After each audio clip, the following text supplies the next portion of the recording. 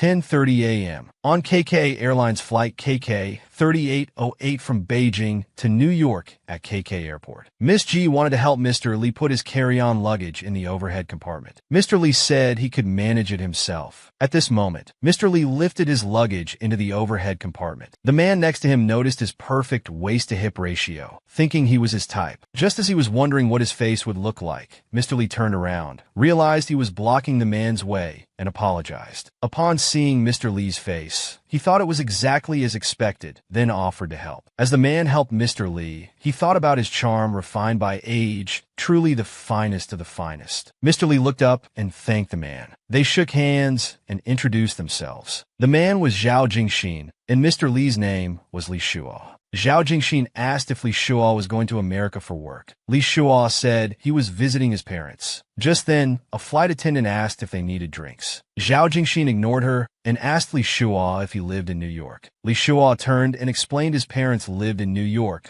while he mainly stayed in China, and asked about Zhao Jingxin's situation. Zhao Jingxin leaned in and said his parents also lived in New York, while he traveled around busy with work. The flight attendant asked again if the window seat passenger needed anything to drink. Li Shuo, looking at his pleasing companion, was momentarily dazed, thinking this long journey might be a bit more bearable. Suddenly coming to his senses, he ordered a soda with ice from the departing flight attendant, then turned to ask Zhao Jingxin if he wanted anything to drink. Zhao Jingxin, still staring at Li Shuo, said he'd have the same. The flight attendant politely brought their drinks, which Li Shuo accepted. As Li Shuo handed a drink to Zhao Jingxin, he said, "Mr. Zhao, staring at me like this might lead to misunderstandings." As Zhao Jingxin took the drink, he deliberately touched Li Shuo's hand, expressing his interest in him, then told Li Shuo he didn't like beating around the bush, wasting each other's time, hoping he hadn't frightened him. Li Shuo felt flattered but turned his head away, saying he already had someone special. Zhao Jingxin looked down at his drink, said "Oh," feeling somewhat disappointed. He wanted to continue chatting about what kind of person Li Shuo liked, but Li Shuo politely declined, explaining he wasn't comfortable discussing such matters in public. At this moment, Zhao Jingxin suddenly leaned close to Li Shuo, regretfully saying why wasn't he the one who met Li Shuo first. Li Shuo turned his head and cleared his throat, thinking that such forward seduction would have been irresistible in the past, but now he was in a relationship. He thanked Zhao Jingxin for his appreciation, then explained he was tired and wanted to rest, putting on his eye mask. Then, he felt Zhao Jingxin's hand touch his thigh, making him shudder. Angrily adjusting his eye mask, he demanded to know what Zhao Jingxin was doing. But Zhao Jingxin grabbed his wrist, saying he didn't want to hear such formalities. He whispered in Li Shuo's ear, fantasizing about how in a few hours after landing, they could enjoy the view of Riverside Park from the pool in his high-rise apartment. Before he could finish speaking, Li Shuo removed his eye mask and said it was tempting, but he really had someone at home, then stood up and asked Zhao Jingxin to excuse him as he needed to use the restroom. Zhao Jingxin watched Li Shuo leave, scheming in his mind. Li Shuo stood in front of the bathroom mirror, thinking this guy was a real temptress, too seductive. Suddenly, he heard the bathroom door close. Turning around, he saw Zhao Jingxin leaning against the door, standing there, then turned back, indicating this joke wasn't funny. But Zhao Jingxin said he was a bit impulsive and felt too embarrassed to go out now. Li Shuo said they were both adults and didn't want such childish behavior to cause awkwardness later. Zhao Jingxin suddenly pushed him against the sink and leaned in close, then asked Li Shuo what he meant by childish behavior. Li Shuo countered by asking what he wanted to do.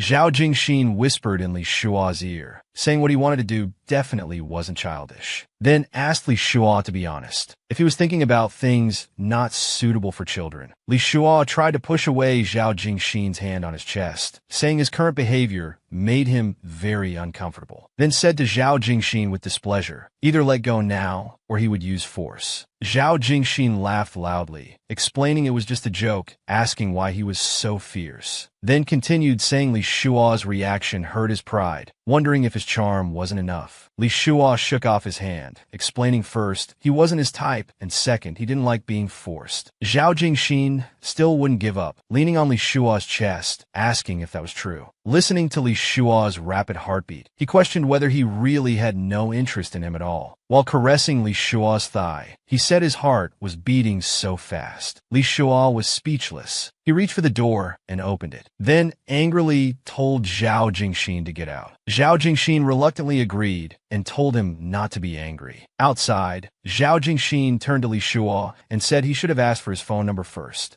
Asked if he wouldn't give it now. Li Shua walked past and hummed in agreement. Zhao Jingxin quickly explained it was just a joke, asking if an adult would really get angry. Li Shua put on his earphones, saying the joke went too far and they should keep their distance. Zhao Jingxin stroked his chin, thinking that negative distance was still distance. The plane finally landed safely in America. Zhao Jingxin told Li Shua meeting was fate, hoping to see him again. Seeing Zhao Jingxin's smiling face as he extended his hand, Li Shua hesitated briefly, then shook his hand saying have a good journey. Zhao Jingxin asked puzzled, won't you say goodbye? Li Shua's answer was simply, no need. Zhao Jingxin watched Li Shua's departing figure, thinking they would definitely meet again. Zhao Jingxin stood aside. Li Shua's mother came to pick him up, worried that his work was too busy and affecting his health. Li Shua comforted his mother, saying everything was fine. After exchanging concerns, Mrs. Li reminded her son not to be like his father,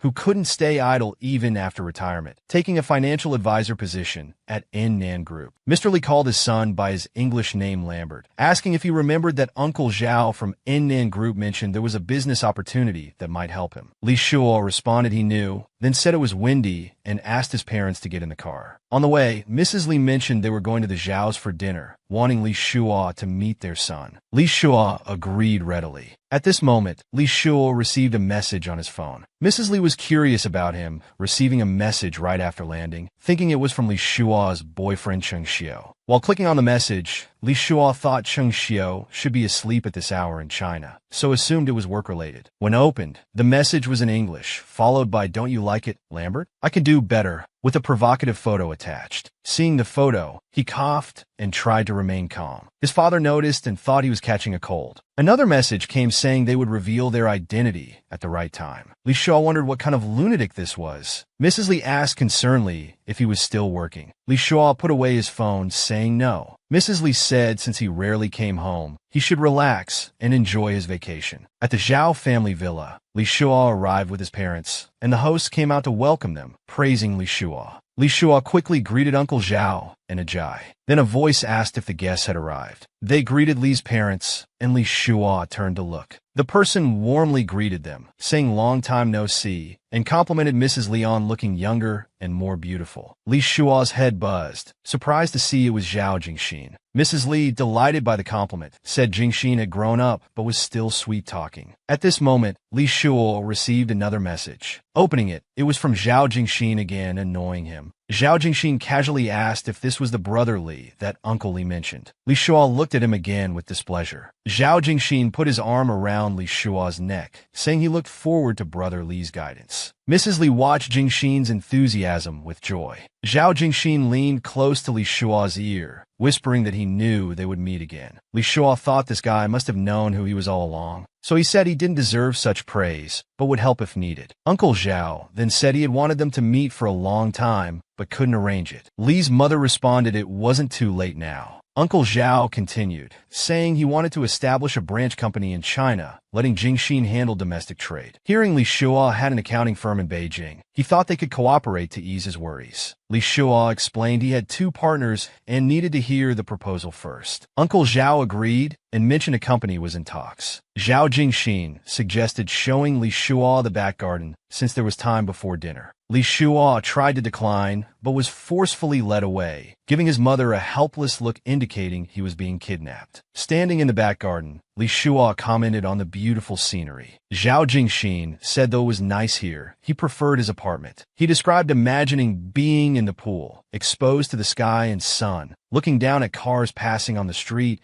and children flying kites in the Riverside Park. Then, Zhao Jingxin fantasized about them enjoying the view together, saying no one would see what they did in the pool. He started talking about feeling shy at first, when Li Shua angrily told him to shut up. Li Shua pushed Zhao Jingxin away, saying for their father's sake, they should pretend nothing happened before and just be friends. Zhao Jingxin looked at Li Shua, asking if he really wasn't interested and if he liked the photo. Li Shua admitted he had a good body. Zhao Jingxin played with his hair, saying he had better ones. "Want to see?" Li Shuo came to his senses, saying no, thinking he couldn't let himself be led on anymore. He said if they couldn't have a normal relationship, it would be better to have none at all, then turned to leave. Zhao Jingxin grabbed Li Shuo's hand, asking, "What's the rush?" and suggested taking him to play in the lake. Li Shuo explained it was getting dark and he didn't want to go. Zhao Jingxin persisted, saying darkness made it more fun. They could set off fireworks on the lake. Then he continued if Li Shuo was willing, he'd rather light a fire on him instead. Li Shuo adjusted his tie and declined, saying he had limited time and wanted to spend it with his parents. He prepared to turn and leave. Zhao Jingxin watched Li Shuo's departing figure with a mischievous smile, thinking, go ahead and spend time with your parents for now. The time after that will be all mine. He turned and made a phone call, saying, "Brother, I've met him." While watching falling flower petals, he said it might be challenging, but that made it more fun. He casually broke off a flower and brought it to his lips, with a seductive smile. The next day, in Enin Group's conference room, Zhao Jingxin presented the company's development plans. Li Shuo thought this could be a mutually beneficial cooperation. He also thought this guy was really something else, but it would be wasteful to reject such an opportunity just because of personal matters. An hour later in the conference room, Zhao Jingxin leaned over asking if Li Shuo had anything else to confirm. Li Shuo said no for now. Then he moved closer to Li Shuo, asking why he'd been staring earlier, wondering if he looked good in his suit. As he spoke, he loosened his tie, saying he looked good under the suit too.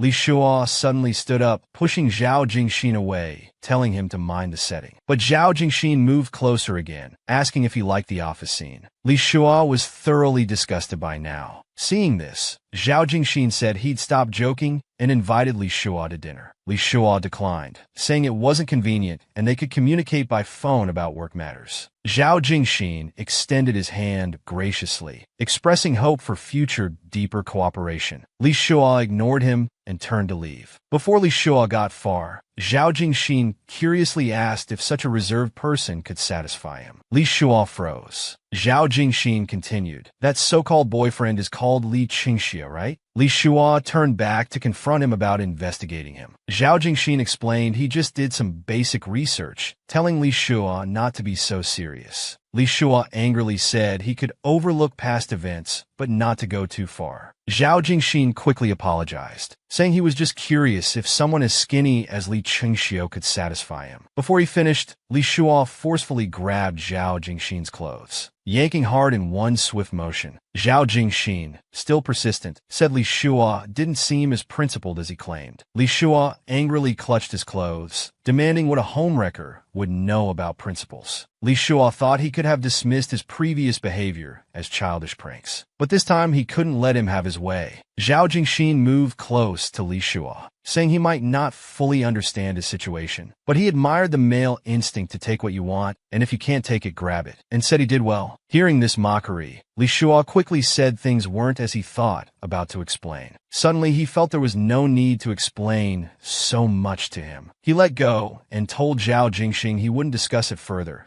stating that his relationship with Qingxiu was none of his business, and advised him not to meddle in the future. But Zhao Jingxin said they both wanted to get close to someone. He was just doing the same thing as Li Shuo. Then he asked if Li Shuo was afraid of not being able to resist him, or afraid of seeing himself in him. At this moment, Li Shuo's eyes revealed anger. They stared at each other for a while. Li Shuo's fists were clenched, but he felt powerless. Explaining there was nothing to say to Zhao Jingxin, he prepared to leave. Just as he reached for the door, Zhao Jingxin touched his hand and called him baby. Then he continued telling Li Shuo that if that was his type, he guaranteed Li Shuo hadn't experienced true pleasure. Li Shuo suddenly pushed the door open, walked straight out, and was about to close the door. There was a loud bang, followed by Zhao Jingxin's sharp intake of breath. Li Shuo turned back to find Zhao Jingxin clutching his hand, saying it hurt. Seeing his pained expression, Li Shuo stood there helplessly, not knowing what to do. Asked Zhao Jingxin why he didn't pull his hand away, then guiltily asked how it was.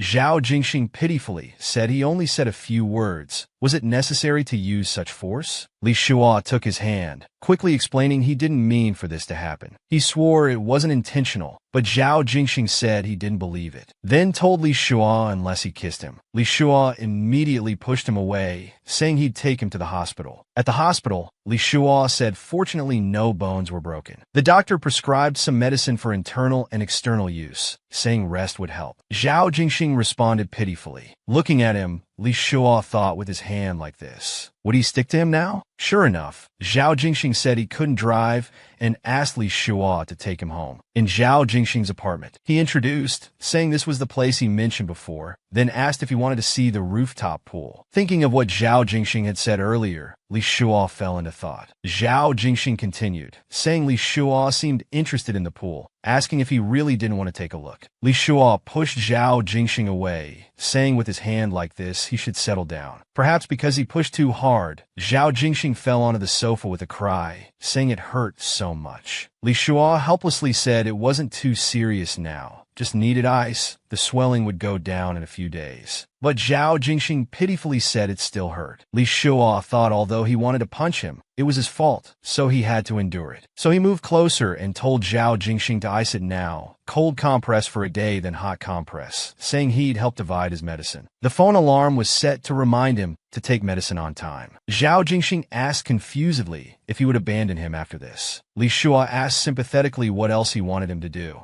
At this moment, Zhao Jingxing had a mischievous look. He smiled and said he was hungry, then asked Li Shua if he could cook. Li Shua asked what he wanted to eat. Zhao Jingxing said he wanted to eat anything Li Shua made. Li Shua told him to rest first and take painkillers if it really hurt. Zhao Jingxing looked pitiful as he casually agreed. Li Shua's heart softened seeing him like this. Then holding Zhao Jingxing's injured hand with one hand, he patted his head with the other, telling him to sleep for a while. Zhao Jingxing seemed to really enjoy being stroked like this. Li Shua stood up, took off his jacket, wanted to check what was in the fridge. Zhao Jingxing watched him put his jacket aside, feeling secretly pleased, thinking, isn't Li Shua having lunch with him now? The food was ready. Li Shua brought it to the table. But Zhao Jingxing said his hand hurt too much to get up. Li Shua coldly said it was his hand that got caught in the door, not his legs, telling him to get up. Zhao Jingxing had to get up, walking over unsteadily. After sitting down, he smelled the food Li Shua made, saying it looked good. While handing him the chopsticks, Li Shua said it tasted good too.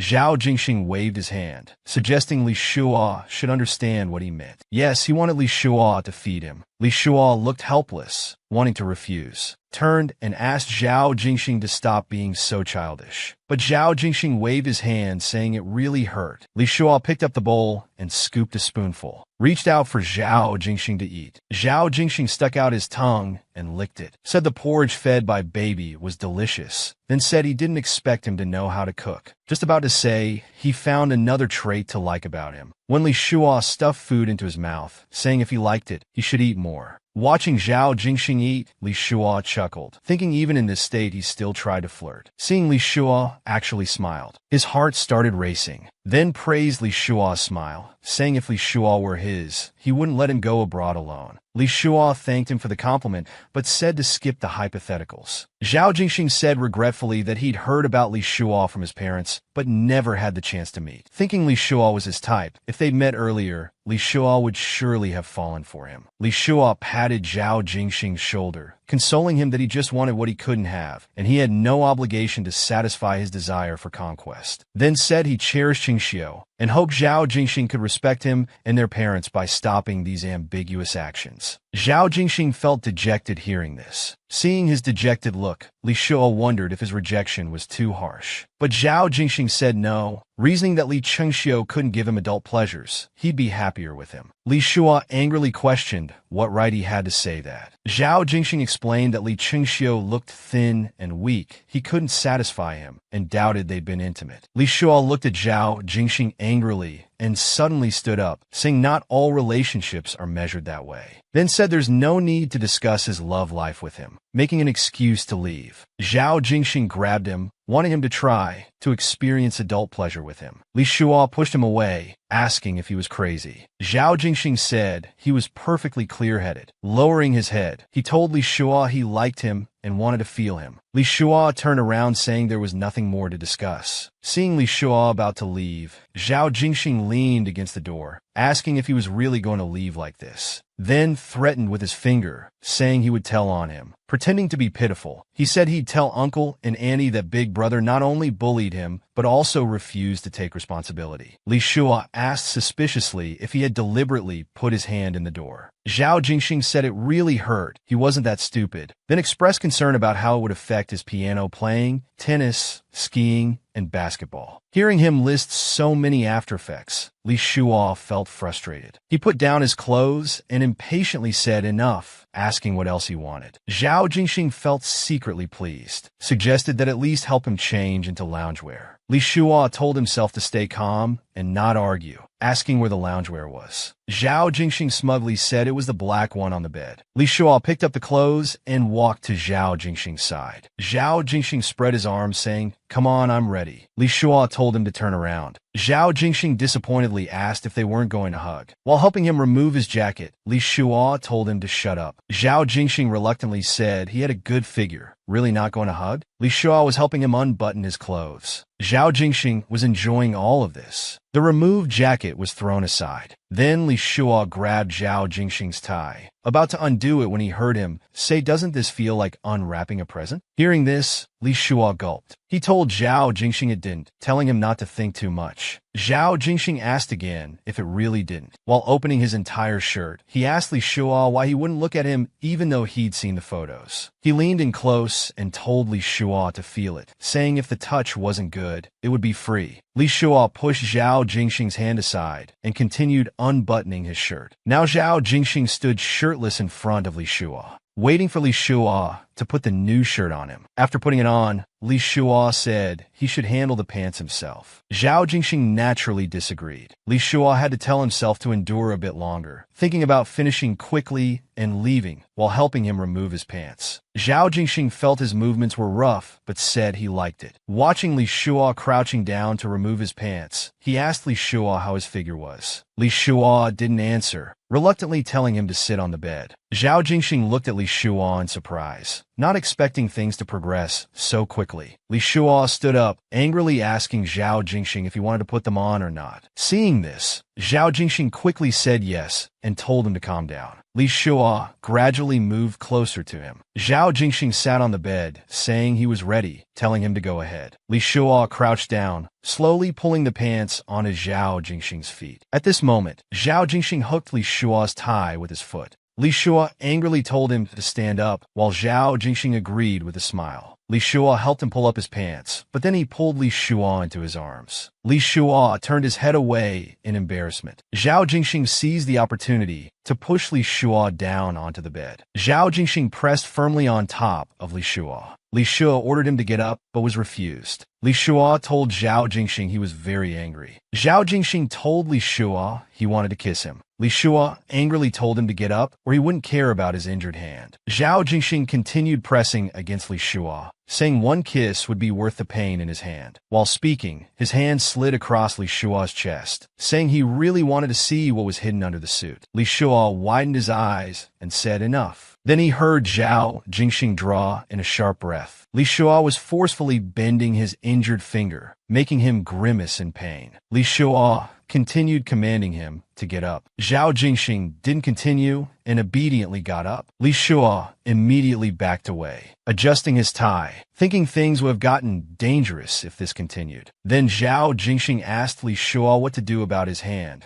calling him uncle and asking him to take responsibility. Li Shua touched Zhao Jingxing's cheek, telling him he still had another hand. Zhao Jingxing knelt on the bed, turning back to call Uncle Li again. Li Shua turned to leave. Sitting in his car afterward, Li Shua thought there was no dealing with that guy. He picked up his phone and called Cheng Xiu. After connecting, the other side called Brother Li. Li Shua asked if Cheng Xiu was asleep. Cheng Xiu replied he got home late from overtime work and hadn't slept yet. Li Shua knew colleagues had asked for his help again and said he was too soft-hearted. Cheng Xiu said it was nothing. Li Shua resignedly said all right and picked up a bag from the car. He told Cheng Xiu he bought some gifts for him. Cheng Xiu said he didn't need anything and told him not to spend too much. Li Shua explained he wanted to give them to him and not to think too much about it, telling him to wait for his return. Cheng Xiu agreed agreed on the other end. Li Shua said goodnight and told him to rest early. Cheng Xiu responded with brotherly. Looking at the gift in his hand, Li Shua wondered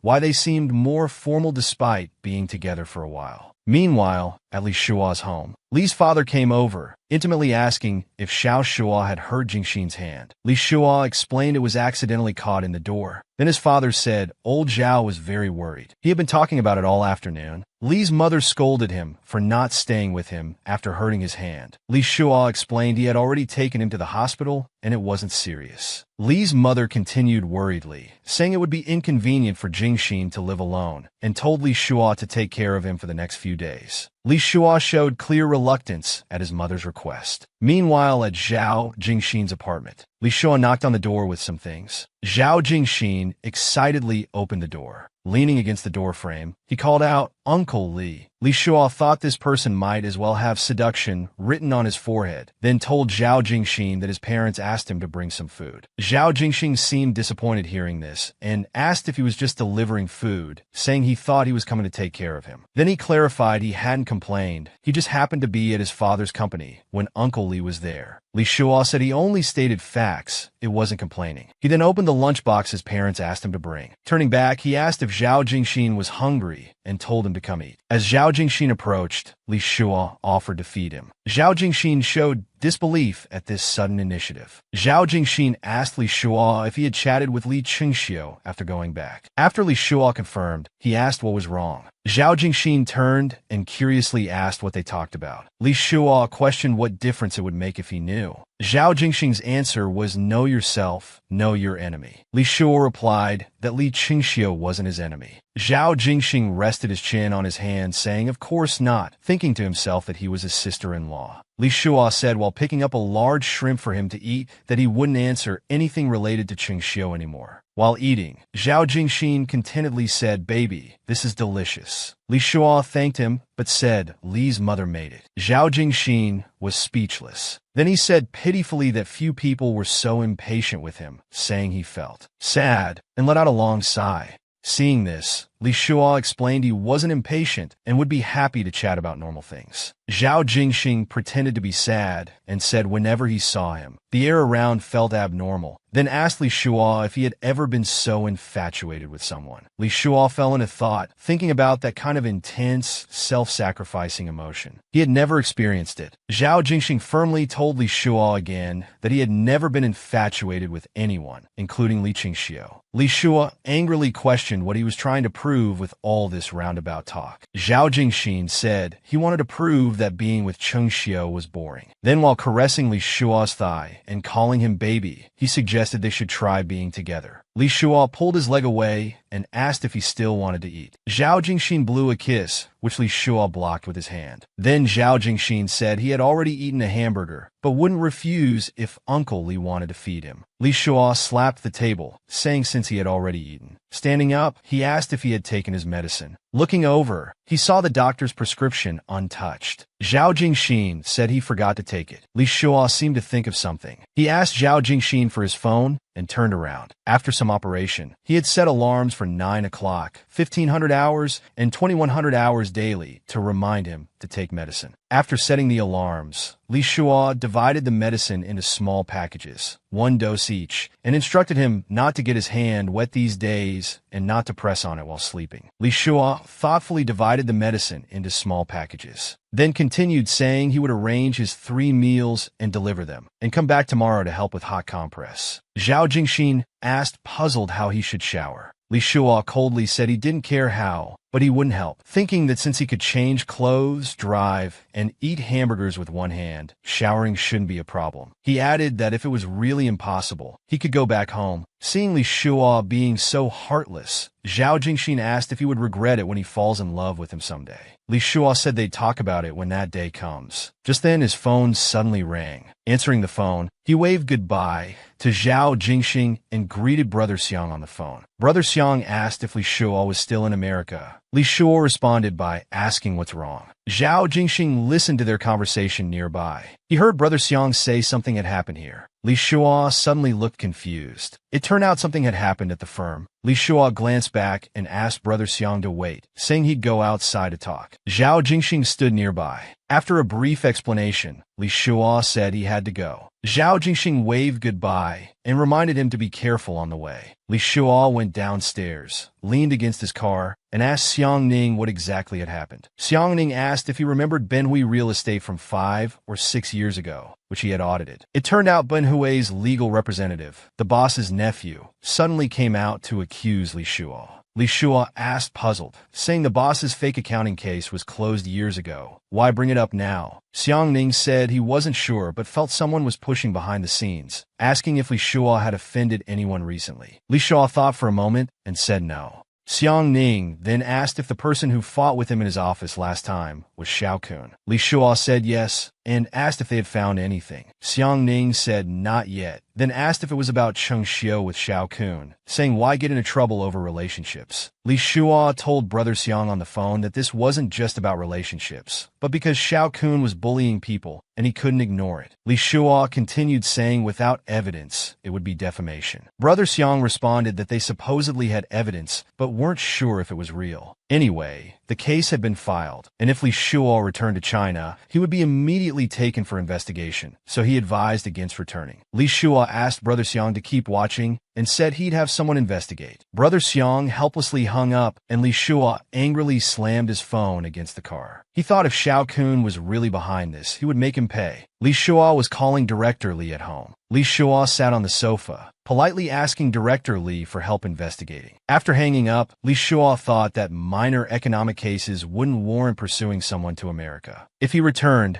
Xiao Kun might really use sentence reduction to lure Ting Hui's boss to accuse him. But he worried about what would happen with Cheng Xiu if he couldn't return for now. Just then, his phone rang. It was Cheng Xiu calling. After connecting, Cheng Xiu said he had practiced speaking and asked when he could talk to Li Shua's mother. Li Shua used the time difference as an excuse, saying there was no rush. Cheng Xiu seemed to notice something wrong over the phone and asked if Brother Li wasn't feeling well, wondering if he had just woken up. Li Shua apologized and explained he had an unexpected situation and couldn't return for now. Cheng Xiu thought it was about his parents, but Li Shua explained they were fine. It was a problem at his firm. He was being falsely accused and couldn't return to China. He said it was probably Xiao Kun's doing. Li Shua didn't want to tell Cheng Xiu initially, but considering his safety and fearing Xiao Kun might cause trouble, he wanted him to be prepared. He said his assistant was already helping find a new place for him. After hearing this, Cheng Xiu apologized to Li Shua. Li Shua told Cheng Xiu no apology was needed, then said he had a question, and the answer was what he wanted to hear. It turned out Li Shua was asking if Cheng Xiu would be willing to come to America. Li Shua said no matter the difficulties, he would be here as long as Cheng Xiu was willing to come. Cheng Xiu hesitated on the other end of the phone, saying he didn't know. Li Shua continued saying his assistant would help with the visa process and asked her to think it over during this time. He expressed his hope that one day they could be together in America. After hanging up, Li Shua stared at his phone. He saw a message from Zhao Jingxin. Opening the message, Zhao Jingxin called him Uncle Li, saying he was hungry and asking when Li Shua would bring him food. Li Shua replied he had ordered from a nearby restaurant. He explained he couldn't come over today, but Zhao Jingxin said that was fine, unless he sent him a nude photo. Hearing Zhao Jingxin's request for a nude photo, Li Shua was instantly speechless with embarrassment. Zhao Jingxin kept sending messages with various ridiculous requests, finally asking Li Shua to send a photo of his hand, promising to behave for the rest of the day. Li Shua blushed again in embarrassment. He had no choice but to take a photo of his hand. After sending it to Zhao Jingxin, he replied that Li Shua kept his word, so he would behave too. Li Shua coughed lightly, thinking he was just like a fox spirit. Then he looked down at the photo and their conversation again.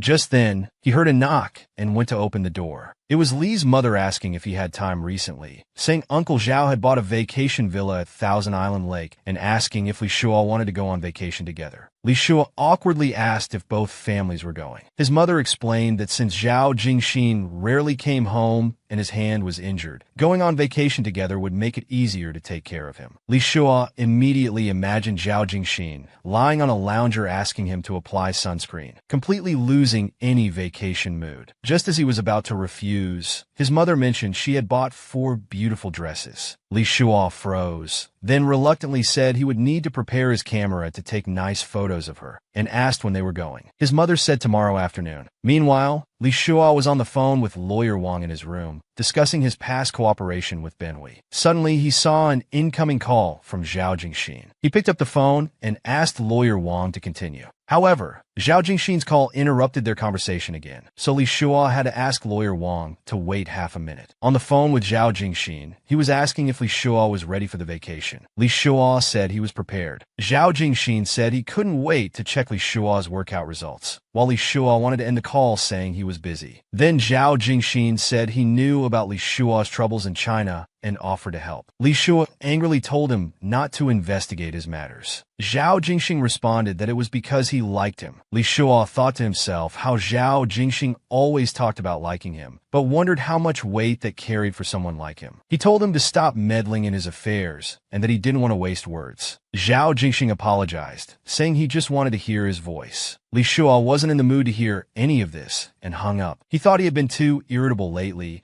and that maybe Zhao Jingxin just meant well, deciding to apologize when they met in the afternoon. Zhao Jingxin, on the other side, had an expression as if he had expected this. The Zhao family's private plane landed. The Li family went forward to welcome the Zhao family. The two sisters from the Li family were very happy to meet, while Li Shuo stood in front of Zhao Jingxin, asking sheepishly if he had taken his medicine for his hand. Then he apologized to Zhao Jingxin, saying he shouldn't have lost his temper at him this morning. Zhao Jingxin asked if Li Shuo really hated him. Li Shuo explained he just couldn't accept it, but had never hated him. Then Zhao Jingxin asked if Li Shuo found him annoying. Li Shuo explained that he was indeed too persistent. Hearing Li Shuo say this, Zhao Jingxin gently stroked his hair. Li Shuo thought that although Jingxin was flirtatious, he had a certain natural charm and meant no harm. So Li Shuo suddenly patted Zhao Jingxin's head, explaining he was really busy lately and asking Uncle Li to give him some breathing room. At this time, Li Fuchan and the others were chatting on the plane. Zhao Jingxin thought to himself, if Uncle Li continued being so gentle, he wouldn't be able to control himself. Li Shuo boarded the plane and asked if Uncle Zhao would be flying. Uncle Zhao said if Jingxin's hand wasn't injured, they could fly together. Li Shuo felt guilty and said it was his fault for being careless. Zhao Jingxin said it was nothing, and that his injured hand had brought him luck as he got to eat his brother's cooking twice. While speaking, he invited Li Shuo to sit down. Li Shuo sat down and explained to Zhao Jingxin that he'd been busy lately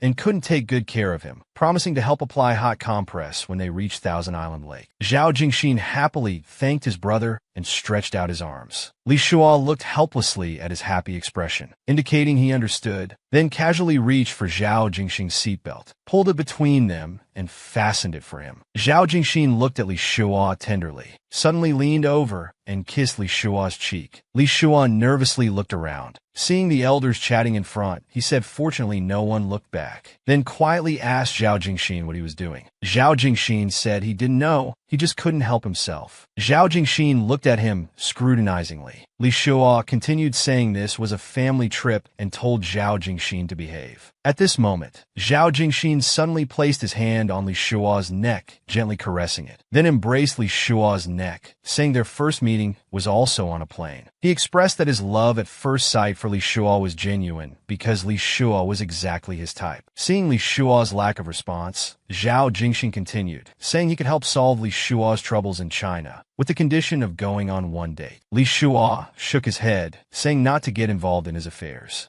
Zhao Jingxin said it hurt him to see Li Shuo so troubled. Then, caressing Li Shuo's face, he said even though he returned to China to see someone he liked sooner, he still wanted to help him because he couldn't bear to see him suffer. Li Shuo thanked Zhao Jingxin, but said he didn't want to owe any favors. Zhao Jingxin then showed a surprising expression, telling Li Shuo he just wanted to have meals and drinks with him, nothing else. Li Shuo said eating and drinking were fine. That's what friends do, but it wouldn't count as dating. However, he'd handle his own matters. Zhao Jingxin mentioned there was a good bar in the resort area, and he'd take him there later. Li Shuo expressed his anticipation. Zhao Jingxin looked pleased with himself. The group arrived at the villa area. Two cute dogs came running over. Zhao Jingxin called the dogs names M and B, and they jumped into his arms. Li Shua quickly grabbed Zhao Jingxin's hand, telling him to be careful. He explained to Zhao Jingxin that the two little ones almost hit his hand. Zhao Jingxin turned and said thank you, Uncle Li. Li Shua told him to go rest first, and he'd help apply hot compress and medicine. The sound of a phone receiving messages echoed in the villa area. It was Li Shua receiving documents from his lawyer that needed urgent attention. Mrs. Zhao and Mrs. Li came over, inviting Li Shua to join them for outdoor barbecue in the backyard. Li Shua made an excuse, saying it was his first time on a private jet and he felt dizzy, wanting to rest first. Mrs. Zhao quickly asked the butler to bring motion sickness medicine to Li Shua's room. Li Shua expressed his thanks. Zhao Jingxin seemed to think of something. The butler was about to deliver it, warning Li Shua that he might feel sleepy after taking it. Li Shua regretted using motion sickness as an excuse and planned to spit out the medicine after the butler left. But before he could prepare, he had already swallowed it. Seeing Li Shua's concern about falling asleep, the butler explained it wasn't as strong as cold medicine. Just a few hours of rest would do. Li Shua said thanks, thinking it shouldn't affect his work. In the room, Li Shua was lying on the bed in a drowsy state. Suddenly, he felt something heavy on his waist. Turning around, he found it was Zhao Jingxin and asked why he was there. Zhao Jingxin slowly opened his eyes, explaining he came to check on him, and seeing him still asleep, decided to join him for a nap. Zhao Jingxin sat up, rubbing his sleepy eyes. Li Shua coldly told him to get off the bed and leave. Zhao Jingxin explained he didn't do anything, and the bed was so big, asking if he couldn't even sleep there. Li Shua thought darkly that his logic was annoyingly reasonable. Zhao Jingxin burst into laughter at his expression, then saying Uncle Li was so cute while pushing him down on the bed. They were very close now, and Li Shua told him to stop fooling around. Their legs were intertwined as he asked to be released quickly. Zhao Jingxin leaned down, telling Li Shua he wanted to remove his troublesome clothes. Li Shua warned he would ignore him if he didn't let go. Zhao Jingxin became more unrestrained, telling Li Shua that on his bed, he belonged to him. Li Shua, red-faced, angrily asked if M and B had ever been on his bed. Zhao Jingxin sat up laughing, explaining he was just teasing and not to be angry. He told Li Shua he actually came to apply medicine,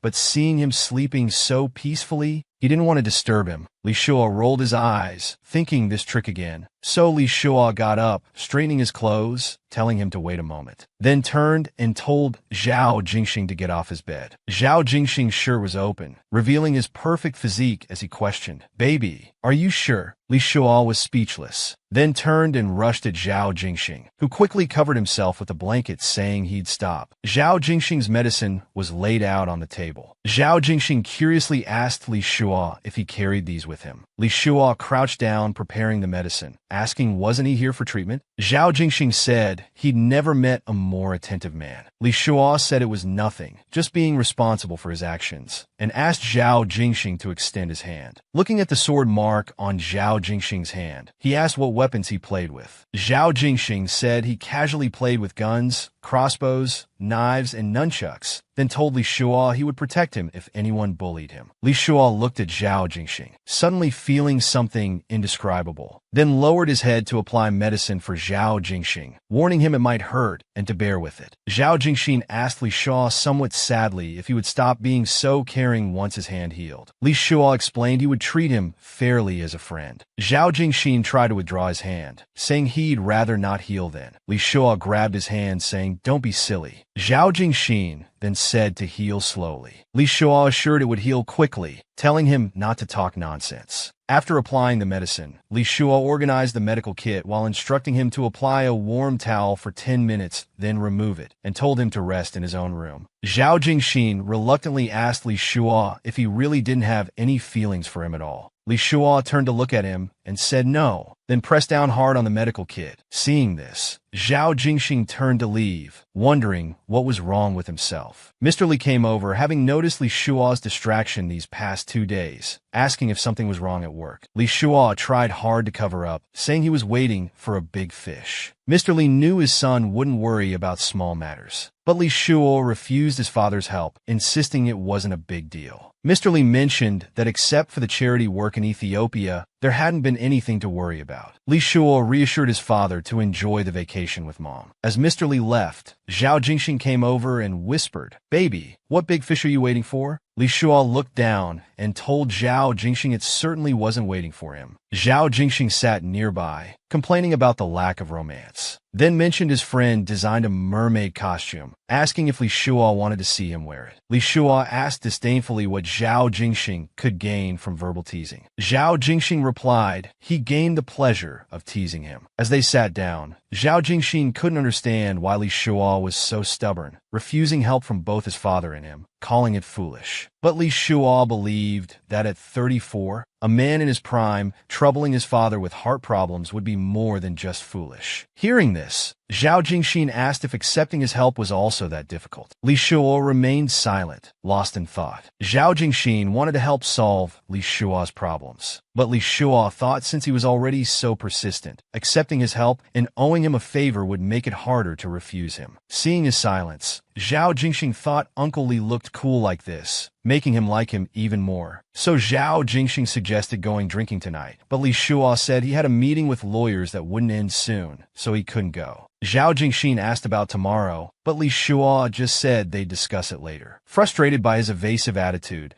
Zhao Jingxing anxiously said they only had 4 or 5 days here, and he should keep his promises. Li Shua reluctantly agreed to tomorrow night. Zhao Jingxing happily said it's a deal. Just then, Zhao Jingxing's mother called him to change his bandage. Li Shua offered to do it, telling Annie to continue playing. Li Shua brought the medical kit and asked Zhao Jingxing to extend his hand, asking if it still hurt. Zhao Jingxing placed his hand on Li Shua's, asking Uncle Li to blow on it. Li Shua was speechless. Zhao Jingxing's father came over, saying he was glad to see the brothers getting along, and asked them to work hard on the northern trade business after returning home. Li Shua promised to assist Jingxing well, while Zhao Jingxing assured his father not to worry, then said he would definitely work well with his big brother. Hearing this, Mr. Zhao expressed his relief and left. Zhao Jingxing joked that his father really understood him. Li Shua deliberately pinched Zhao Jingxing's hand, making him cry out in pain. Then Li Shua quickly apologized, saying he'd be gentler. Zhao Jingxing complained pitifully that Uncle Li didn't care about him at all. Li Shua turned away, ignoring him. Seeing this, Zhao Jingxing said, if that's how it is, he said since Li Shua pinched his hand, he would squeeze Li Shua's legs in return, fair exchange. He then firmly trapped Li Shua's legs between his. Li Shua, afraid their parents would see, told him to let go quickly.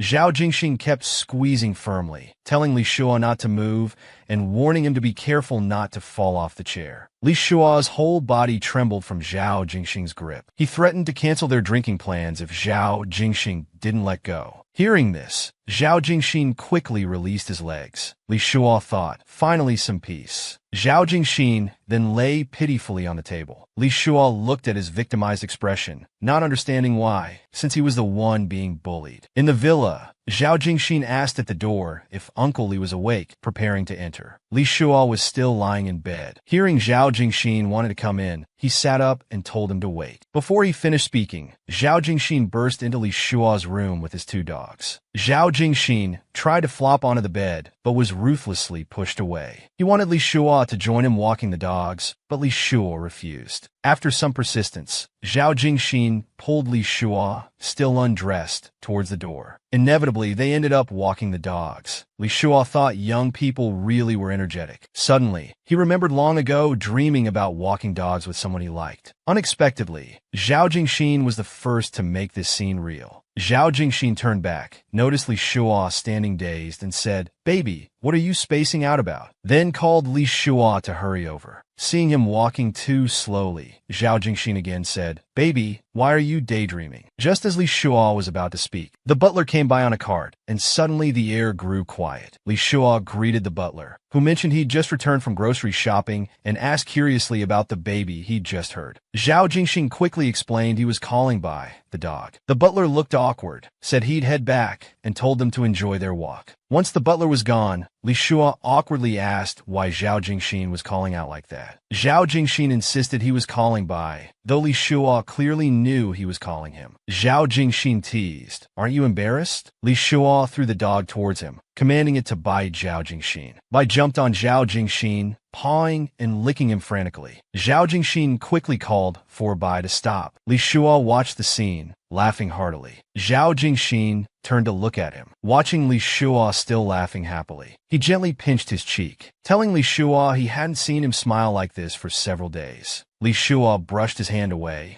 saying he'd been focusing all his energy on solving problems and hadn't really laughed freely. He thanked Zhao Jingxin, who replied he should thank Li Shua for letting him see his smile. Li Shua found himself speechless at that moment. Zhao Jingxin leaned in close to Li Shua, almost touching his lips, and wrapped his arm around Li Shua's neck to kiss him. At this moment, Li Shua pushed Zhao Jingxin away. His face flushed red as he wiped his mouth. He thought, how could this person kiss him so recklessly? Then said angrily, let's go back. Zhao Jingxin watched Li Shua's retreating figure and called out, telling him to give up on Li Qingxiu. Seeing Li Shua's silence, he didn't say anything more. Li Shua walked straight ahead, his heart filled with complicated emotions. The shower in Li Shua's bathroom was running with a steady stream. Li Shua stood naked beneath it, letting the hot water wash over every inch of his skin. He thought about how Zhao Jingxin was so stubborn, refusing both gentle and harsh approaches, doing whatever he wanted, and how powerless he felt against him. He decided to treat it as a test, to see if he could be the master of his emotions in this matter, or if he would become their slave. Just then, his phone received a message from Li Qingxiu. Li Shua, wearing his pajamas, picked up his phone puzzled. The message revealed that Li Qingxiu refused to live in America and was leaving Shenzhen. He hoped Brother Li would forgive him for not saying goodbye in person. Li Shua remembered Qingxiu's face. A wave of sadness and reluctance washed over him. He tried calling Qingxiu's phone, but it was powered off. Li Shua felt anxious, wondering if he had really left. So he called his assistant Xiao Guo, who asked who was calling so late. Li Shua anxiously asked where Li Qingxiu was. Xiao Guo asked, isn't he at home? Li Shua asked Xiao Guo to check his house quickly, suspecting he might have left. Xiao Guo agreed, telling Mr. Li not to worry. Obviously, he wasn't home, so Li Shua asked Xiao Guo to book him a flight back. As he opened the door to leave, he saw Zhao Jingxin standing outside, calling Uncle Li. Li Shua hurriedly dressed and grabbed his luggage to leave. Zhao Jingxin asked where he was going. Li Shua said he had an emergency back home. Zhao Jingxin immediately grabbed Li Shua's hand, asking him to wait. Li Shua asked what he wanted. Before he could react, Zhao Jingxin pushed him back into the room. The door slammed shut. Li Shua insisted he had an urgent matter. Zhao Jingxin pinned Li Shua against the wall, reminding him of his promise to drink together tonight. Li Shua angrily told him to get his priorities straight. Zhao Jingxin said he didn't know what happened back home, but returning now would be risky. Pinned against the wall, Li Shua said he knew but had to go back. Zhao Jingxin asked why, but Li Shua said it wasn't his business. Zhao Jingxin told Li Shua he wouldn't let him leave unless he explained, then said, baby, you can't beat me. Li Shua clenched his fists helplessly, then said Li Qingxiu might be missing. Zhao Jingxin looked confused. He asked how he could suddenly disappear. Li Shua impatiently said he couldn't explain, but he needed to return home now, telling Zhao Jingxin to move aside. Zhao Jingxin continued asking what Qingxiu's disappearance had to do with him. Li Shua explained that he sent a message and left, and the situation could be serious, telling Zhao Jingxin to be more understanding. Zhao Jingxin asked if Qingxiu left voluntarily. Seeing Li Shua's silence, he continued saying that even if Qingxiu left, what good would going back do? It would be useless, and if something happened after returning, he wouldn't have the energy to search for him. It would only make things worse. Li Shua lowered his head in silence. Zhao Jingxin patted his shoulder, telling him to calm down. It had only been a little over an hour since Li Shua returned to his room. In Zhao Jingxin's view, decisions made in such a short time were too impulsive and rash. Li Shua recognized his problem and was about to explain. Zhao Jingxin crouched down, holding Li Shua's hand, saying things would become clearer if he thought about it more. Zhao Jingxin gently stroked his hands, comforting Li Shua, telling him not to rush or be impulsive, saying he wasn't acting like his usual self. Li Shua said thank you. Zhao Jingxin thought to himself that he understood the severity of the situation, sighed, and pressed Li Shua's hand against his face. He said he wished Li Shua would be this concerned about him, then looked up at Li Shua with longing eyes. Li Shua looked surprised hearing this.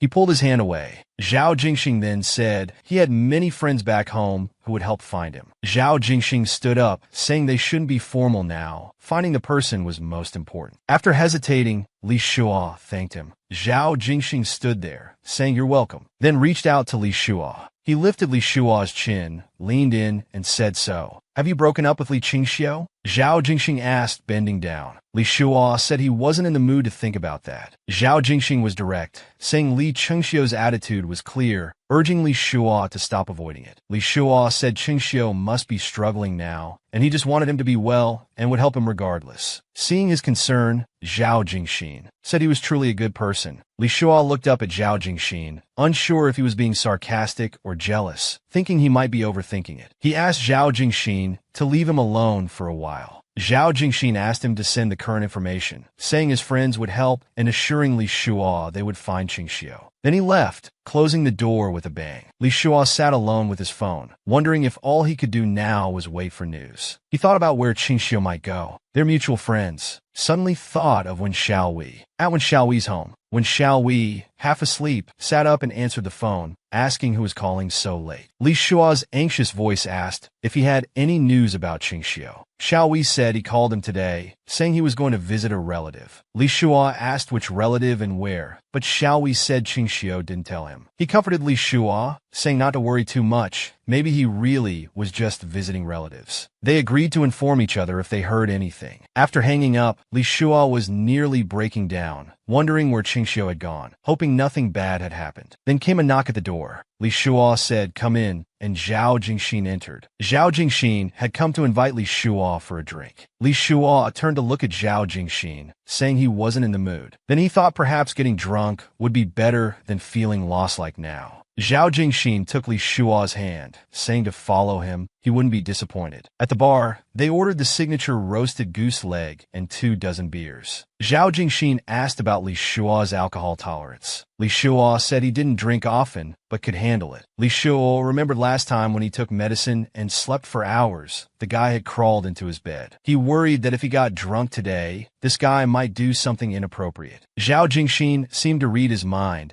and said he wouldn't get him drunk unless he had a reason to be. Li Shuo drank his beer, saying he wouldn't get drunk. Zhao Jingxing passed him a piece of meat, telling him to eat something to line his stomach, saying it was delicious. When Li Shuo said it was not bad, Zhao Jingxing tried to feed him another piece, but Li Shuo said he could do it himself. Zhao Jingxing explained that when he was injured before, Li Shuo had fed him, and now that his hand was almost healed, it was time to return the favor. Li Shuo explained while eating that there was nothing wrong with his hands. At this moment, Zhao Jingxing thought how nice it would be if Li Shuo were his, wanting to give him a perfect date. Li Shuo wiped his mouth, saying whether this was a date wasn't up for discussion. But he was curious about what constituted a perfect date. Zhao Jingxing asked how Li Shuo usually dated people. Li Shuo said it depended on what the other person liked. Zhao Jingxing leaned in and asked where Li Shuo would take him. Li Shuo looked at him and asked why he wanted to know. Zhao Jingxing had learned from his aunt that Li Shuo had dated many boyfriends since childhood and wanted to know if he was truly experienced or just good-looking without any romance. Li Shuo realized he was being provoked, so he said he'd ask 3 questions, and if answered honestly, he'd give him a perfect date. After Zhao Jingxing agreed, Li Shuo asked about his favorite cuisine, art forms, and whether he preferred quiet or lively environments. Holding his hand, Zhao Jingxing answered. He liked heavy, high-calorie food, enjoyed calligraphy, classical music, rock, cold weapons, and metal-related modern art, and preferred lively places. Li Shuo pulled away, then responded to Zhao Jingxing's answers with his understanding of a perfect date plan. Then Zhao Jingxing said it was his turn to ask 3 questions. What body scent he liked, what scenarios he preferred, and if he had any special habits. Li Shuo was shocked. He hadn't expected this guy to seriously discuss perfect dates with him. Seeing his silence, Zhao Jingxing explained he was serious, then said a date plan without love wasn't really a date, asking if Li Shuo was afraid of being outdone. Li Shuo said these were private matters he didn't want to answer. Zhao Jingxing curiously said if he wouldn't answer, he'd start guessing. Li Shuo passed him the drink, startling Zhao Jingxing, then told him to drink more and talk less. Zhao Jingxing took a sip and said they should both drink and talk, then put down the bottle. He started guessing Li Shuo's favorite positions, suggesting he liked office settings and private spaces surrounded by public environments, then said most of these things he probably wouldn't dare say or try. Li Shuo was shocked. thinking he had guessed everything correctly. Then Zhao Jingxin continued, saying he had guessed correctly. A real man shouldn't cheat. Li Shua asked embarrassedly why he was guessing these things. Zhao Jingxing said he should ask how he guessed it, explaining it was a probability problem. Just random guesses, then told Li Shua was perfect for beginners. Li Shua was speechless. Zhao Jingxing continued his deduction, saying Li Shua had many wild thoughts inside, always deliberately suppressing them, plus liking Cheng Xiu's type. He would be too embarrassed to mention anything slightly unusual. Li Shua finally couldn't take it anymore, saying he'd leave if Zhao continued talking. Zhao Jingxin quickly grabbed Li Shua's hand, telling him not to be angry. They were just discussing dates. Li Shua pulled his hand back, saying he was discussing dates, but Zhao wasn't. Zhao Jingxin continued, offering him an unforgettable opportunity that would conquer him more than 10 perfect dates. Li Shua deliberately avoided him, saying it was useless talking to someone like him. Zhao Jingxin pressed on, suggesting they follow Li Shua's plan during the day and his arrangements at night, saying every day with him would be brand new. Li Shua thought being with someone bold and romantic would indeed be passionate, but felt he didn't like being led by the nose. Just as he was thinking about his achievements, he remembered being dumped this morning and smiled bitterly. Then told Zhao Jingxin he didn't doubt what he said, just wasn't in the mood to discuss it. Zhao Jingxin ate while saying he understood, then asked if he wanted to talk about his relationship failures. Hearing this, Li Shua picked up his drink, saying he really couldn't understand why his relationships always failed. Zhao Jingxin continued, saying it was because he chose the wrong person. Li Shua called that statement nonsense. Zhao Jingxin explained that domestic types like Li Qingxiu weren't suitable for him, as he only wanted a stable life. Li Shua stayed silent. Zhao Jingxin continued, saying his thinking was wrong from the start. If he didn't love someone enough, let alone being inexperienced in intimate matters, an amicable breakup was inevitable. Li Shua looked at Zhao Jingxin, wanting to hear what kind of person he thought would suit him. Zhao Jingxin passed him a drink, saying someone who could let him be himself would be suitable, like himself. Li Shua took the drink and told Zhao Jingxin his type was only suitable for casual affairs. Zhao Jingxin pushed down Li Shua's glass, suggesting they start with that, saying it wouldn't be a bad thing. Li Shua looked at Zhao Jingxin, saying he kept steering the conversation that way and didn't want to talk anymore. He put his glass down heavily on the table, standing up, saying it's dark, let's go back, and prepared to leave. Seeing this, Zhao Jingxin called out to Li Shua and put his hand on his shoulder. After sitting down,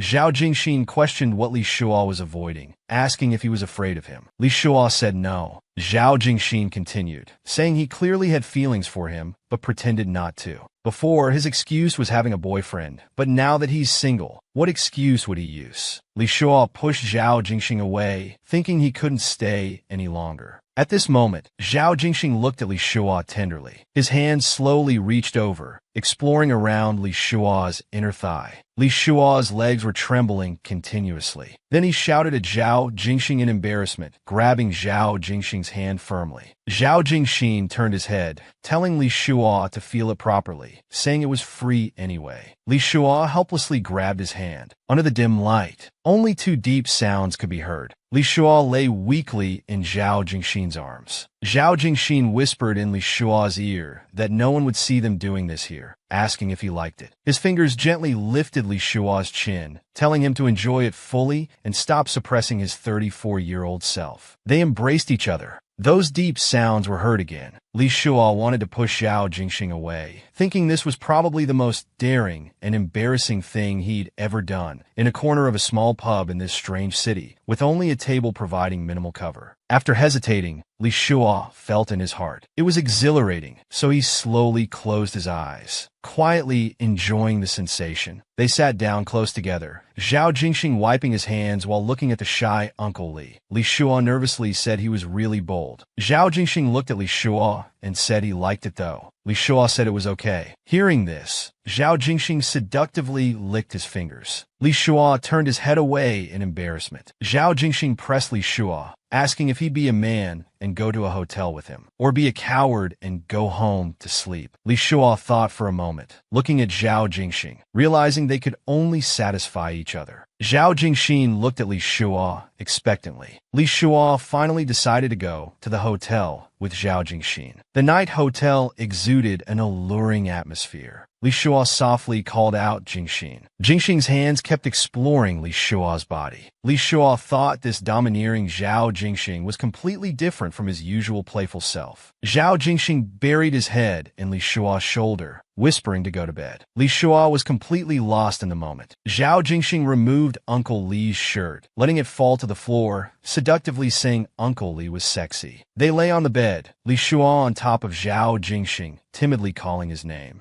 Zhao Jingxin responded seductively. Li Shua suddenly thought about what if their families found out, and remembering Cheng Xiu's situation, he hesitated. Zhao Jingxin's face showed displeasure. One hand around Li Shua's neck, the other lifting his chin, asking what's wrong. Li Shua uncertainly asked if this was right. Zhao Jingxin pulled Li Shua's face closer, saying he'd been dumped already, why stay chase for him, then softly moved to Li Shua's lips, saying it was nothing. Their lips almost touching, Zhao Jingxin asked why not dare if he wanted it. Li Shua looked into Zhao Jingxin's eyes, explaining it wasn't about daring. Before Li Shua could finish, Zhao Jingxin pressed him down forcefully. Zhao Jingxin flipped over, switching their positions. Zhao Jingxin leaned down and called out Uncle Li. Li Shua responded softly. They gazed into each other's eyes tenderly. Zhao Jingxin, recalling Li Shua's words about it not being about courage, asked if that was true. Li Shua sat up saying, "What else?" Zhao Jingxin took the chance to embrace him. The intimate atmosphere had reached its peak. Li Shua was breathing heavily with a blushing face. Zhao Jingxin lowered his head, telling Li Shua he'd always said he wanted him, asking if Li Shua didn't believe it. Li Shua nervously looked at Zhao Jingxin, wondering if he seriously wanted him. He asked Zhao Jingxin if he was joking, but Zhao Jingxin said he wasn't. Then calling him baby, he explained that when he said Li Shua hadn't experienced extreme pleasure before, it was because he was meant to be loved. If they didn't try, they might never know what they could have. He then pressed Li Shua beneath him, but Li Shua apologized to Zhao Jingxin, saying he wouldn't do it. Zhao Jingxin continued pressing Li Shua, explaining he was good at reading people. He wanted Li Shua to try, saying he didn't believe Li Shua was never curious. Li Shua turned his head aside, saying curiosity doesn't mean you have to try, and asked if Zhao Jingxin wasn't curious too. With Li Shua holding his chin, Zhao Jingxin answered that of course he was curious. Hearing this, Li Shua told Zhao Jingxin to trust him and let him satisfy his curiosity. Zhao Jingxin replied that if possible, he would certainly trust Uncle Li. Li Shua suddenly froze, asking what he meant. It turned out Zhao Jingxin had a congenital blood clotting problem, making it difficult to stop bleeding when injured, though he said he was still perfect. Zhao Jingxin continued, asking if Uncle Li could bear it. Could he guarantee not to hurt him? Li Shua's eyes showed disappointment, half believing his words. Zhao Jingxin suddenly leaned in and softly kissed Li Shua's cheek. Then he told Li Shua he wasn't lying. Though he really liked him and wanted to be with him, he couldn't do what Li Shua wanted. Hearing this, Li Shua realized he wanted to conquer him his way. He pushed him away, saying forget it, he couldn't do it. Zhao Jingxin persisted, asking why he was so resistant. Li Shua said awkwardly that Zhao Jingxin was so much younger than him. Zhao Jingxin moved closer, whispering in Li Shua's ear why age mattered. What mattered most was their current feelings, especially since Li Shua wanted him. Li Shua hesitated, then said yes. This was God's sign that they weren't meant to do anything. He turned his head away, telling Zhao Jingxin he couldn't do it and to get up. Zhao Jingxin's hands tightly gripped the blanket, then relaxed. Reluctantly getting up,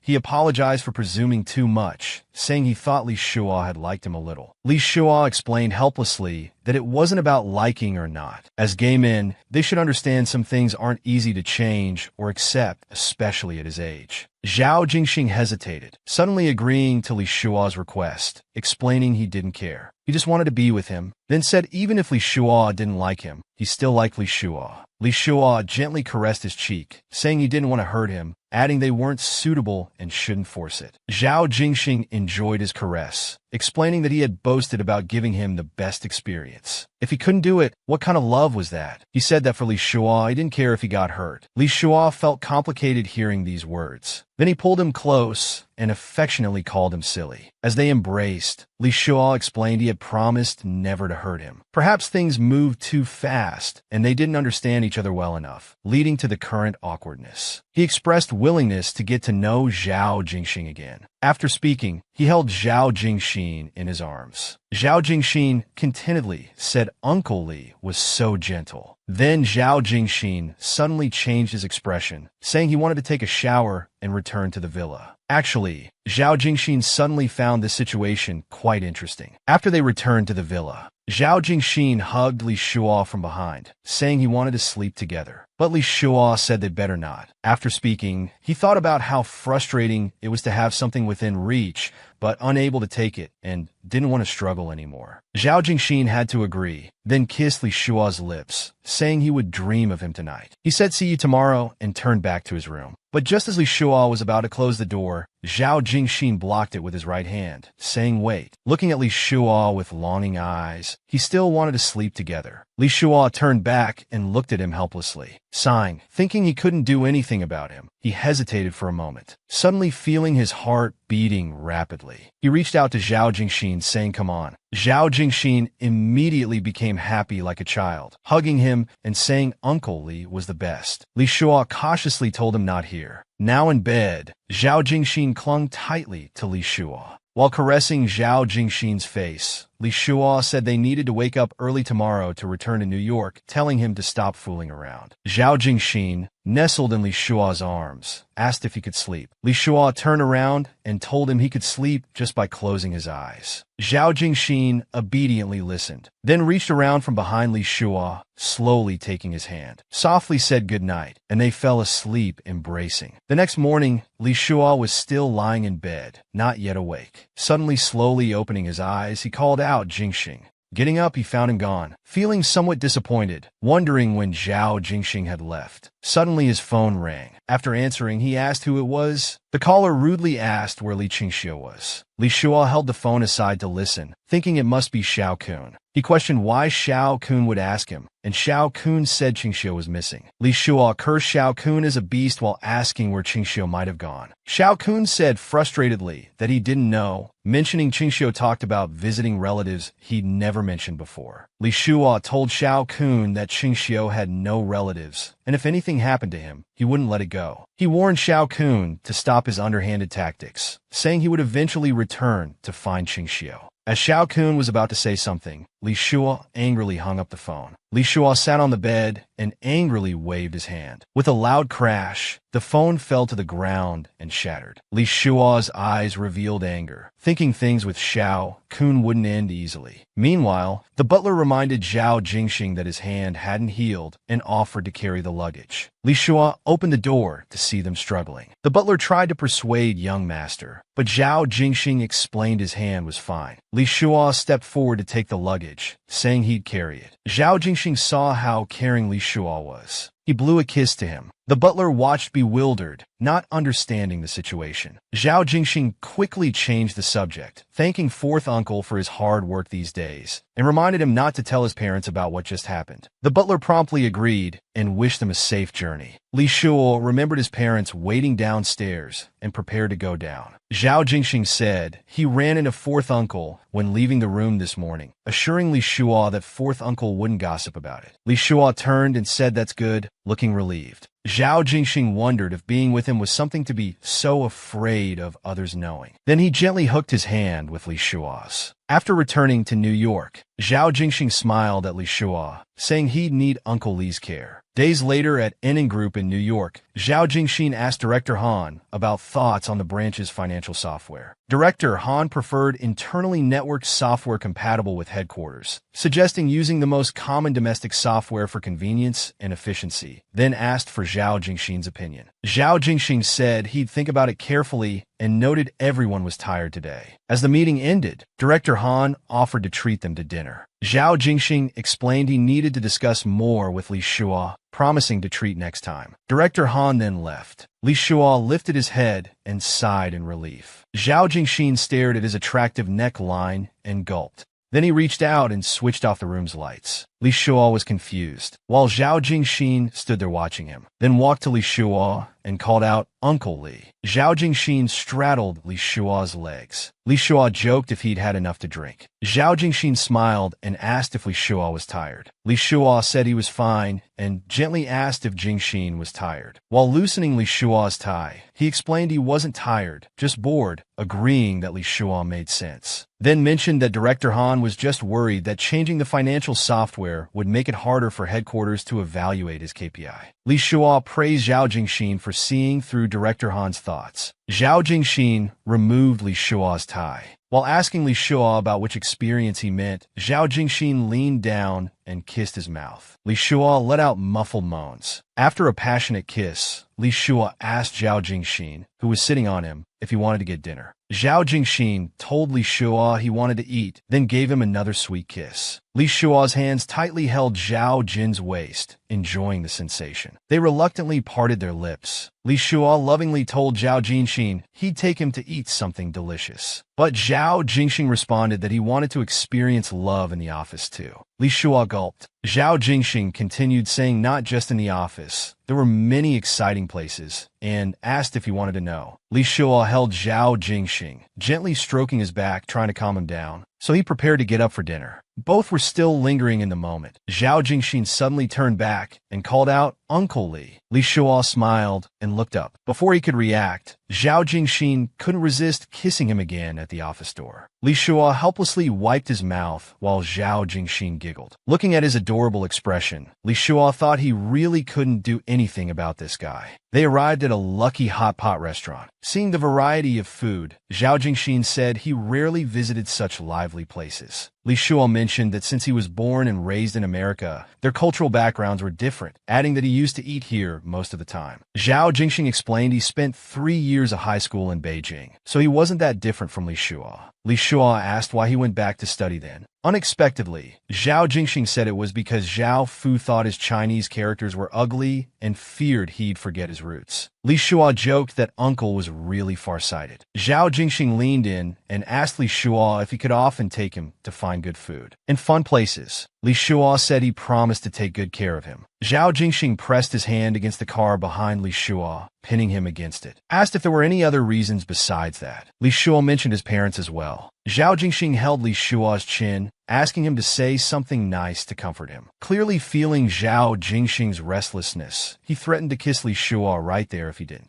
At that moment, passers-by looked over at them in surprise. Li Shuo felt helpless and took a deep breath. He told Zhao Jingxin that he wanted to take good care of him because he worried about him. Satisfied with the answer, Zhao Jingxin couldn't help but kiss Li Shuo, then said sweetly that Uncle Li was the best. Li Shuo wiped his mouth, complaining that he broke his promise and didn't follow rules. Zhao Jingxin said it would have been improper not to kiss in such a perfect moment. Li Shuo thought no one else could be like Zhao Jingxin, constantly flirting unexpectedly. Every moment together was spent guessing what surprise he'd bring next, whether thrilling, delightful, or heart-stirring. He felt Jingxin was perfect for romance, possessing all the best qualities a lover could have, always creating all the romance, sweetness, excitement, and thrills needed in love. Li Shuo felt someone Zhao Jingxin's age shouldn't possess such deadly skills. Lost in thought, he heard Zhao Jingxin call him, pointing at the hot pot restaurant saying they should eat there. Li Shuo thought about the hot pot smell that would linger, so he reminded him to consider leaving his coat in the car. Zhao Jingxin declined this kind offer. He felt that since it was his first date with Li Shuo, first time eating hot pot here, such an important day, he wanted to keep the fragrant clothes as a memento. Hearing this, Li Shuo was stunned, thinking he was truly a natural flirt, every breath exuding pheromones. He said, "Suit yourself." They sat down in the hot pot restaurant. Li Shuo watched Zhao Jingxin's cute behavior and asked if he was being childish. Zhao Jingxin pointed at his cheeks with 2 fingers, asking Li Shuo if he didn't find him cute. Li Shuo looked at him helplessly. He tapped Zhao Jingxin's head with a pen, saying naughty, while thinking he was both sexy and cute, like a bewitching spirit. Just then, a man came over to greet Zhao Jingxing. Zhao Jingxing stood up saying, "What a coincidence." The man turned to look at Li Shua, sizing him up. Li Shua stood up to greet him. Zhao Jingxing moved to block Li Shua, explaining he was a friend's son of his father, telling the man not to misunderstand. The man said don't pretend, because he had seen them getting close earlier and knew Jingxing always liked older men. Zhao Jingxing asked how he knew about his preferences. The man stammered, then changed the subject, asking wasn't Zhao Jingxing supposed to return at month's end. Zhao Jingxing explained he came back early for family matters. Making an excuse about blocking others' way, he said they'd chat another time. Zhao Jingxing turned to explain to Li Shua that he wasn't close with his former classmate, asking him not to mind. Li Shua said it was fine, then asked if he was originally planning to return at month's end. Zhao Jingxing said yes, then asked Li Shua if their first meeting wasn't great fate. Li Shua turned his head, agreeing with him. Zhao Jingxing wondered if Li Shua had discovered something. Li Shua was marking menu items, while asking if Zhao Jingxing always liked older men. Zhao Jingxing sat down, explaining he indeed liked mature men. Li Shua glanced at him, then lowered his head, telling Zhao Jingxing he seemed quite skilled at handling mature men, clearly experienced. Thinking he must have had many practice partners before, no wonder he dared to flirt and often took the initiative. Zhao Jingxing called out Uncle Li, saying he sounded jealous. Li Shua looked at him. Thinking it was good, he just smiled. Zhao Jingxing held Li Shua's chin, saying he knew what he was thinking. He explained to Li Shua that he liked his type because he loved the maturity and elegance that age brought, then stated that Li Shua was different from everyone else in the world. He continued telling Li Shua that his past relationship experiences only used was to help him treat Li Shua better and more carefully. Looking at such sincere Zhao Jingxing, Li Shua thought about his casual assumptions, knowing he wasn't usually one to be mean. Could he really be jealous? While holding Zhao Jingxing's hand, he thought that even with affection, he shouldn't be jealous. Perhaps earlier he was just confirming his long-held wariness and suspicions. Realizing his narrow-mindedness, he explained to Zhao Jingxing he didn't mean it that way. Zhao Jingxing believed he was unintentional. Their fingers intertwined. Zhao Jingxing said he inherently lacked reserved genes, so it was normal for Li Shua to find him unreliable. But he didn't think there was anything wrong with pursuing someone he liked. Moreover, Zhao Jingxing felt Li Shua would eventually fall for him. Their fingers intertwined tightly as they gazed at each other lovingly. After dinner, Li Shua drove Zhao Jingxing to his apartment parking lot. While unbuckling his seatbelt, Zhao Jingxing asked if he wanted to come up. Li Shua declined, saying he had work to do. Zhao Jingxing saw through Li Shua's thoughts, knowing he had nothing to do and was just avoiding him. Li Shua guiltily turned his head away. Zhao Jingxing explained that regarding the top/bottom issue, it really wasn't something to worry about. He leaned over Li Shua, expressing willingness to put Li Shua's preferences first. Li Shua hesitated, remembering Zhao Jingxing's condition. Knowing what he was thinking, Zhao Jingxing pressed against him, explaining only external injuries would trigger it, and trusted Li Shua wouldn't hurt him. Li Shua said he was touched, about to say but. Zhao Jingxing looked at Li Shua with yearning eyes, wanting to be with him, wanting Li Shua to be his every moment. Zhao Jingxing whispered in Li Shua's ear, asking if he understood this feeling. Before Li Shua could respond, Zhao Jingxing held his waist, reassuring him that he wouldn't force him to do anything unwilling, then said they didn't have to go all the way, asking Li Shua to come upstairs. Li Shua was already losing himself in Zhao Jingxing's yearning pleas,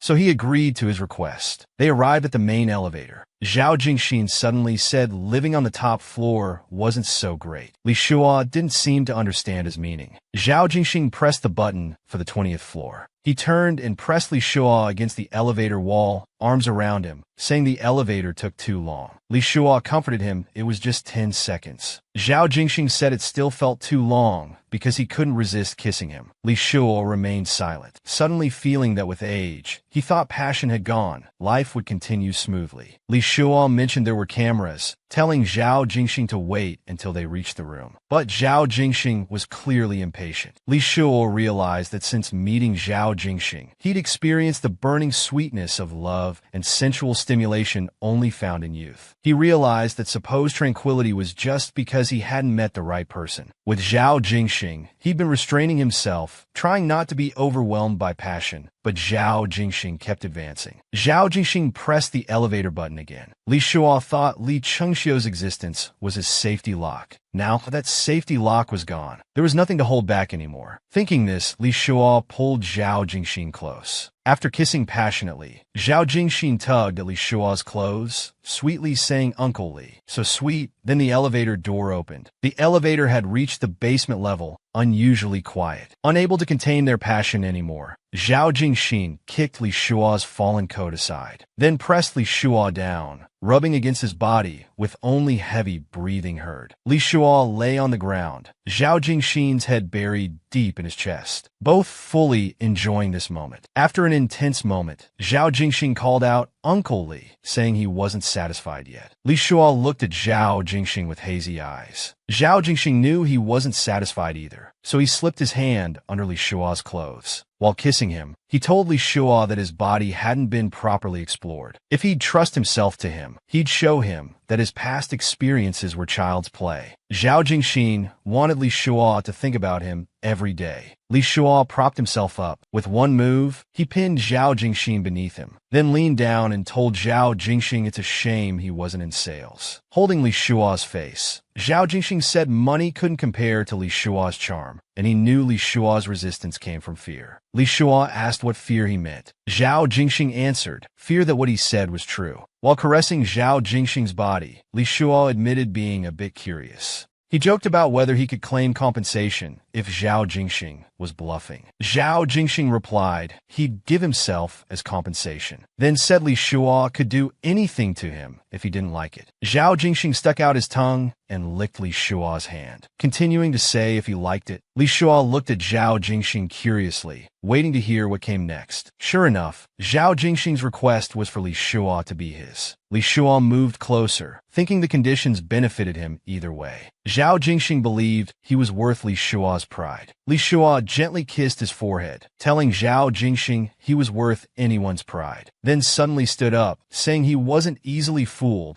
but would consider it as a reward for Zhao Jingxing's performance today. Zhao Jingxing watched Li Shuo, thinking someday he'd win him over completely. He pulled Li Shuo into his arms, saying wait and see. Their hands clasped tightly, reluctant to part. Zhao Jingxing wanted Li Shuo to stay the night, but was refused. He asked him to stay a bit longer. Later, when Li Shuo got home, his mother asked if he was hungry. He said he'd eaten well with Jingxing. Sitting beside his mother, he curiously asked what book she was reading. Seeing her hesitate while looking at him, he asked what was wrong. His mother pointed at his neck, asking if he hadn't noticed. Li Shuo was completely confused. Li Shuo touched his neck, thinking how Jingxing had left marks. His mother asked if he'd broken up with his boyfriend from China. She had guessed from his mood changes since returning. She blamed herself for making Li Shuo too handsome, causing endless romance but no stability, asking if it was her fault. Li Shuo said he was puzzled too. Everything had been going well. Before he could finish, his mother interrupted, saying they should consult a fortune teller. Li Shuo said not to be superstitious. Fortune tellers wouldn't deal with gay relationships. His mother said if he wouldn't go,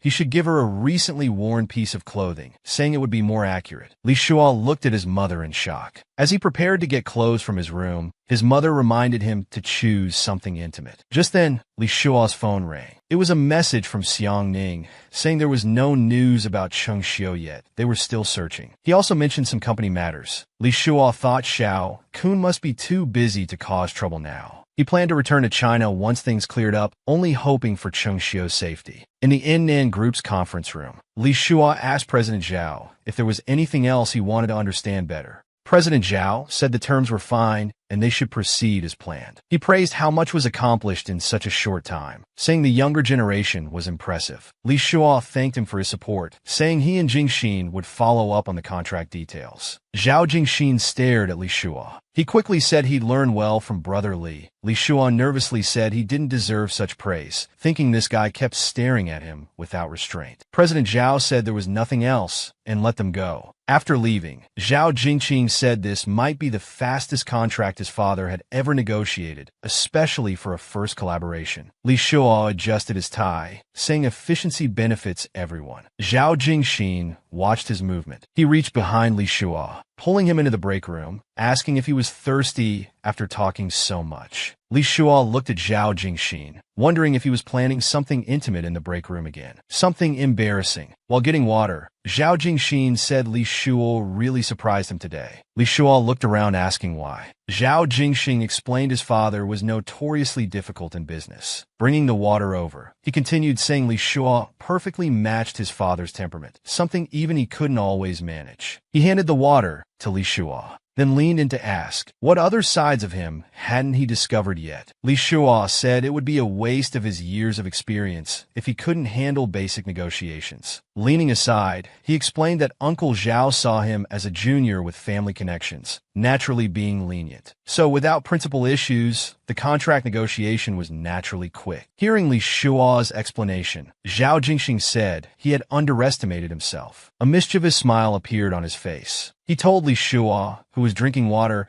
how much he wanted to strip off his suit during the serious negotiations. Hearing this, Li Shuo quickly put down his water, covering Zhao Jingxin's mouth with his hand. The break room door wasn't fully closed, with the busy office area right outside. They were clearly visible to anyone outside. Li Shuo covered Zhao Jingxin's mouth, saying he couldn't be serious for even 3 minutes. Zhao Jingxin playfully replied exactly, then stuck out his tongue, licking Li Shuo's hand covering his mouth. Li Shuo immediately blushed and quickly removed his hand. Zhao Jingxin teased that if he wasn't being serious, shouldn't he be punished? Covering his own mouth, he suggested an hour's punishment, not gently. Li Shuo didn't believe he could do it, so Zhao Jingxin proposed timing it, offering to pay Li Shuo 1 million for every minute under and get an extra kiss for every minute over. Li Shuo looked at this cunning tease, suddenly smiled, then whispered in Zhao Jingxin's ear, "Don't worry about steaming or braising before catching the fish." He kissed Zhao Jingxin's cheek and turned to leave. Started to walk away. Zhao Jingxin touched his cheek, lost in the moment, then asked where Li Shuo was going. Li Shuo said he hadn't exercised in a while and wanted to play squash. In the gym club's locker room, Li Shuo was about to change while Zhao Jingxin stood aside, sneaking glances. Li Shuo turned around and told Zhao Jingxin to look carefully if he wanted to see so badly. Li Shuo slowly unbuttoned his shirt, revealing perfect abs, then with a click, undid his belt. Zhao Jingxin's heart raced as he watched Li Shuo. He felt too shy to look. Li Shuo lifted his leg to remove his pants.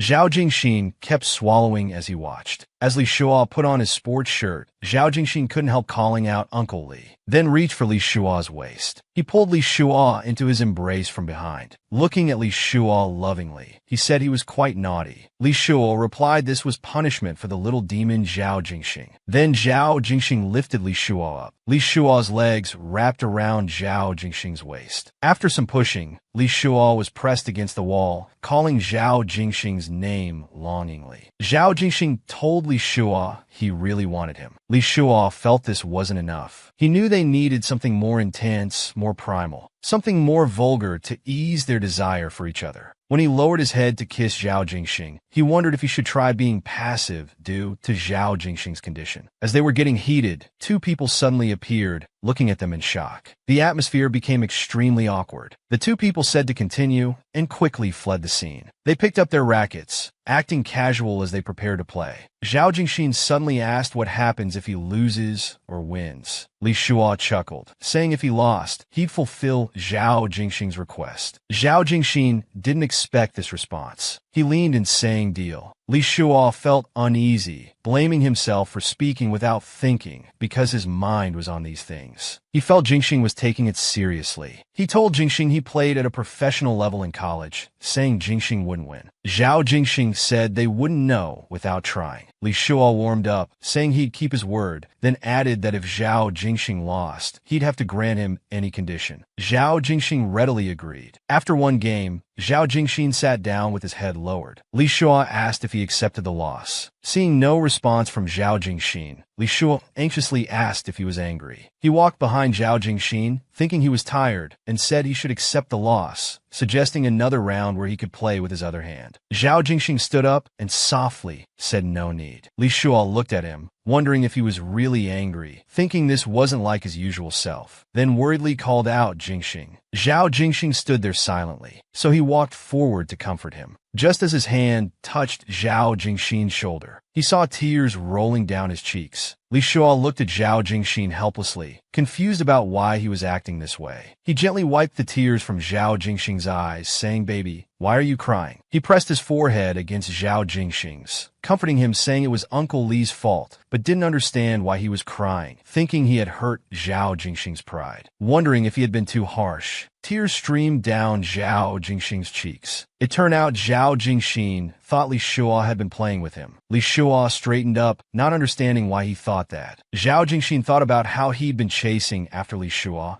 and asked if he looked stupid loving him without getting anything in return. Li Shuo heard his words and leaned forward. Hugging the crying Zhao Jingxing, he apologized and explained he never meant for him to think that way. He swore he wasn't playing games, but admitted he hadn't properly considered his feelings and felt guilty. Thinking back from when they met until now, it was true that Zhao Jingxing had been chasing him. He had always seen Zhao Jingxing as someone who could take it, especially while recovering from a previous relationship. He realized he had gone too far in enjoying this relationship while his emotions were unsettled. Li Shuo hugged Zhao Jingxing tightly, feeling remorseful. Zhao Jingxing called out Uncle Li and asked if he had any feelings for him at all. Li Shuo's heart told him he did. Zhao Jingxing looked up and said that was good. Li Shuo thought he wasn't ready for a serious relationship, and Zhao Jingxing's background, age, and personality were all concerns. But he knew he liked this young man. He thought separating now might be good, as he needed to think independently and calmly about their relationship. Li Shuo sat at his bedroom desk covered with documents, staring absent-mindedly at his phone beside the computer. He was wondering whether to call Zhao Jingxing, but didn't know what to say. He thought about not taking Jingxing home earlier, afraid of awkwardness on the way. Now Li Shuo felt it might be time to let go of the past and start anew.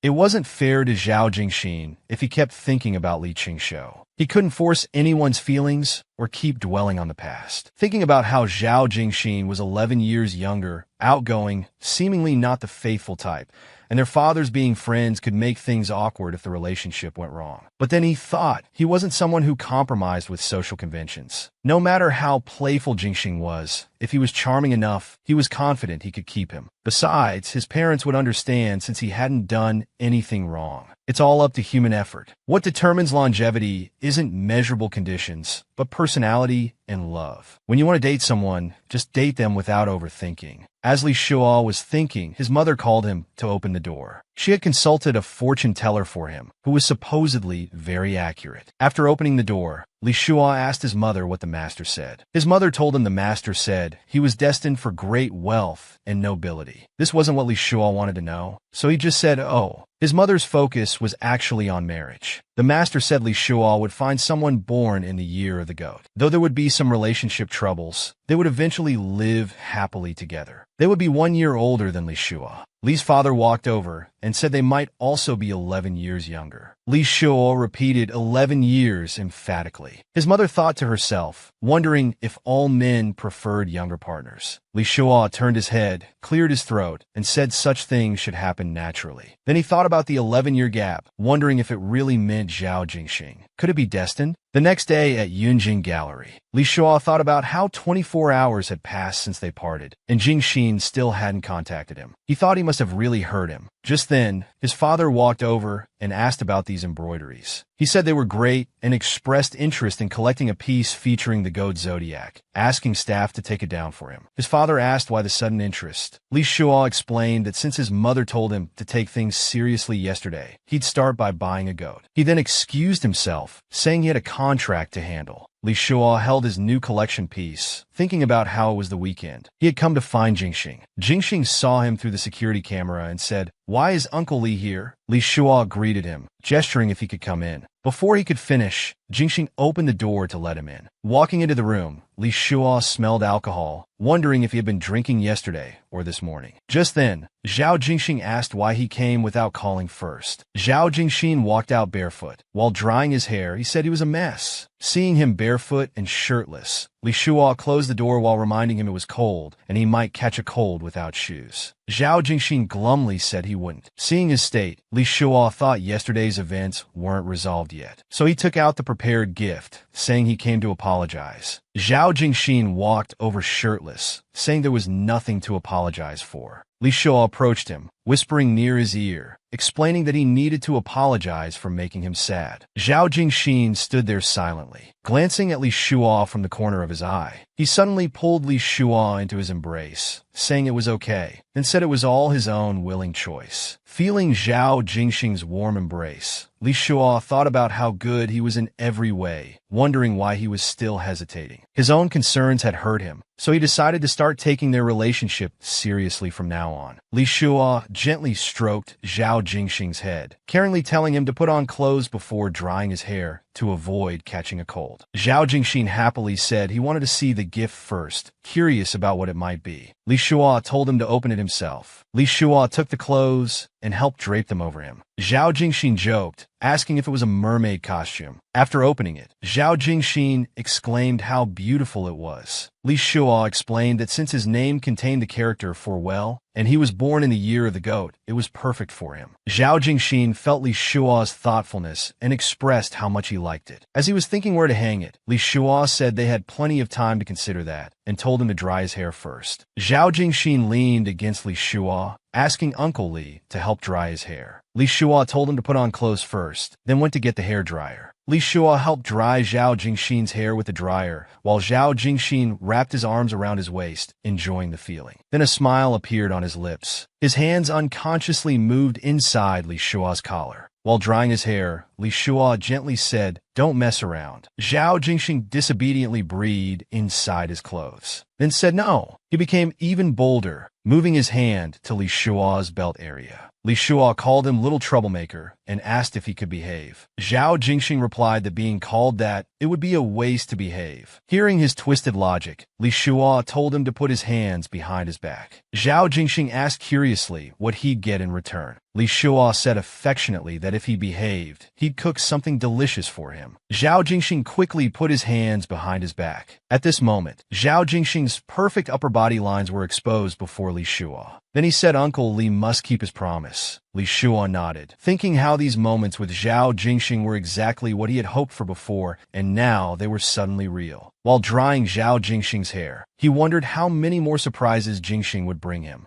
As he thought this, he looked tenderly at Jingxin. Jingxin's leg kept rubbing against his. Li Shuo put down the hairdryer, suddenly pushed Zhao Jingxin down onto the bed. They remained in this position, one above the other, when Zhao Jingxin suddenly said he'd call for help. Li Shuo replied, "Let's see who comes to save you." They both burst into laughter, and Zhao Jingxin suddenly hugged Li Shuo, saying he really liked Uncle Li. Li Shuo's heart raced, and his face turned red again. Then they embraced and kissed. Li Shuo hummed softly while his hands explored Jingxin's body. Their legs continuously rubbed against each other. Li Shuo raised his head, face flushed, and called out Jingxin. While Zhao Jingxin was kissing his neck, he suddenly stopped upon hearing Li Shuo call his name. Then he pushed Li Shuo away and sat up. Li Shuo asked what was wrong. Zhao Jingxin said they should stop, as it would make things harder. Li Shuo hesitated before saying they didn't have to go all the way. Finally, Zhao Jingxin told Li Shuo that he could, but he himself couldn't. Zhao Jingxin got up to drink water, while Li Shuo remained stunned. Looking at Zhao Jingxin's back, Li Shuo thought about this youth with perfect looks and physique, who had been circling around him with such passionate love. What more could he ask for? Then Zhao Jingxin said he was hungry and wanted to cook something. He asked if Li Shuo wanted to try his cooking. Li Shuo couldn't believe he could cook. After eating, they cuddled on the sofa. Zhao Jingxin asked if it was good, and Li Shuo said it was great. Zhao Jingxin whispered in Li Shuo's ear, explaining he wanted to give Li Shuo one more reason to fall in love with him. As Zhao Jingxin's hand slowly moved along Li Shuo's thigh, Li Shuo grabbed his hand, telling him to just talk and keep his hand still. Zhao Jingxin smiled mischievously and said he wasn't misbehaving. As he tried to lean in to kiss Li Shuo secretly held him tight. They remained in this standoff. Li Shuo raised an eyebrow as if he had thought of something, then suddenly released his hands, pushing Jingxin. Jingxin, caught off guard, fell towards Li Shuo. Li Shuo flipped over and pinned Zhao Jingxin down, tickling his stomach while asking if he really wasn't misbehaving. Zhao Jingxin pinned down and being tickled, laughed saying Uncle Li was so mean. Li Shuo threatened to ask if he would still misbehave. Zhao Jingxing said of course he would, then forcefully flipped over to pin Li Shuo down and kissed him. After a series of kisses, Zhao Jingxing softly begged Uncle Li if they could. Li Shuo's face turned red. A moment of hesitation. Seeing this, Zhao Jingxing said forget it, then prepared to get up. Li Shuo propped himself up, looking at Zhao Jingxing's disappointed expression. Suddenly feeling helpless, thinking this was the second time today, Li Shuo suddenly grabbed Zhao Jingxing's hand, saying he gave in, calling him such a persistent person. Zhao Jingxing happily called out Uncle Li. Li Shuo looked firmly at Zhao Jingxing, saying let's do it. Zhao Jingxing pounced on Li Shuo, pinning him down. Li Shuo admitted defeat to his persistence, then after hesitating, decided to give Zhao Jingxing a chance to prove himself. Zhao Jingxing could no longer contain his passion, not even waiting for Li Shuo to finish talking about punishment for poor technique. He said he wouldn't let Li Shuo regret it, then leaned down to kiss him. They embraced intimately, Zhao Jingxing's hands exploring Li Shuo's body. At this moment, Zhao Jingxing held Li Shuo's tense hand saying Uncle Li. After Li Shuo relaxed slightly, Zhao Jingxing said to leave everything to him. Then their hands gripped tightly together. At the same time, it was as if a small fish could be heard jumping into the fish tank, then happily swimming through the rings in the tank in and out. After an intense moment, Zhao Jingxing looked at Li Shuo pinned beneath him, his cheeks flushed red,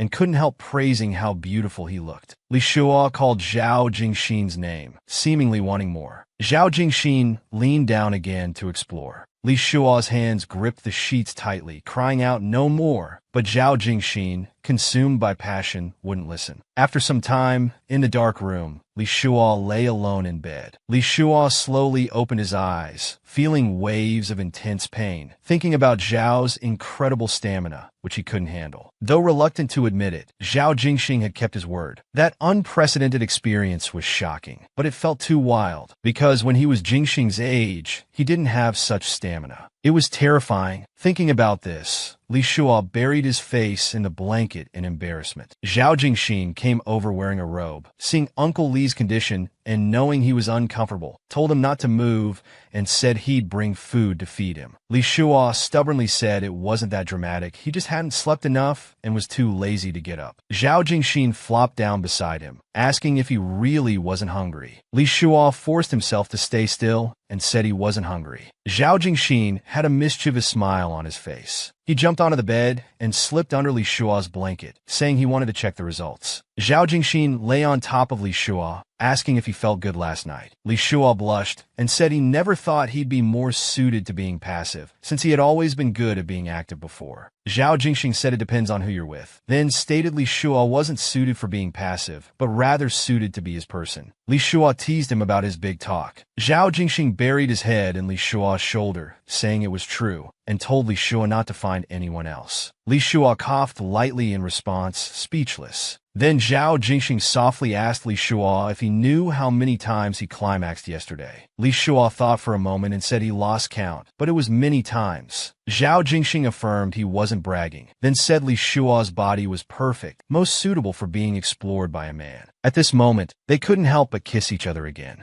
Zhao Jingxing told Uncle Li to stop seducing him. Li Shuo hummed in response, thinking if he could continue like this with Zhao Jingxing, it would be wonderful. Li Shuo suddenly remembered he needed to return to China next month and told Zhao Jingxing. Zhao Jingxing immediately asked why. Li Shuo didn't want to keep delaying his affairs and needed to handle them quickly. He asked Zhao Jingxing if he wanted to go back together. Zhao Jingxing suddenly sat up, saying it was good here, asking Li Shuo not to go back. Li Shuo was confused by Zhao Jingxing's attitude, saying he would handle things according to the situation, explaining he couldn't stay here forever. Then reminded Zhao Jingxing that the Beijing branch office should be running soon. Zhao Jingxing turned his head and said there was no rush, not so soon. Li Shuo yawned, thinking Zhao Jingxing was under pressure, and that's why he didn't want to go back, comforting him not to be afraid, saying he would help him. Zhao Jingxing suddenly hugged Li Shuo explaining he didn't want to work, just wanted to be lazy and eat well with him every day. When Li Shua heard him mention food, he suddenly felt hungry and asked what there was to eat. So, Zhao Jingxin told Li Shua to rest while he would reheat the porridge he just made and bring it to feed him. Li Shua explained he wasn't sick and could get up himself, but Zhao Jingxin said he'd give him one chance. After speaking, he took his phone and left the room, saying he'd be back soon. At this time, he looked at his phone, which showed a successful message sent to Xiao Kun. Soon he brought the heated porridge for Li Shua to eat, but heard running water in the bathroom. He peeked his head toward the bathroom. Li Shua was standing naked in the bathroom, showering. He turned his head and noticed Zhao Jingxin outside. Zhao Jingxin was looking at Li Shua lovingly from the doorway. Li Shua said he was peeping, but Zhao Jingxin explained he wasn't peeping, just openly looking. Hearing this, Li Shua reached out to turn off the shower, took a towel to dry himself, then put on a bathrobe and walked out of the bathroom, teasing Zhao Jingxin to keep looking. Zhao Jingxin complained pitifully that Uncle Li was bullying him. Li Shua comforted him, saying it's not like he hadn't seen before, then asked him to accompany him for dinner, saying he needed to go home afterward. Zhao Jingxin hugged Li Shua from behind, wanting him to stay and not go back. Li Shua looked at the clingy Zhao Jingxin, explaining he had already stayed for 2 days and 1 night. Zhao Jingxin said he would keep thinking about Li Shua when he couldn't see him, and again begged Li Shua to stay longer. Seeing his persistence, Li Shua rubbed his nose, saying, "Then just think about me, it might be interesting too."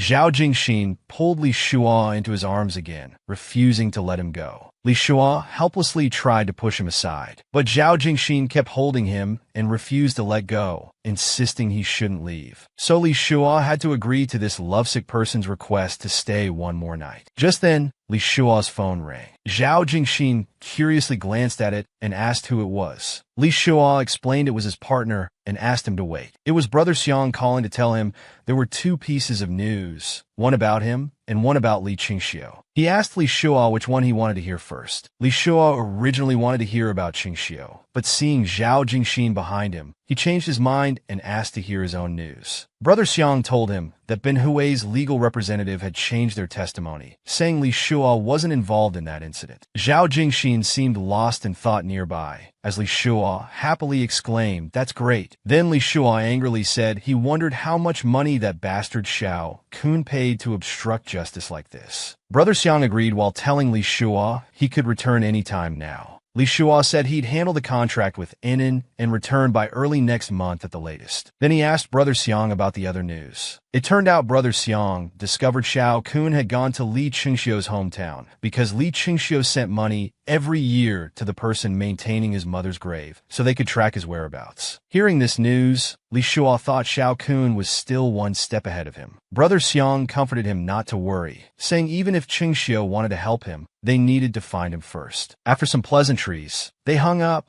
Then Zhao Jingxin asked what was going on. Li Shua explained they were both good news. One that he could return to China, and the other that there were leads on Li Qingxiu. After hearing Li Shua's explanation, Zhao Jingxin only said congratulations. Li Shua walked over and gently lifted Zhao Jingxin's chin, then bent down to look at Zhao Jingxin, thinking he was jealous. Zhao Jingxin turned his head away without speaking. Looking at Zhao Jingxin's expression, Li Shua seemed to understand his concerns. He stroked Zhao Jingxin's head, comforting him by saying if it weren't for what happened with Qingxiu, they wouldn't be together now. He explained he had never betrayed any relationship. He just felt responsible for Qingxiu and wanted to help him. Zhao Jingxin smiled and said he wasn't that petty. Li Shua understood Zhao Jingxin's meaning and affectionately rested his head against Zhao Jingxin's, saying Qingxiu was a really good person and he'd introduce them when there was a chance. Zhao Jingxin just responded with a sound, seeming lost in thought. Then he got up and pushed Li Shua against the wall, telling him to come find him after eating. Li Shua explained he needed to spend time with his parents too.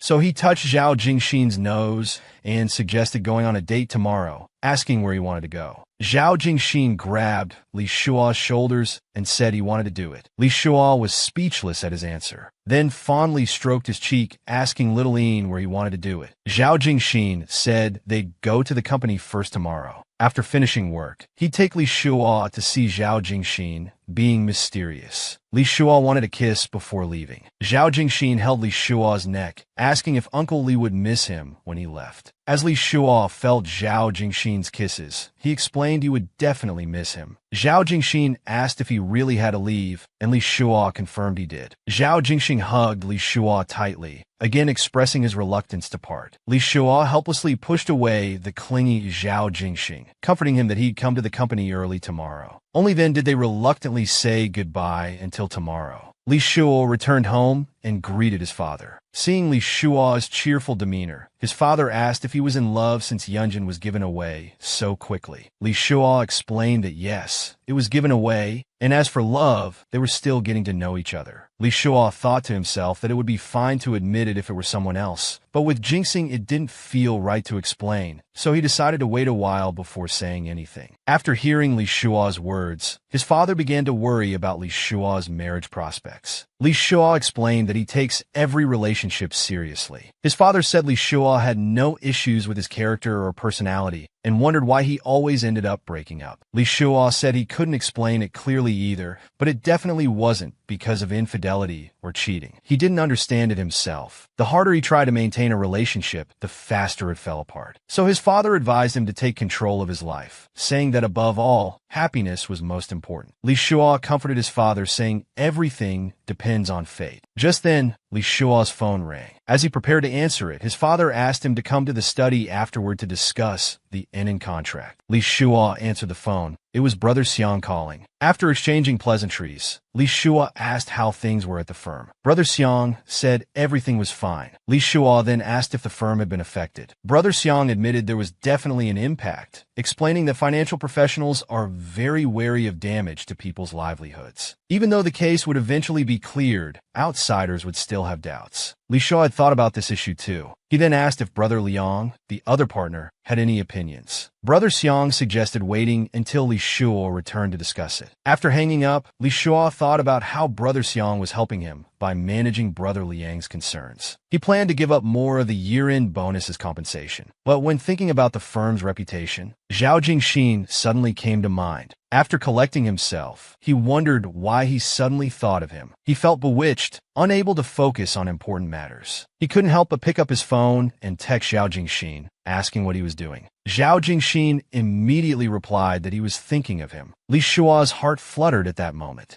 The next day, at Inn Group, Li Shuo saw President Zhao and Jingxin and went forward to greet them. Zhao Jingxin turned around, hesitated, then said, "Good morning, Brother Li." President Zhao noticed Li Shuo was particularly well-dressed and joked that their female employees' KPIs would surely skyrocket. Li Shuo explained that helping improve performance at their Beijing branch would be just as good. After President Zhao left, Zhao Jingxin came over and questioned Li Shuo about dressing so attractively while accusing him of being improper. Li Shuo explained he was just wearing a new suit. Zhao Jingxin smirked mischievously. "The new clothes will have to come off anyway." Hearing Zhao Jingxin's comment about taking off the new clothes, Li Shuo covered his mouth, telling him to mind his words in public, and reminded him about meeting the lawyer. Zhao Jingxin said seeing him made him not want to do anything except intimate things. Li Shuo pushed him away, saying, "Don't fool around. Let's handle business first." Zhao Jingxin had to agree. In Zhao Jingxin's office, Li Shuo held some documents and mentioned several points that needed revision. Then he looked at Zhao Jingxin, asking if young President Zhao thought it was feasible. Zhao Jingxin said there was no problem. They would revise as Mr. Li suggested. Then, pretending to be serious, he asked President Li if there were any other terms to modify.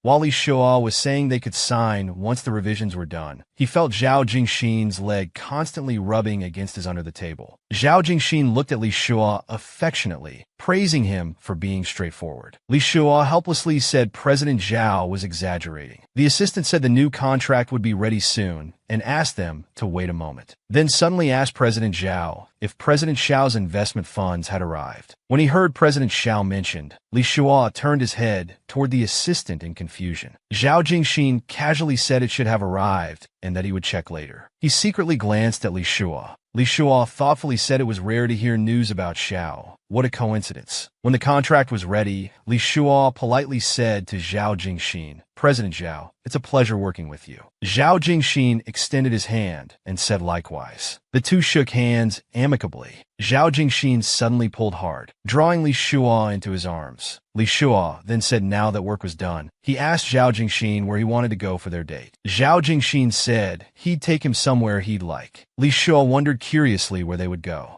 Then Zhao Jingxin reached out and locked the door with a click. He looked at Li Shuo lovingly and said, right here in the office. Li Shuo remarked that he was quite daring. Zhao Jingxin lifted Li Shuo up, saying mischievously that he was daring in every way. They embraced each other at that moment. Zhao Jingxin carried Li Shuo and placed him on the office desk. Then he reached out to remove Li Shuo's pants. With one forceful movement, Li Shuo let out a muffled cry, and Zhao Jingxin asked if Uncle Li liked it. Li Shuo's hands gripped the nearby blinds tightly, repeatedly calling out Jingxin, followed by another low growl. After their passionate encounter, Zhao Jingxin held Li Shuo on his lap and asked if he was satisfied. He then asked if Li Shuo was tired and wanted a rest, but Li Shuo said he wasn't tired and asked where they would go next. Seeing Li Shuo could still walk, Zhao Jingxin thought he wasn't satisfied and reached out again, but Li Shuo quickly stopped him, saying no more. After Zhao Jingxin laughed heartily, Li Shuo mentioned that it was Zhao Jingxin's mother's birthday at the end of the month and wanted Zhao Jingxin to accompany him to an art exhibition. Understanding Li Shuo's intention, Zhao Jingxin praised him. At Mrs. Zhao's 50th birthday celebration at the end of the month, Li Shuo wished Annie Zhao happy birthday while presenting his gift. Zhao Jingxin said he witnessed brother Li's thoughtfulness. Mrs. Zhao quickly said Li Shuo was too kind. Seeing this, Zhao Jingxin suggested to Li Shuo that as thanks, they should share a dance. Li Shuo awkwardly told him to stop joking. Zhao Jingxin cheerfully said it didn't matter. He pulled Li Shuo onto the stage while apologizing to the elders below for their amateur performance. The piano music began to play. Standing center stage, Li Shuo said it was a good chance to test Zhao Jingxin's dancing skills. They danced elegantly, showing remarkable chemistry. The audience exchanged glances, thinking they looked like a couple. Under the lights, their dance moves were especially dazzling, becoming the focus of the banquet. Zhao Jingxin asked Li Shuo how it felt, and Li Shuo replied it wasn't bad. Then Zhao Jingxin playfully suggested they should dance naked somewhere outdoors next time. Li Shuo helplessly said he could twist anything into something suggestive. The MC announced they had received a gift from the furthest part of the country. He introduced it as a painting by Buddhist master Zhao Huai, a Buddhist gift respectfully presented by Mrs. Zhao's nephew, Xiao Kun. Li Shuo frowned, realizing Xiao Kun was Mrs. Zhao's nephew, but he wondered if it could be someone with the same name. Zhao Jingxin watched Li Shuo's expression, thinking, oh no. Li Shuo thought such a coincidence was unlikely, then nearly stumbled. Zhao Jingxin quickly reached out to steady him. Sensing Zhao Jingxin's intention, Li Shuo violently pushed away the hand supporting him. Looking at this young man he had undoubtedly loved, who turned out to be the cousin of the person he despised most, he suddenly felt an unprecedented sense of unfamiliarity. Thinking about their journey from meeting to falling in love, what did it all mean now? Realizing that Zhao Jingxin had investigated him and heard him mention Xiao Kun's name multiple times on the phone, the man before him couldn't have been ignorant of everything. So these cousins had been working together from the start, just playing with him. Thinking this, Li Shuo pushed away the man he both loved and hated. Zhao Jingxin stood there helplessly. He hadn't expected his relationship with Xiao Kun to be exposed when he was completely unprepared. Mrs. Li noticed Li Shuo's distress, but thought he was just tired from dancing. Li Shuo explained he was just feeling the effects of alcohol, so Mrs. Li suggested he get some fresh air. Zhao Jingxin offered to accompany Brother Li in front of Mrs. Li. Li Shuo turned to look at Zhao Jingxin, amazingly feeling that in just 2 minutes, this man he had been intimate with had become so unfamiliar, even to the point of being repulsive. Li Shuo excused himself before Zhao Jingxin could follow. On the terrace outside the banquet hall, Zhao Jingxin called out to Li Shuo.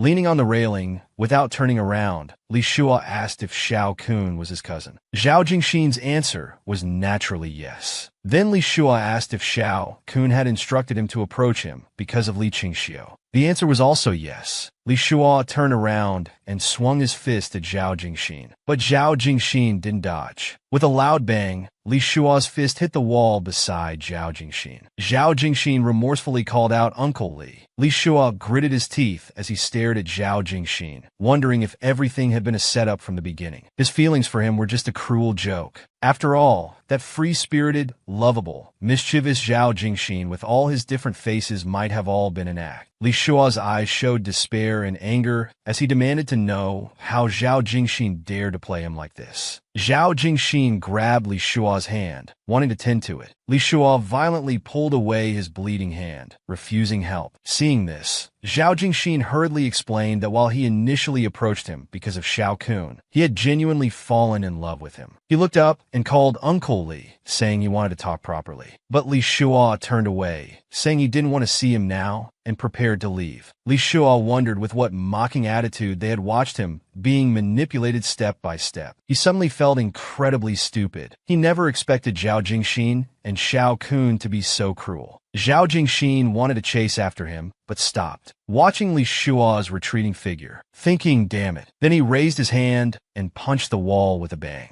The next morning, Li Shua sat dazed on his bed, realizing it was morning and he had been sitting there all night. He thought about how many years it had been since he'd felt so wretched, yet even now he couldn't distinguish between heartbreak and humiliation. Which one caused him more pain? Thinking about how Zhao Jingxin had been playing with him, he got up, deciding he couldn't go on like this. He opened the curtains, trying to lift his spirits and get through this difficult time. In his heart, this difficulty was falling in love with Zhao Jingxin. Li Shua turned to leave the room, believing that with time, everything would fade away. His phone rang, and he saw several apologetic messages from Zhao Jingxin. Thinking about how Zhao Jingxin had changed from being playful to serious, approaching him with ulterior motives from the start, he tossed his phone onto the bed. Li Shua felt Zhao Jingxin had been adjusting his strategy based on his reactions. He couldn't understand what deep scheme Zhao Jingxin had while pursuing their romance. But the contract wasn't signed yet, and there were still series of collaborations to discuss back in Beijing. The thought of continuing negotiations with him gave Li Shua a headache. After getting ready, Li Shua asked Uncle Guang to drive him to Chinatown to meet a friend. But Uncle Guang said Zhao Jingxin was waiting downstairs, asking if they should go together. Li Shua thought about how thick-skinned Zhao Jingxin was to show up at his house so boldly, but said to wait 10 minutes. Uncle Guang went down and told the waiting Zhao Jingxin that Xiao Shua would be down soon, asking him to wait a bit longer. Li Shua came downstairs dressed, feigning composure as he greeted Jingxin. He told Zhao Jingxin there was no need to worry. He was just drunk and thanked him for coming specially. Zhao Jingxin looked at Li Shua, wondering why he seemed so cheerful. He asked if Li Shua was going out, and Li Shua explained he had plans with a friend. He turned to Zhao Jingxin, suggesting he call ahead next time, as he might be busy and unable to entertain him. Hearing this, Zhao Jingxin felt indescribably uncomfortable. He asked Li Shua to find a place to talk properly, promising not to take too much time. Li Shua apologized, saying he was running late and his friend was picky, mentioning he'd spent half a day finding a perfume his friend liked. Zhao Jingxin asked angrily which friend, then grabbed Li Shua's arm. As Li Shua tried to break free, he gripped harder, offering to drive him, saying they could talk in the car without delaying his appointment. Li Shua helplessly asked if Zhao Jingxin knew where he was going. Zhao Jingxin said he didn't, but anywhere would be on his way. Li Shua pulled his arm away, sarcastically saying, "Then thank you, young Master Zhao." They got in the car, the door closing with a bang. Zhao Jingxin immediately pinned Li Shua down, demanding to know who he was dressed up to meet. Li Shua told him to let go. Pretending not to hear, Zhao Jingxin caressed Li Shua's cheek. Before Li Shua could react, he suddenly kissed him. After struggling ineffectively, Li Shua bit Zhao Jingxin's lip hard. Zhao Jingxin drew in a sharp breath and let go. Li Shua apologized and asked if it hurt. Licking his lips, Zhao Jingxin said, "Uncle Li, you're so cruel." Li Shua checked the time, telling him to say what he needed to quickly, as he was really in a hurry. Zhao Jingxin apologized for approaching him with ulterior motives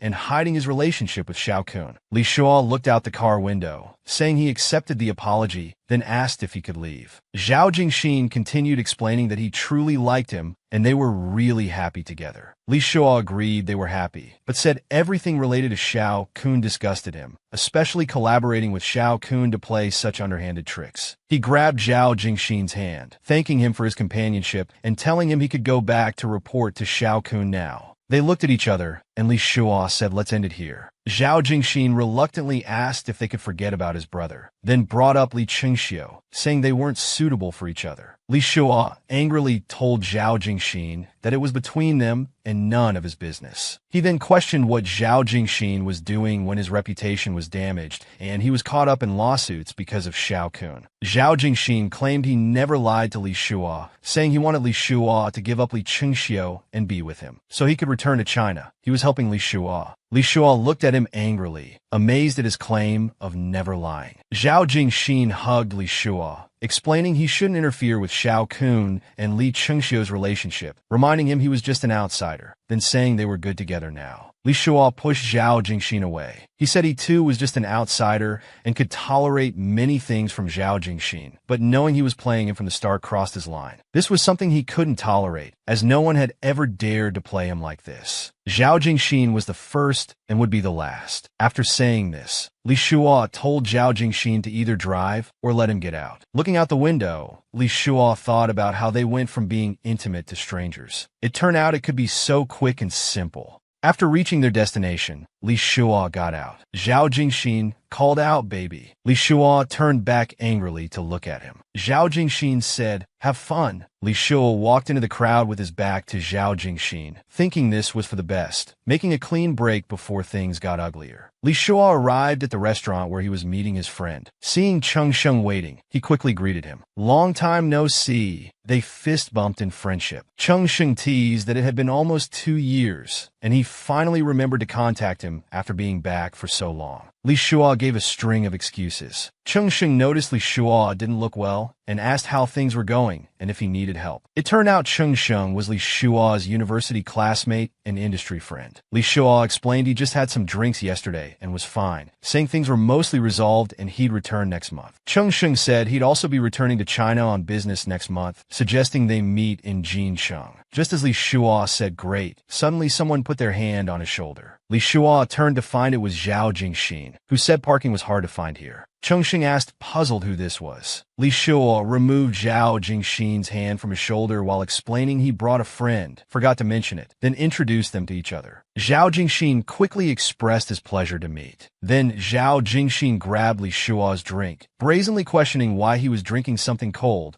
when he wasn't feeling well yesterday. He said he'd asked for hot tea instead. Li Shuo kept containing his anger. Zhao Jingxin continued asking what he wanted to eat, suggesting something light if his stomach was upset. Li Shuo, looking at the thick-skinned Zhao Jingxin, maintained his composure and said he was fine, anything would do. Zhao Jingxin asked if Brother Cheng wanted to add anything. After Cheng Sheng declined, Zhao Jingxin went to order. Cheng Sheng asked Li Shuo, confused why he was involved with Zhao Jingxin. Li Shuo was curious how Cheng Sheng knew him. Cheng Sheng explained everyone in the Chinese circle knew him, though he didn't know Cheng Sheng. Li Shuo thought Zhao Jingxin was famous because he was rich. Cheng Sheng leaned back on the sofa, explaining it was because he was good-looking and rich, but most importantly, he had liked dating older people since he was a teenager. He continued saying that someone like Li Shuo, in his early 30s, handsome, elegant, and refined, was 100% his type. Li Shuo picked up his cup to drink, hiding his embarrassment while admitting he had fallen for it too. Seeing Li Shuo still smiling, Cheng Sheng reminded him that Zhao Jingxin was quite a player and told him to be clear-headed. Li Shuo calmly explained that Cheng Sheng underestimated him, saying they were just together for fun and there was nothing to be unclear about. Cheng Sheng felt relieved and reminded Li Shuo to maintain the right mindset to avoid getting hurt. He couldn't help but praise Zhao Jingxin's looks, saying he was indeed attractive. Li Shuo clenched his fists in anger. Zhao Jingxin returned and sat beside Li Shuo,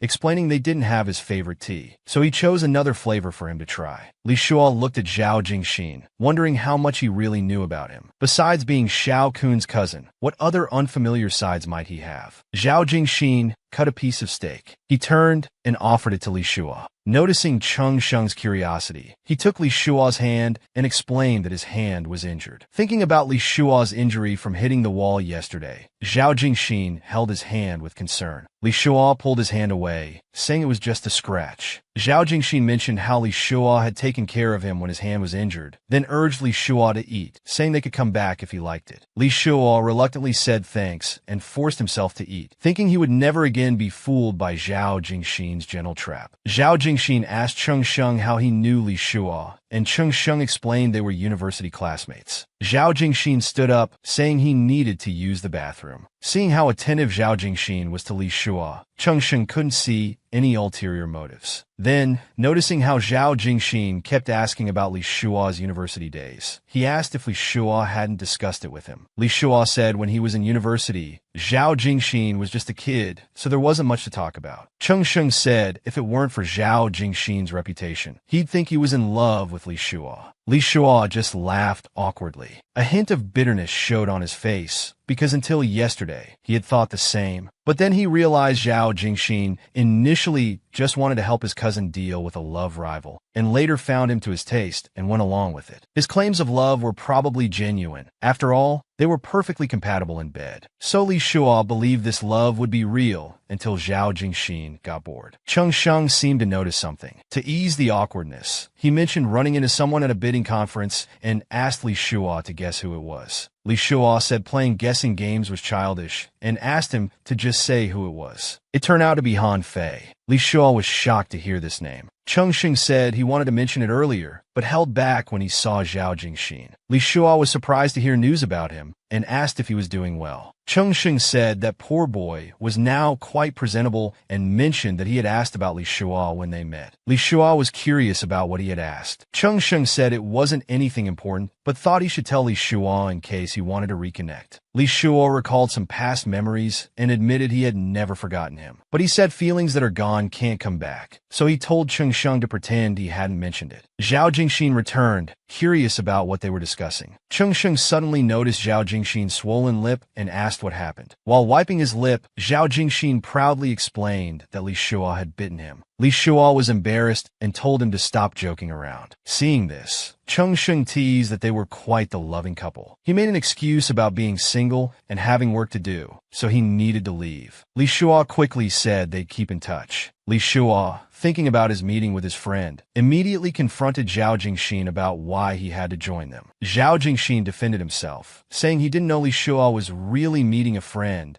and came because he was worried Li Shua might be dating someone else. Li Shua angrily stood up and told Zhao Jingxin that him dating others would happen sooner or later, and it wasn't his concern. As they walked out of the restaurant, Zhao Jingxin asked if Cheng Sheng was also gay and if he had ever pursued Li Shua. Seeing Li Shua not answering, he continued, saying that Cheng Sheng wasn't Li Shua's type anyway. Li Shua retorted that Zhao Jingxin wasn't his type either. Suddenly, Zhao Jingxin grabbed Li Shua's hand. He said he knew Li Shua liked him, then asked if Li Shua enjoyed doing intimate things with him, expressing that he liked doing them too. He then cupped Li Shua's face, asking him not to reject him and wanting to know what he could do to make Li Shua happy. Li Shua was angry that Zhao Jingxin only thought about sex. He felt disgusted that Zhao Jingxin had teamed up with someone who falsely accused and persecuted him, yet expected him to act like nothing happened. He pushed Zhao Jingxin away and turned around, telling him if he really had feelings for him, he should stop harassing him. Let them keep good memories of each other and part ways peacefully. Zhao Jingxin quickly apologized to Li Shua, saying he didn't just want sex with him. He hugged Li Shua from behind, explaining that he truly liked him, and if he could start over, he would never have agreed to help Shao Kun deal with him. Then he called him Uncle Li affectionately, asking for forgiveness and hoping they could return to how they were before. Seeing Li Shua's silence, Zhao Jingxin continued explaining that from the first time he saw Li Shua,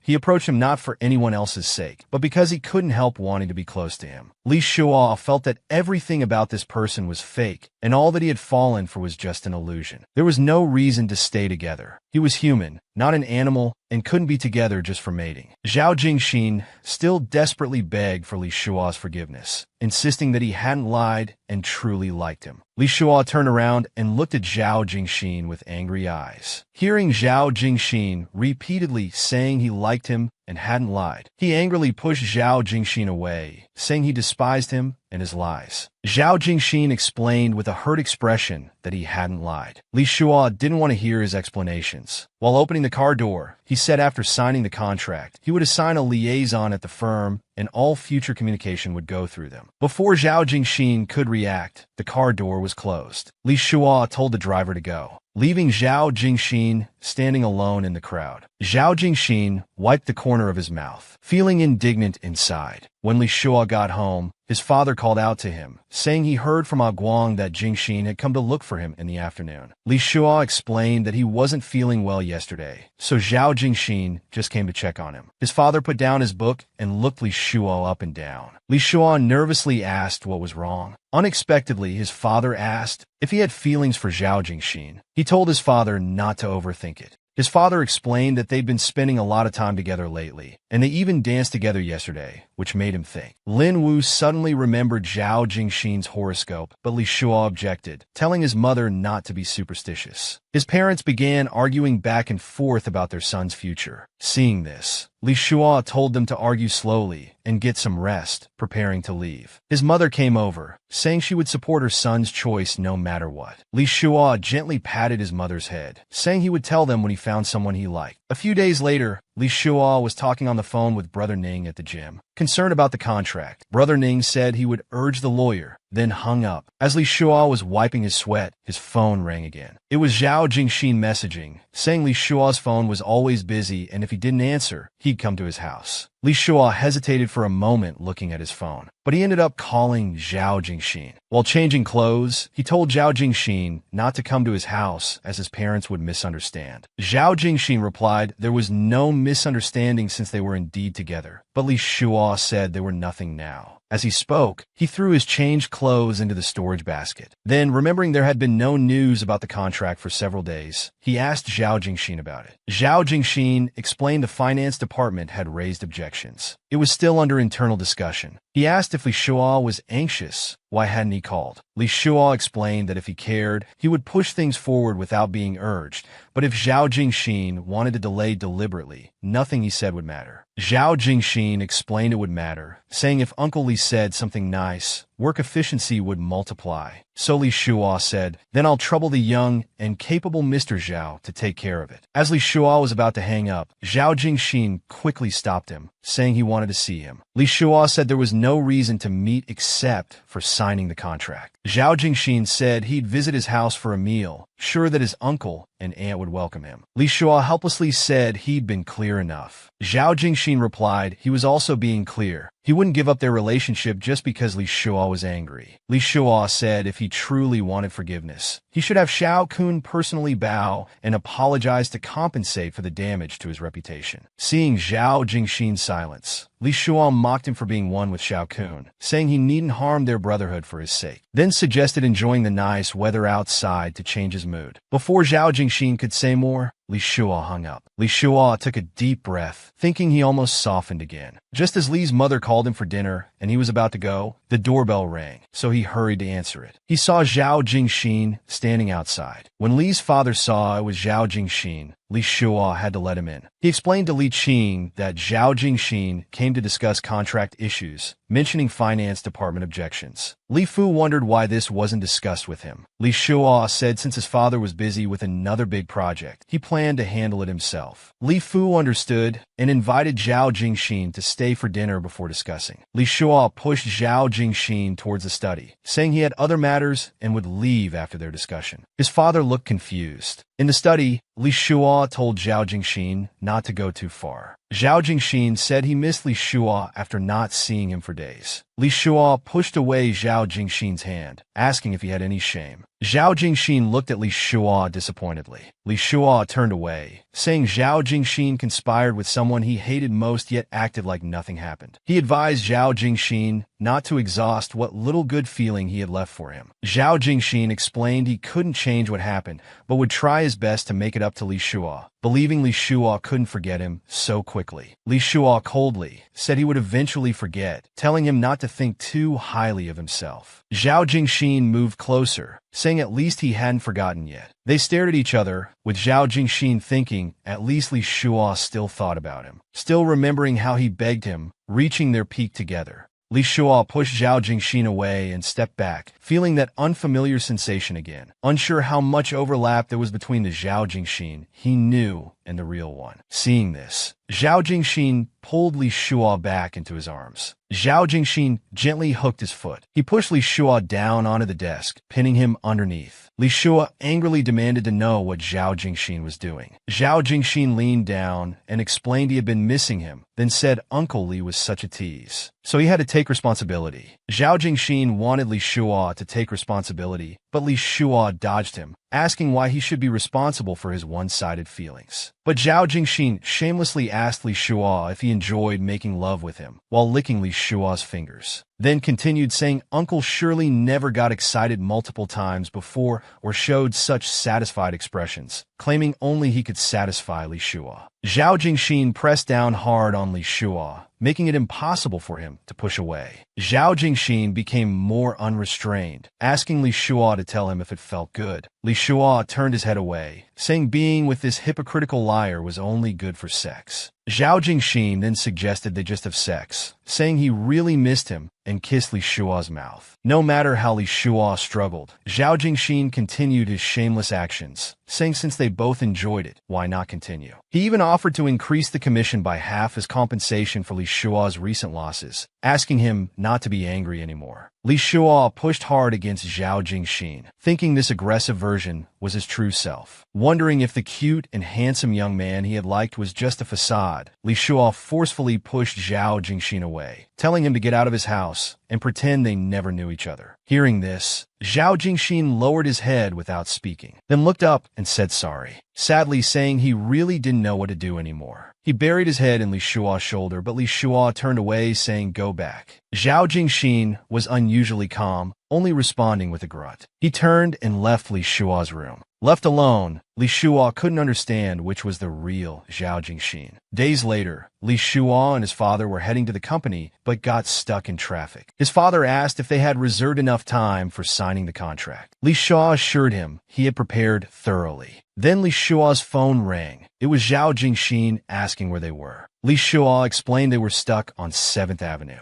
Zhao Jingxin said he would wait for them. Just then, Li Shua looked out the window and suddenly heard a boom, not knowing what happened. An explosion had occurred on 7th Avenue, where they were. Hearing the sound, Zhao Jingxin shouted Li Shua's name loudly. There was no response from Li Shua's phone. In his seat, he could clearly hear Zhao Jingxin anxiously calling his name. Then another huge explosion occurred near Li Shua's car. In the car, Li Shua hugged his father while asking where the medicine was. Uncle Guang quickly took out the medicine, which Li Shua gave to his unconscious father. He quickly asked Uncle Guang to help carry his father out of the car for CPR. After getting out, Uncle Guang anxiously tried calling emergency services but got no answer. Li Shua knelt on the ground, desperately performing CPR on his father. Looking at his unconscious father, Li Shua kept praying for him to wake up. Li Shua gave artificial respiration again and again. With all his might, he continued CPR repeatedly. Li Fu finally opened his eyes. Uncle Guang happily called out seeing Mr. Li wake up, but still couldn't get through to emergency services. Li Shua held his weakened father, realizing the car was completely unusable. The nearest hospital was 2 blocks away, and being close to the explosion site, emergency resources would surely be overwhelmed. So he decided to carry his father to the hospital on his back. Just as they were about to leave, 2 robbers suddenly rushed over with weapons, ordering them to stop. They demanded Li Shua and the other's hand over their wallets. Uncle Guang angrily told them to get lost, but the robbers were intent on taking advantage of the situation. Suddenly, there was a swooshing sound, followed by a yelp as one robber fell to the ground. Li Shua stared wide-eyed at the scene before him. It was Zhao Jingxin, who had leaped through the air and kicked the robber flying, then landed steadily on the ground. Uncle Guang and Li Shua looked at Zhao Jingxin in shock. Li Shua felt an indescribable gratitude. Zhao Jingxin saw Li Shua carrying his father.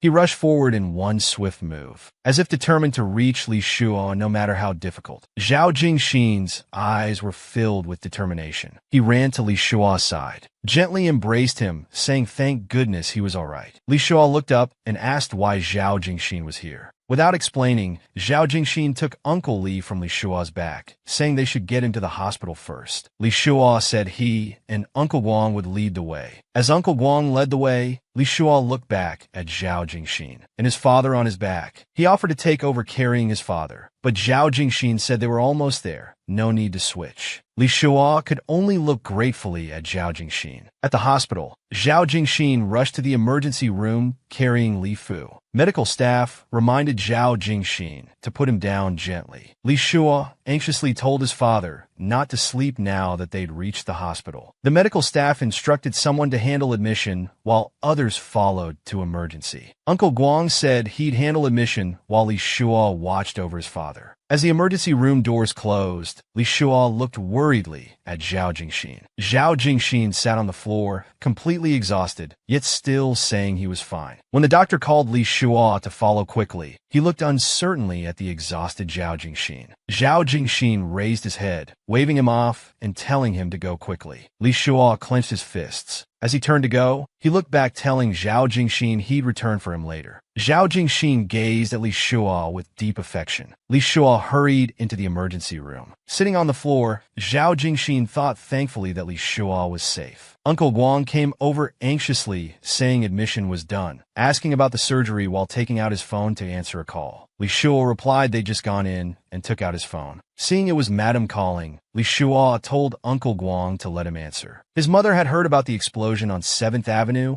and couldn't reach either Li Shuo or Li Fu by phone. She anxiously asked where they were. Li Shuo explained he'd been in a meeting and advised his mother to stay home as it wasn't safe outside. After concealing the truth and hanging up, Uncle Guang asked Li Shuo if it was really okay not to tell Madam. Li Shuo leaned against the wall, explaining he feared his mother would come if she knew, and the streets weren't safe now, so he'd wait until after the surgery to tell her. Li Shuo thought about how helpless he would have been if something had gone wrong earlier. If not for Jingxin, they probably wouldn't have gotten his father to the hospital yet. Suddenly remembering Jingxin, he asked Uncle Guang to keep watch at the door while he went to find him. Uncle Guang nodded, urging him to go quickly, saying they owed Jingxin their thanks. Li Shuo hurriedly walked outside. He saw Zhao Jingxin still sitting there on the phone. Zhao Jingxin was asking someone on the phone to arrange something quickly. After hanging up, Li Shuo walked over, crouched down, and asked concernedly if Zhao Jingxin was all right. Zhao Jingxin immediately embraced Li Shuo, saying he had been scared to death. Li Shuo gratefully hugged Zhao Jingxin back, thanking him. Zhao Jingxin gently stroked Li Shuo's back, comforting him that everything was fine now. He said Uncle would be okay too, explaining that his father had arranged for a cardiac specialist from a nearby hospital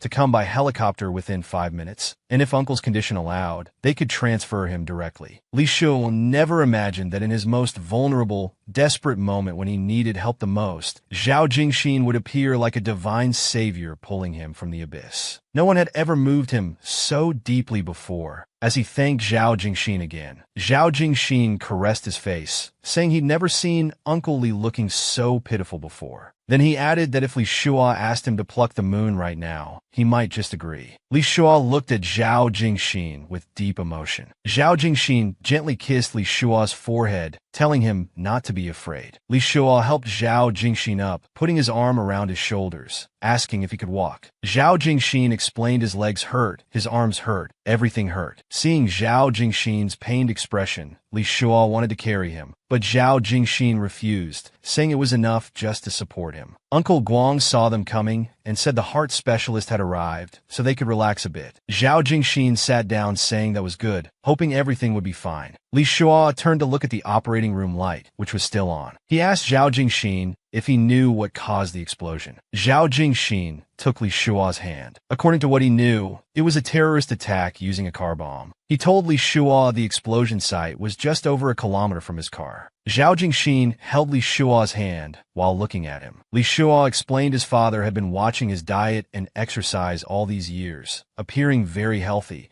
but today's shock was too sudden and severe, causing his condition. He said if Zhao Jingxin hadn't appeared in time, he couldn't imagine the consequences. Zhao Jingxin held his hand, saying it was all over now and not to blame himself. Just then, the operating room light went out. The surgery was over. When the doctor came out, before Li Shuo could ask about his father, the doctor explained that the CPR had been very effective, and thanks to getting to the hospital in time, everything was fine now. Li Shuo wept with joy as Zhao Jingxin patted his shoulder comfortingly, then turned and hugged Li Shuo, saying everything would be all right. Li Shua buried his head in Zhao Jingxin's shoulder, crying like a child, then gently pushed away from Zhao Jingxin. Zhao Jingxin playfully expressed his willingness to serve Li Shua. Then Li Shua quickly had Uncle Guang notify his mother. When his mother received the news, Li Shua comforted her, saying his father was fine and the surgery was successful, telling her not to worry. When Li's mother arrived at the hospital wanting to stay and care for his father, Li Shua said he would handle it and asked her to go home and rest. She reluctantly agreed. Meanwhile, in the tea room, Zhao Jingxin sat in a chair, lost in thought, then let out a long sigh. Li Shua came and sat beside him, thinking Zhao Jingxin had already left with his visiting uncle and aunt, surprised to find him still here. Zhao Jingxin said he wanted to stay with him. When Li Shua was about to suggest getting food, Zhao Jingxin quickly pressed his shoulder, saying it was fine. He wasn't hungry yet, and said he had just discussed his father's condition with the professor. He assured Li Shua that his father had taken good care of himself and would recover well. Li Shua lowered his head shamefully, saying his father had always seemed healthy. All these years, he had pursued his career and freedom, leaving his parents abroad. Zhao Jingxin stroked Li Shua's head, comforting him not to think that way, adding that they would be proud of him for carving out his own path. Li Shua saw Zhao Jingxin's sincerity and said thank you.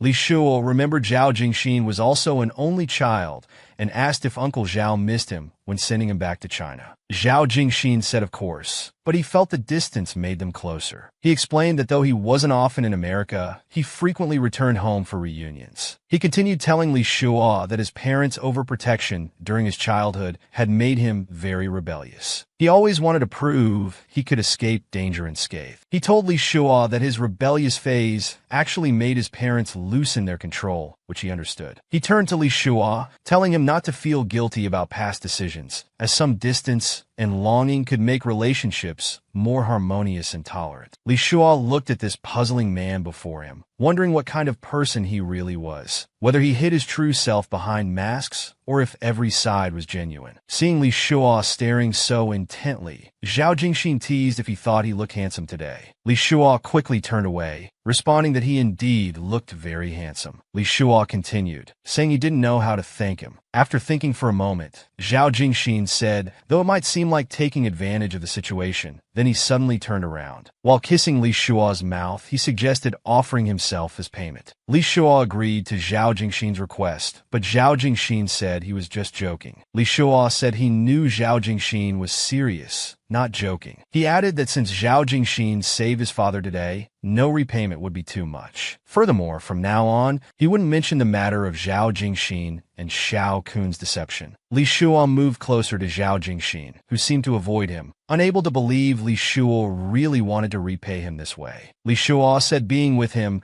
was indeed comfortable and wouldn't be a sacrifice, unless Zhao Jingxin had other requests. Zhao Jingxin seemed somewhat disappointed, thinking Li Shua believed everything he did today was just to coerce him into bed. Li Shua explained that Zhao Jingxin saved people out of compassion, but he wanted this, and it was all he could give him. As they drew closer, Zhao Jingxin suddenly said he wanted more than just this. He gently caressed Li Shua's face. Li Shua held his hand and looked up at him, suggesting they should get to know each other again. Rebuild trust. Li Shua felt this incident could be an opportunity to break past barriers and start anew, return to how they were initially. Perhaps their fate was meant to bind them longer and further. Hearing this, Zhao Jingxin froze for a moment. Suddenly, he burst out laughing. Li Shua watched the laughing Zhao Jingxin, confused. Zhao Jingxin called out Uncle Li, saying he really admired him because no one had ever dared treat him this way, then expressed that he really liked Li Shua's proposal. At this moment, Zhao Jingxin reached out to touch Li Shua's waist, then suddenly embraced him. Before Li Shua could react, he passionately kissed his lips. At this moment, they responded to each other's kisses. Then, Zhao Jingxin slowly pressed Li Shua down onto the sofa. He smoothly removed Li Shua's shirt, instantly exposing his snow-white shoulders. Then came another gasp. Li Shua told Zhao Jingxin not here, but Zhao Jingxin ignored him, continuing to explore Li Shua's body. Li Shua pushed him away forcefully, explaining there were security cameras here. Zhao Jingxin lowered his head without speaking. Li Shua adjusted his clothes while looking at Jingxin puzzledly. Zhao Jingxin held Li Shua's caressing hand tightly. He found Uncle Li too tempting, saying he couldn't control himself. Li Shua tied his tie while telling him to stop fooling around, explaining there were cameras everywhere in the hospital. So Zhao Jingxin said, fine, at least let's rest for a while. Li Shua sat on the sofa while Zhao Jingxin lay across his legs. As Li Shua stroked Zhao Jingxin's head, he wondered if he had made the right decision about their relationship this time, thinking about all the complicated relationships between himself and Zhao Jingxin. Perhaps this was truly the only way out.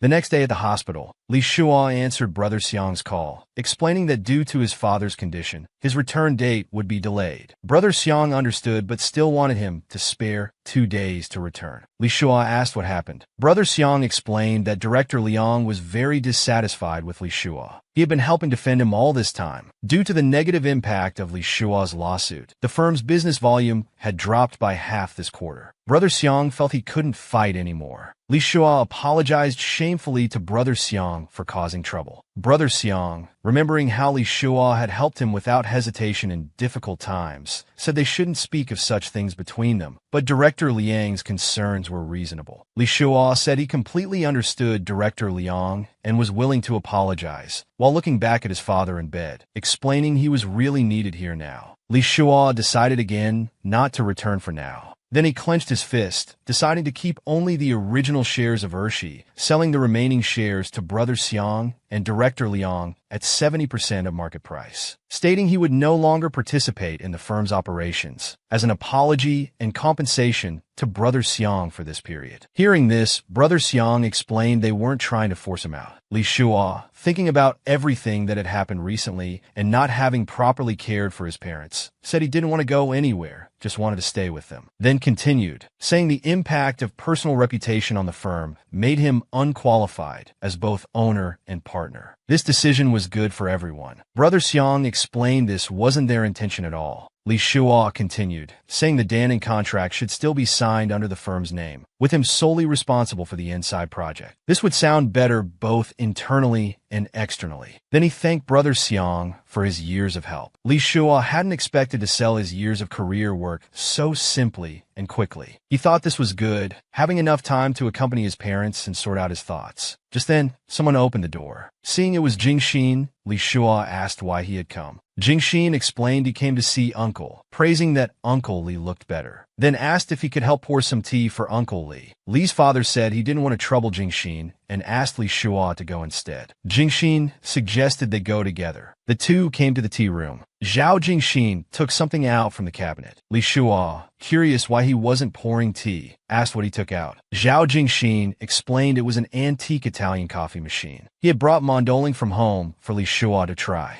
Li Shua wondered how he discovered it. Zhao Jingxin explained the hospital director told him privately. Zhao Jingxin brewed a cup for Li Shua to taste, watching him expectantly, asking how it was. Li Shua drank it while saying it was great, expressing his desire to find and buy the same coffee machine. Then he thought about Xiang Ning's situation, wondering if Director Liang could be convinced. Zhao Jingxin noticed Li Shua's unease and said he didn't look well today. Li Shua said it was nothing. Zhao Jingxin asked if Li Shua didn't want to tell him. Then, touching Li Shua's face, he asked if their new relationship didn't include sharing worries and joys. Li Shua explained some troubles weren't necessary to share with others. Looking at Zhao Jingxin, he thought about how the one who forced him to sell the firm was also his father's lifesaver, and himself. What else could he say? Zhao Jingxin resignedly said okay, then put the cup on the table. Embracing Li Shua's neck, he said although Li Shua didn't want to share his troubles, he had a way to make him temporarily forget them. Li Shua curiously asked how. Zhao Jingxin whispered in Li Shua's ear, making love. Li Shua teased Zhao Jingxin. In his eyes, could everything be solved with making love? Zhao Jingxin said of course. Why else would humans and animals be so passionate about it, playing for millions of years without getting bored? Walking to the door, he asked Li Shua if he knew what else the director told him besides about the coffee machine. Li Shua curiously asked what else. The director had told him the security guard's name, and that for just one pack of cigarettes, he would temporarily turn off the tea room surveillance. Then he locked the tea room door. Li Shua's face was already red with embarrassment. Zhao Jingxin said, after treating Li Shua to such good coffee, how should he repay him? Li Shua asked how Zhao Jingxin wanted to be repaid. After thinking for a moment, Zhao Jingxin said he wanted to watch Li Shua undress himself. Li Shua blushed, not expecting this request from Zhao Jingxin. So he began unbuttoning his clothes. Li Shua's entire body was flushed, hormones permeating the air. Zhao Jingxin looked at the delectable Li Shua. Unable to hold back anymore, he suddenly pushed him down on the sofa, one hand gripping the sofa tightly to put more effort into his movements. The room was filled with their moans. Li Shua reminded Zhao Jingxin to be quieter. They might be heard. They continued exploring each other's bodies, like coffee overflowing from the cup. A week later at the hospital, Li Fu had recovered and was preparing to leave the hospital. While walking, he asked Li Shua if Jingxin would come again. Li Fu wanted to drink Zhao Jingxin's coffee again. Li Shua explained he was busy and couldn't come, saying they'd have coffee next time. Li Fu was somewhat disappointed and asked Li Shua to return to the ward after completing the paperwork. Li Shua acknowledged and entered the elevator. Suddenly a voice said, "Please wait." Li Shua looked up, feeling the voice was familiar. Someone opened the elevator door, then stood there somewhat surprised. Li Shua was also shocked to recognize the man before him. It was Han Fei. Han Fei called out Xiao Shua. They both stood stunned at the elevator entrance, staring at each other. Li Shua squeezed out of the elevator. He almost fell from unsteadiness. Han Fei quickly grabbed him, warning him to be careful. Li Shua looked at Han Fei before him, saying he didn't expect to meet him here. While exchanging pleasantries, Han Fei asked curiously why Li Shua was here. Li Shua explained his father was hospitalized, but was fine now. He then asked why Han Fei was here. Han Fei explained his mother had fallen, but it wasn't serious. They fell into an awkward silence. Then they suddenly both mentioned Cheng Sheng at the same time, and both laughed. Li Shua mentioned hearing from Cheng Sheng that they had met, then said his father was being discharged today, and they were having a gathering, asking if Han Fei would like to have dinner another day. Han Fei readily agreed, and was about to give Li Shua his phone number, but Li Shua recited it from memory. Han Fei was surprised Li Shua still remembered. Li Shua said Han Fei hadn't changed his number, then softly added that he hadn't changed his either. Han Fei said somewhat reluctantly that they'd be in touch another day, then turned to enter the elevator. Suddenly, he turned back to ask if Li Shua was doing well. After a moment's hesitation, Li Shua said yes, then asked Han Fei the same. Han Fei looked at Li Shua tenderly and said he was doing very well too. The elevator doors were about to close. Li Shua watched Han Fei, thinking how unexpected it was to meet him again. If asked who was the man Li Shua loved most in his life, he would unhesitatingly say Han Fei's name. He once believed their souls were highly compatible and had prepared to spend his life with him, but they still separated. Han Fei not only influenced Li Shua with his calm, unhurried personality, but also affected his aesthetic taste, making every person Li Shua liked afterwards somewhat resemble Zhao Fei. Only Zhao Jingxin was different. Li Shua suddenly came back to his senses, wondering why he thought of Zhao Jingxin at this moment. His phone rang. It was his mother calling after Li Shua told her the discharge was complete, saying she would come now. Several days later, in Enden Group's meeting room, Li Shua sat before a computer looking at contracts. He suddenly sighed helplessly. He felt that signing this name gave him the sensation of being stripped of a layer of skin. He never imagined selling the business he had built with such effort would feel like this. Zhao Jingxin walked up behind him and placed his hand on Li Shua's shoulder. He bent down for a passionate kiss. Then Zhao Jingxin asked if he planned to sign the contract today. Li Shua pushed him away, saying he came at the right time. Li Shua stood up explaining that before signing, there was something Zhao Jingxin and Uncle Zhao needed to know. Afterward, they could decide whether to continue cooperating with the firm. Zhao Jingxin unhappily stated the contracts were already processed, asking what reason there could be not to cooperate. Li Shua adjusted his tie while explaining he had sold his shares in the firm, keeping only some original shares, and would no longer participate in the firm's operations. Zhao Jingxin looked shocked. Li Shua continued, saying Zhao Jingxin could find better partners, but if they still wanted to cooperate with his firm, he would serve as was a consultant, specifically coordinating Enin's projects, guaranteeing the service quality wouldn't decline at all. Zhao Jingxin apologized to Li Shuo with self-reproach. Zhao Jingxin apologized. Li Shuo, holding documents, said without looking up, discuss it with your uncle. Whatever the result, I'll respect your decision. I can also recommend my friend's firm. Zhao Jingxin continued dejectedly. I never meant to affect your career. You interfered with my brother and Li Qingxiu's relationship. I just wanted to help my brother. Li Shuo asked. Is that what he told you? Zhao Jingxin stared with innocent eyes. Isn't it true? Li Shuo hesitated, then said, forget it. Let's not discuss this now.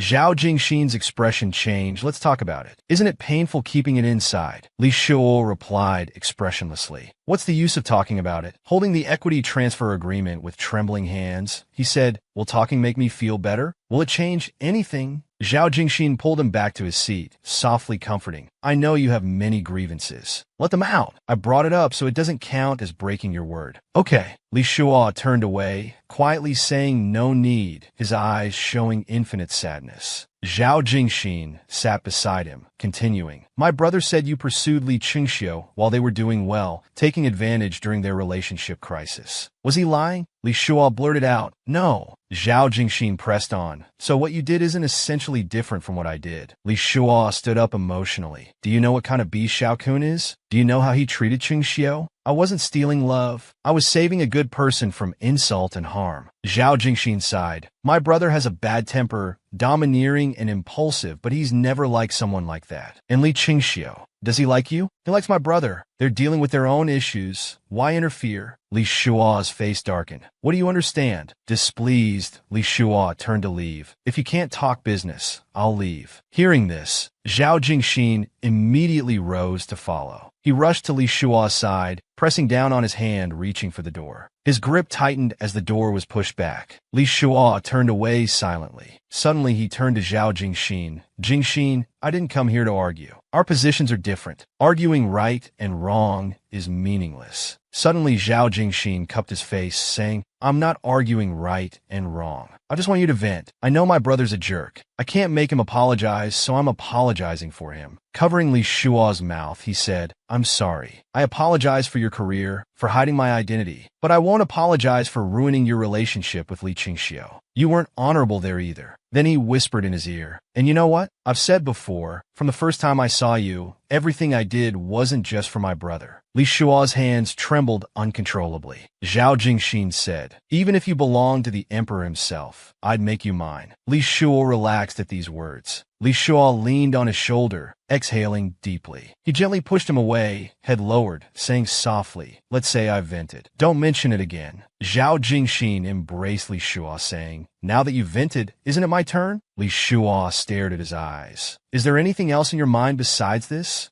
Unexpectedly, he kissed Li Shuo directly on the lips, saying, I'm not neglecting work or life. What's wrong with that? Li Shuo tried to refuse, saying he had things to do today. At that moment, he inadvertently dropped the contract in his hand. He angrily pushed the other shoulder. Zhao Jingxin asked, what's so urgent that can't wait for our time together? Just then, Li Shuo's phone rang in his pocket. He pushed Zhao Jingxin away. I really have something to do. Li Shuo answered the phone, softly asking, is that Fian? Zhao Jingxin's expression turned sour, seeing him take the call. Li Shuo asked, the usual place? Okay, the usual place. Pointing at Zhao Jingxin, he said, I'll go first. Let me know after you discuss with your uncle. Zhao Jingxin leaned close to his ear, whispering, baby, are you going on a date? Li Shuo calmly replied, just meeting an old friend. Zhao Jingxin became very sad. An old friend with a usual place? Could it be your ex-boyfriend? Li Shuo blurted out, that's right. Zhao Jingxin said sadly, why? You won't even try to comfort me? Li Shuo replied, I don't like lying. There's no need for that. Zhao Jingxin lowered his head dejectedly, slowly moving closer. What if I don't let you go? He pressed tightly against Li Shuo's body. Li Shuo suddenly felt very nervous, gulping. Zhao Jingxin stared intently into his eyes. Li Shuo returned the same gaze. What reason do you have to stop me? Zhao Jingxin lowered his head. I guess I really don't have any reason to stop you.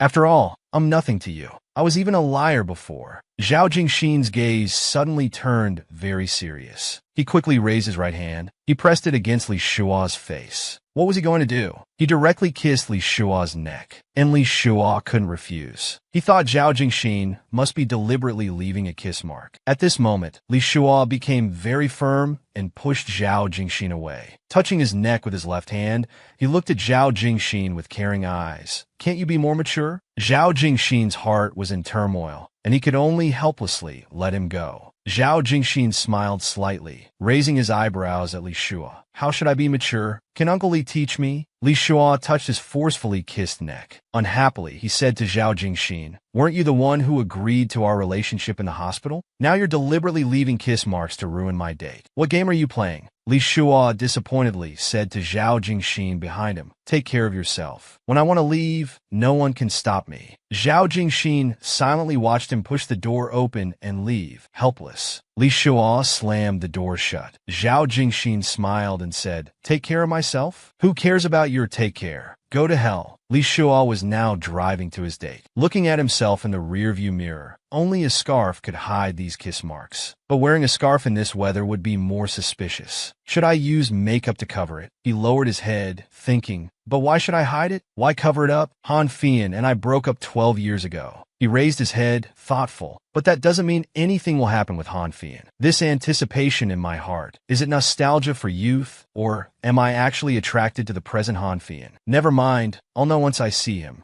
He opened the door, wearing an immaculate suit, graceful and poised, truly a talented figure. Not bad. The man reading ahead was indeed Han Fei. Time seemed to have left no marks on his face. As he was reading, the sunlight reflected dazzlingly. Just then, he noticed the person he had invited. His old flame Li Shua, unseen for many years. He looked up, his gaze soft, smiled slightly, and complained to Li Shua, hey, you're late again. Li Shua arrived tardily and smiled awkwardly. Ah, sorry to keep you waiting. The other replied, I just got here too. Have a seat. Having not met for so long, the atmosphere suddenly became awkward. Han Fei sat down and initiated conversation. This place hasn't changed much. Even after all these years, Li Shua replied, looking down. Yes, but the furniture has been updated quite a bit. Han Fei's fingers lightly rested on a book. Li Shua added, and people too. Han Fei continued, time flies. 12 years have passed. You've changed quite a bit, looking so steady and elegant now, but still as gentle as ever. Li Shua said plainly, you don't seem to have changed much. Hearing this, Han Fei didn't know what to say. Then he suddenly noticed the kiss mark on Li Shua's neck and asked surprisingly, what's that? A mosquito bite? Li Shua lowered his head embarrassedly. I'm sorry, this seems a bit foolish. I didn't want to come out like this, but it happened suddenly. Unexpectedly, Han Fei changed the subject casually. What kind of person is he? Li Shua covered his neck, quite shy. He's a playful person.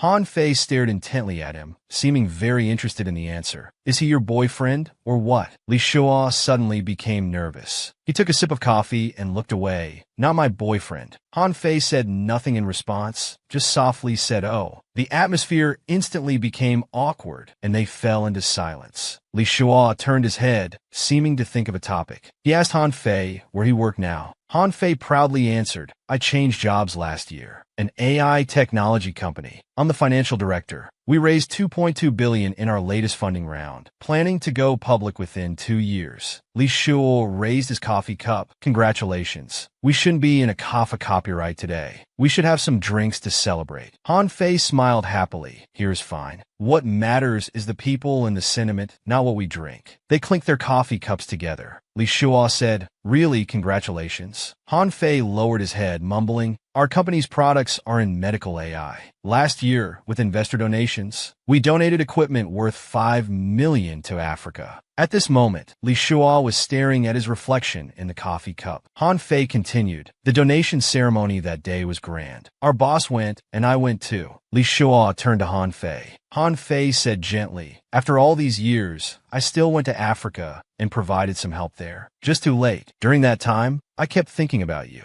Li Shua suddenly became very sad and said, Fei, I've always wanted to apologize. I was so immature back then, I didn't understand your difficulties. Han Fei continued, I wanted to apologize too. You know, my parents came to America illegally. I really couldn't refuse that $50,000 annual salary back then, but I broke our promise. The two began to open up to each other. Li Shuo continued, Fian, I'm sorry this apology is 12 years late. I hope you dash, Han Fian interrupted. Xiao Shao, no one owes anyone anything. We were just too young then. At that time, I thought if you loved me, why couldn't you stay for me? You thought if I loved you, why couldn't I go with you? Actually, when I was with you, I never stopped feeling inferior. Going our separate ways was inevitable. Li Shuo immediately comforted him. Fian, you have no reason to feel inferior. You were perfect to me. Han Fei paused slightly at his words, then said, Xiao Shuo, you're the one who's truly perfect. You never know how others see you. Probably much better than you imagine. Li Shuo listened to his words. He politely replied, Thank you. I was handsome when I was young. Now at 30, you've become even more charming. I'm not like that. Han Fei touched his cheeks. These years I've focused solely on work, turning into an old man. Li Shuo said to Han Fei, Seems you've been too busy these years. No time to look in the mirror. We're all ordinary people, but you haven't changed much, still the same as before. Han Fei smiled. You're still so good with words. Time flies too fast. Next year will be my zodiac year. Hearing this, Li Shuo showed surprise. You're also Year of the Goat? The other replied, Yes. Did you forget? I'm 1 year older than you. Li Shuo scratched his head, embarrassedly saying haven't forgotten. He thought about how there were 2 goat years, one 11 years younger than him, who he'd spent the night with 2 days ago, and one a year older sitting in front of him reminiscing about the past. He seemed lost in thought for a while, not speaking, until the other called his name, and he finally looked up. Xiao Shuo. Li Shuo stood up, curiously walking towards him. Han Fei finally gathered courage. These years, actually, I've always... Before he could finish, Li Shuo's phone buzzed with a picture of a naked man. Han Fei happened to see this. Li Shuo nervously said, Sorry, I need to take this call. Han Fei could only cough to hide his embarrassment. Li Shuo picked up the phone. Hello, what's wrong? He heard Uncle Li from the other end. My power's out. You dash. Before he could finish, Li Shuo interrupted. I have something to do. Zhao Jingxin said. I'm scared, dash. Li Shuo angrily cut in. How old are you to be afraid? Zhao Jingxin replied. Can adults be afraid of the dark? Uncle Li, will you come keep me company? Li Shuo thought, is this kid trying to trick me? But what if he's really afraid? Seeing the situation, Han Fei turned to him and said, If you really have something to do, go ahead. Today was just a casual chat anyway. Li Shuo thought. Fian probably saw the caller's photo just now. It's a good time to leave and ease the awkwardness. So he said into the phone, Wait a moment. He hung up and looked up at the other person. Fian, I'm really sorry. Let's keep in touch, okay? Fian reluctantly agreed. Han Fian's eyes showed a trace of sadness. Li Shuo raised his hand and patted the other's head. I'm very, very happy to see you doing well. Han Fei replied, Me too. At this time, a crescent moon hung in the sky. Li Shuo knocked on the door, bang, bang, bang. With a click, the person inside opened it. Zhao Jingxin immediately hugged Li Shuo, calling out Uncle Li. They embraced at the doorway. The man held his little darling tightly. Almost ran a red light. Was I not quick enough? But he stared intently at Uncle Li. How was your date? Did you have fun? How do you feel seeing your old friend doing well? When did you change my caller ID picture? That's too reckless. What if my parents saw it? Zhao Jingxin looked at him affectionately. I want you to think of me all the time. Did it affect your reunion with your ex-boyfriend? Uncle Li warned him not to act up, saying he would get angry. After all, it had nothing to do with who he was meeting. It was impolite to meet anyone with such a mark, but he didn't care about these opinions. He directly pulled open his collar wide. Then give me one too. We'll be even. She watched as the man came very close and had to reluctantly push him away. After all, I'm not as childish as you. Li Shuo looked up at the emergency light. It's bright enough, isn't it? The man held on to him, not letting go. It's not enough. I want you to stay with me. So he had to go cook for him. But this person was like a clingy spirit, following wherever he went, holding Zhao Jingxin tight, greedily taking in his scent. What kind of person is your ex? Uncle Li immediately replied, a very good person. This unintentionally made him extremely jealous and unhappy. But this person seemed unaware and actually listed Fei's merits endlessly. How could such a good man become an ex? Li Shuo had to explain again. After college graduation, I went to teach in Africa. We split up because he didn't go. He even thought his ex had difficulties, but Zhao Jingxin didn't think so. What difficulties could he have? Those are all excuses. Fei came from a poor family and had just found a job. I didn't care about money, but that doesn't mean he didn't have to care. If your ex really cared about money, he shouldn't have broken up with you.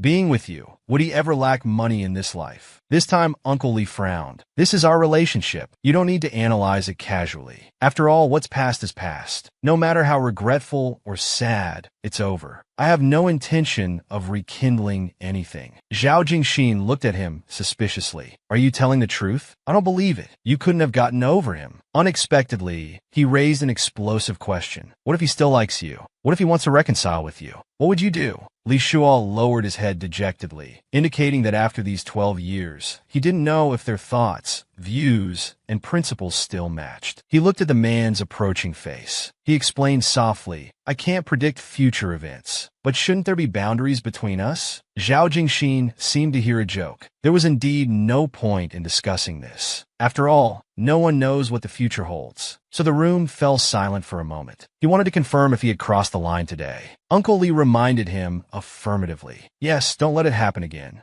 Uncle Lee, you really are heartless. I suddenly understand why you have an ex-boyfriend. Li Shuo made no comment on this. I have feelings for everyone. I treat everyone sincerely. If we can't be together, it's just that the fate isn't right. He suddenly raised his head upon hearing this. You always act like some great romantic. My brother turned his life upside down for Li Qingshou. But you, have you ever truly been heartbroken? Li Shuo felt a surge of anger inside. You think acting foolishly equals deep love? Well, I'm not a kid like you. He hit the man with a direct blow. You played around all over North America, gained quite a reputation. I'm called cold-hearted, but does that make you deeply passionate? Your past belongs to you. My past belongs to me. We have no right to question or blame each other. That's what I mean by boundaries. Who I date, whether I'm passionate or cold-hearted, who I'll end up with, that's my freedom. Can we stop this topic now? Zhao Jingxin tightly gripped his arm, the strong anger inside, making him uncomfortable. After they both fell silent for a moment, he was the first to break the tense atmosphere. I was wrong. I crossed the line. Uncle Lee, please don't be angry with me. But our Uncle Lee wouldn't hear it today. We're not suitable for interaction and communication. Just as he was about to open the door, the sulking person suddenly embraced him. Zhao Jingxin acted as if nothing happened and whined. I won't let you go. I'm afraid of the dark. Can you stay for me? Then I hope you can respect each other in the future. Don't question my life and feelings anymore. I'm serious. You must do this. Zhao Jingxin leaned forward and gently kissed his cheek. Looks like we're better off just communicating in bed. So a few days later, Li Shuo attended a wine party. A few days ago, he had met with Fian, but had to leave early due to something urgent. Today, he specially invited her to make amends. However, his friend seemed to misunderstand something. I didn't actively contact Han Fian. We just happened to meet at the hospital. Li Shuo said he was very happy that he was doing well, even happier than if he himself was doing well. His friend expressed complete confusion. Sometimes you really radiate this competitive aura, making a cross gesture on his body. Do you still have feelings for him? Li Shuo responded that too much time had passed to have feelings, but he still admired him. However, speaking about such things isn't always genuine. After all, feelings have nothing to do with age. It's about fate. But Li Shuo still asked his friend to keep an eye on Han Fei. If any unreliable people in the circle approach him, you must warn him not to trust the wrong person. His friend responded with dissatisfaction. He's been working on Wall Street for years and is about to become a shareholder in a public company. Do you still see him as a poor boy? Their conversation hadn't ended when the subject himself arrived at the scene, well-dressed and cheerfully waving at the two, completely unaware. After meeting, their eyes seemed to only see each other, frustrating their friend who shouted, "Am I invisible? At least compliment my recent fitness results." Li Shuo pointed to the rows of wine opposite them. Today's private wine tasting allows orders. Your stocks have dropped recently. Better drink more while you can. Fei looked at him supportively. I can order wine for the company. Xiao Shuo, come recommend some to me. The fitness enthusiast friend standing between them sighed. Who would have thought after all these years, they still look so good together? His friend sat down nearby, seriously tasting the wine. Han Fei wanted to talk to him privately, so he suggested, Xiao Shuo, let's go rest. Li Shuo led him to taste some pastries. They gradually shed the unfamiliarity of meeting again, and the atmosphere became somewhat unusual. But beautiful moments are always interrupted. A hand suddenly pressed down on the man's shoulder. Unexpectedly, it was Zhao Jingxin who had arrived at the scene. A hand patted the other person's shoulder and intimately called out Uncle Li. He seemed to feel an intense gaze and instantly turned to look at this man. Then he confidently and calmly extended his hand. "Hello, I'm Zhao Jingxin. What's your name?" After politely greeting everyone, he sat down right next to Li Shua, pressing close, and then suddenly took his wine glass. As if claiming ownership, he took Uncle Li's wine glass and took a small sip. Li Shua was very confused about why he came back. The man seemed to read his mind and explained, "I was bored and wanted to find you, so I asked Uncle Guang where you were. Since we're all here together, let me formally introduce everyone." But before he could finish, young Mr. Zhao interrupted. "No need for introductions. Ex-boyfriend, right?" "I know. So how do you plan to introduce me?" Li Shua pointed at him very casually. "Fian, this is my friend." The man unhappily shouted, "That's it." Li Shua was a bit afraid of this loudmouth. He didn't want to cause a scene in public with any shocking statements. Then he suddenly leaned forward to examine the man. "Uncle Li, is wearing bow ties on dates your personal fetish? You really are adorable." Uncle Li, being teased again, turned his head away reservedly, stubbornly claiming it was just casual wear. Zhao Jingxin didn't believe his excuse. Then his eyes suddenly lit up as if he had guessed their secret. The two people opposite slightly lowered their heads, showing some shyness on their faces. There was indeed a feeling that belonged uniquely to them. "You two plan to wear bow ties together, right?" "But Brother Fei, why do you look so serious? I believe this is our first meeting." Fei directly denied knowing him, but he started talking to himself. "I wouldn't forget meeting such a handsome man as Brother Fei." Li Shua felt a bit jealous hearing this. Zhao Jingxin's eager expression was just like when they first met on the plane. Suddenly, he didn't want to stay anymore. "Fei, let's go get something to eat. You seem a bit drunk." Han Fei was confused about how Xiao Shu knew him. The man seemed somewhat unhappy but still explained, "He's my father's friend's son." So they went to the dining table. As rivals naturally eye each other with hostility, Zhao Jingxin suddenly shouted, "Brother Fei doesn't seem to handle alcohol well." After saying this, he picked up a fork and quickly speared fruit from a delicious small cake. He wanted to give the fruit to Li Shua, saying there was only one piece for him. Li Shua felt awkward, expressing he didn't want to experience such a dramatic scene again. But he still took the fork. After tasting it, Zhao Jingxin suddenly shouted, "So sweet," then turned to look at Han Fei's position. "Do you like sweets?" Just as Fei said he was okay with them, a plate of small cakes was pushed in front of him. The person explained he hadn't tried these ones yet. Li Shua looked at him puzzled. What was this guy doing? He couldn't have really taken a liking to Han Fei, could he? This guy was still deliberately teasing. "Why do I feel Brother Fei doesn't like me much? Have I offended him before?" Li Shua wouldn't allow others to talk like this. He quickly answered, "What are you saying?" Fei is just naturally shy.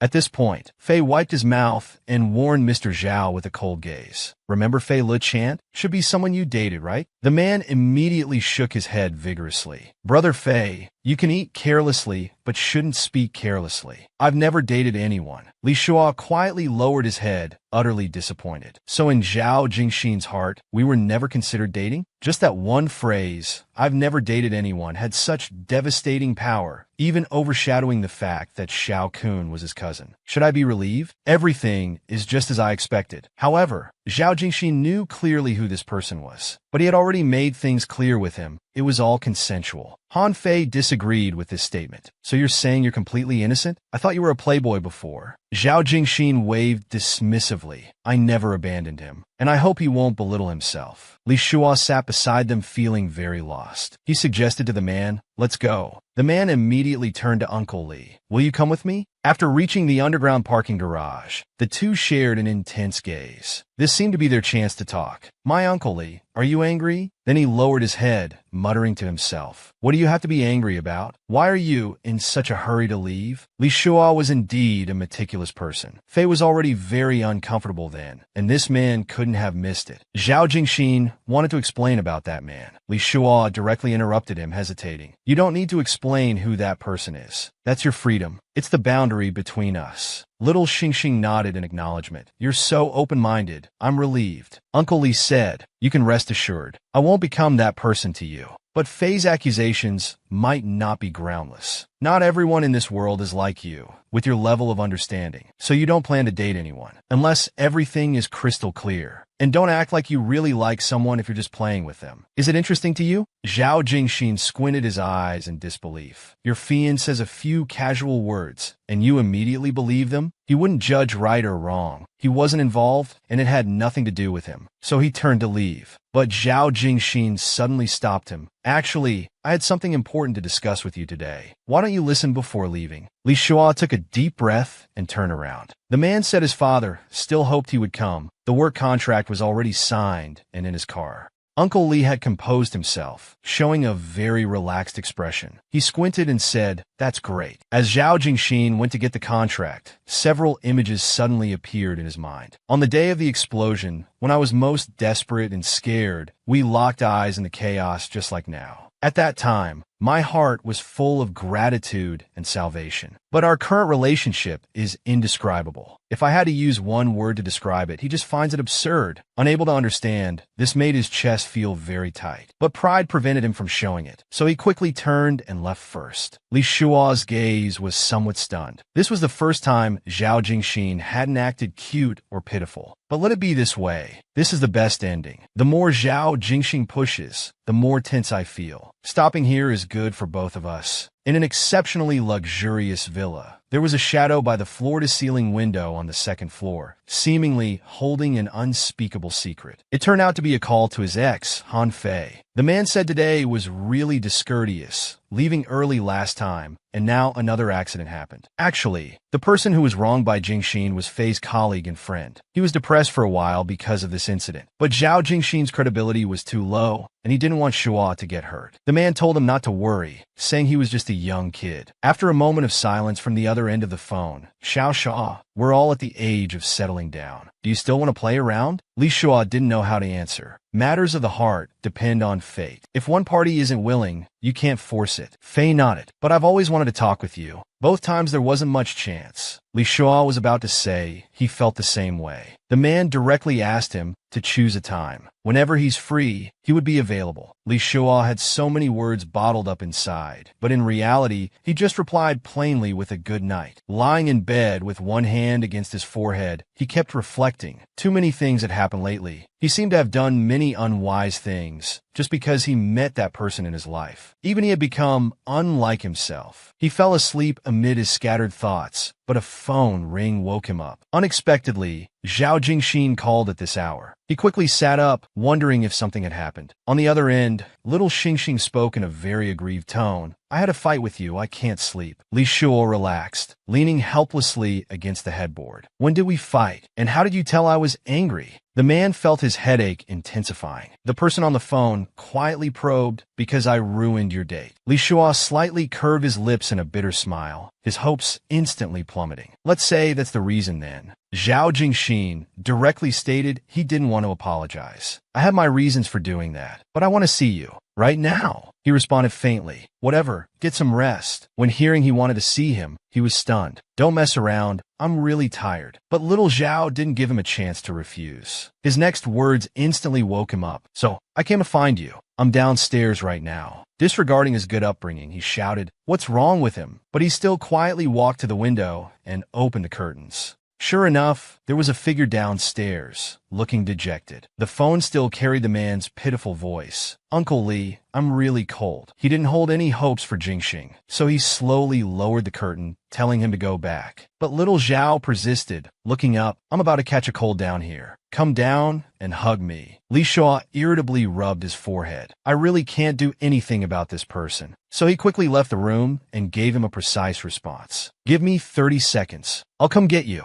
The poor thing on the other side counted numbers rapidly, giving Uncle Li no time to react while going downstairs. The man said he needed another 10 seconds. Zhao Jingxin readily agreed, but he had conditions. He must get 10 more kisses. As he counted the last second, the door burst open. Li Shuo ran to him, panting. He immediately hugged his beloved man, while Uncle Lee thoughtfully put a coat over him. He decisively gave him a gentle kiss. Now they were cuddling by the bed. His strong hands forcefully turned Uncle Lee around, then gazed at him with expectant eyes. Since their relationship had progressed further, they needed an easy pet name. This should be thought up by Uncle Lee himself. Li Shua begged to be spared. Zhao Jingxin said he'd stop teasing him. Tell me when you think of one, but don't reject me again. The phone showed it was already 8 a.m. He usually woke up around this time anyway. Looking back at the well-behaved man, he couldn't help stroking the man's hair. We have breakfast at 8:15 at my house. I'll have them bring it to the room. Later I'll take you out, away from here. Little Zhao showed an impatient expression. I'll leave after your parents go out. Does this make us look like we're having an affair? Uncle Guang brought up 2 breakfast portions with confusion. Having double portions today? Is work pressure high? Take care of your health. Let me know if you need more. He hurriedly took the breakfast from Uncle Guang's hands and nodded with satisfaction. It's enough. Thank you, Uncle Guang. At this moment, Zhao Jingxin peeked his head out slightly and suggested, I should hide naked in the closet. That would make this affair more realistic, right? So they sat by the sunlit window, enjoying their respective portions of breakfast. Little Zhao picked up his meal and remarked thoughtfully, it feels nice to have breakfast with someone. Li Shua suddenly lifted his head. After all, he had imagined this in his heart for a long time. He observed this man bathed in sunlight, not knowing when he had already walked into his heart. Seize the day. Why worry about the past and future? Enjoying the moment is the best way to not waste precious time. That's what he thought, and that's what he did. He gently reached out his hand and touched little Zhao's soft lips. His slender fingers casually caressed them, then wiped away the jam from the corner of his mouth. Unexpectedly, after withdrawing his fingers, he lightly licked them. This subtle gesture was truly alluring. Obviously, Zhao Jingxin gulped, staring intently at the man with a dazed expression. You're teasing me early in the morning. Face the consequences. Surprisingly, Li Shua showed no fear. You're in my territory now. Watch yourself. He stared deeply at the man before him, suddenly feeling the small bread in his hand lost its appeal. Seeing his expression, Li Shua laughed heartily, pleasantly patting his shoulder. All right, just eat properly. The man expressed that he was no fun, leaving conversations unfinished. So irresponsible. Let's just stay like this. He didn't elaborate on these words, just sighed slightly, undoubtedly leaving room for imagination. Looking at Li Shua, his thoughts secretly stirred. What did he mean by stay like this? Did this kid even understand such things? But now wasn't the time to think about that. He directly pushed the man away mercilessly. While my parents are out, you should leave too.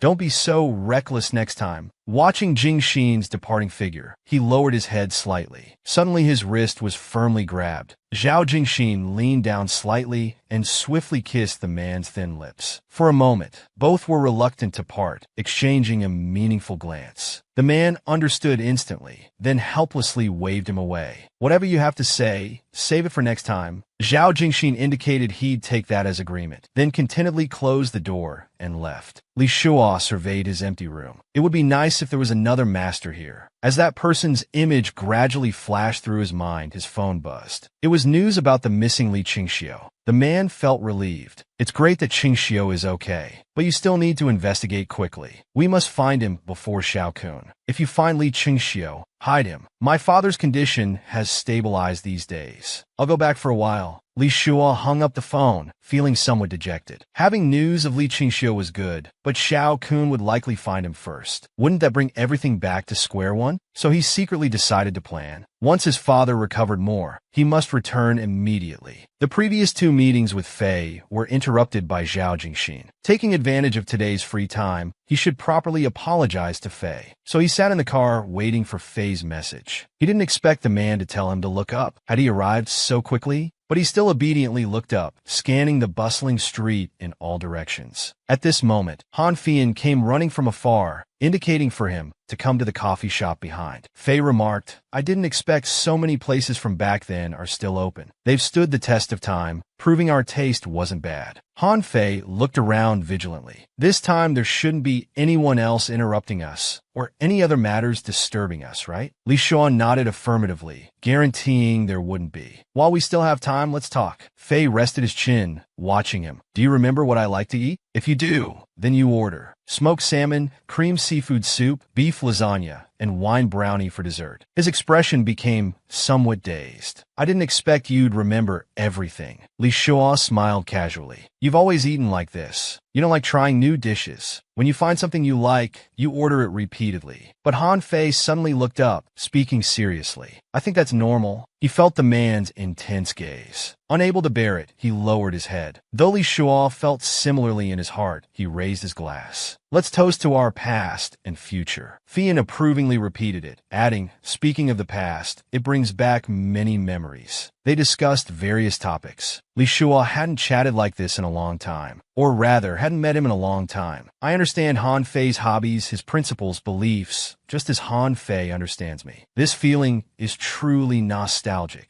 But time slowly passed, and it was closing time. They even thought about continuing their chat in the car. Since they were outside and the area was rough, Li Shua offered to drive him over. Han Fei rubbed his round belly. The man exclaimed, "You're so thin. You haven't gotten sick, have you? You should have more bird's nest soup to nourish yourself. I have some in my car. Come get it later." Han Fei thanked him gratefully. "I haven't been sick, just busy with work. Too lazy to eat," he sighed as usual. "Looks like you need someone to keep you company." Though he agreed with the observation, their eyes suddenly met, and time seemed to stand still. Han Fei stood before him first, testing with his familiar voice. "Do we still have a chance?" "Fei, I don't know. It's been 12 years. We've both changed a lot, and my heart is truly confused. After all, the person I'm thinking of probably has someone else in their heart. Why should I make things difficult for myself?" Fei had already guessed his answer. Actually, he wasn't sure either if they still had a chance. But since we're both single, and we still get along so well and admire each other, I want to try. After turning 30, Li Shua began looking for a partner suitable for family life. Searching and searching. At this age, he started playing around again, completely departing from his original intention. As Han Fian said, "I really want to have a family. After all, the word home is so moving." So he lowered his head dejectedly, but agreed with his words. "Yes, I want that too." Han Fian suddenly confessed, "You don't need to answer me now. I hope we can just interact like friends. After all, you still make my heart flutter." Perhaps Zhao Jingxin was just a passerby.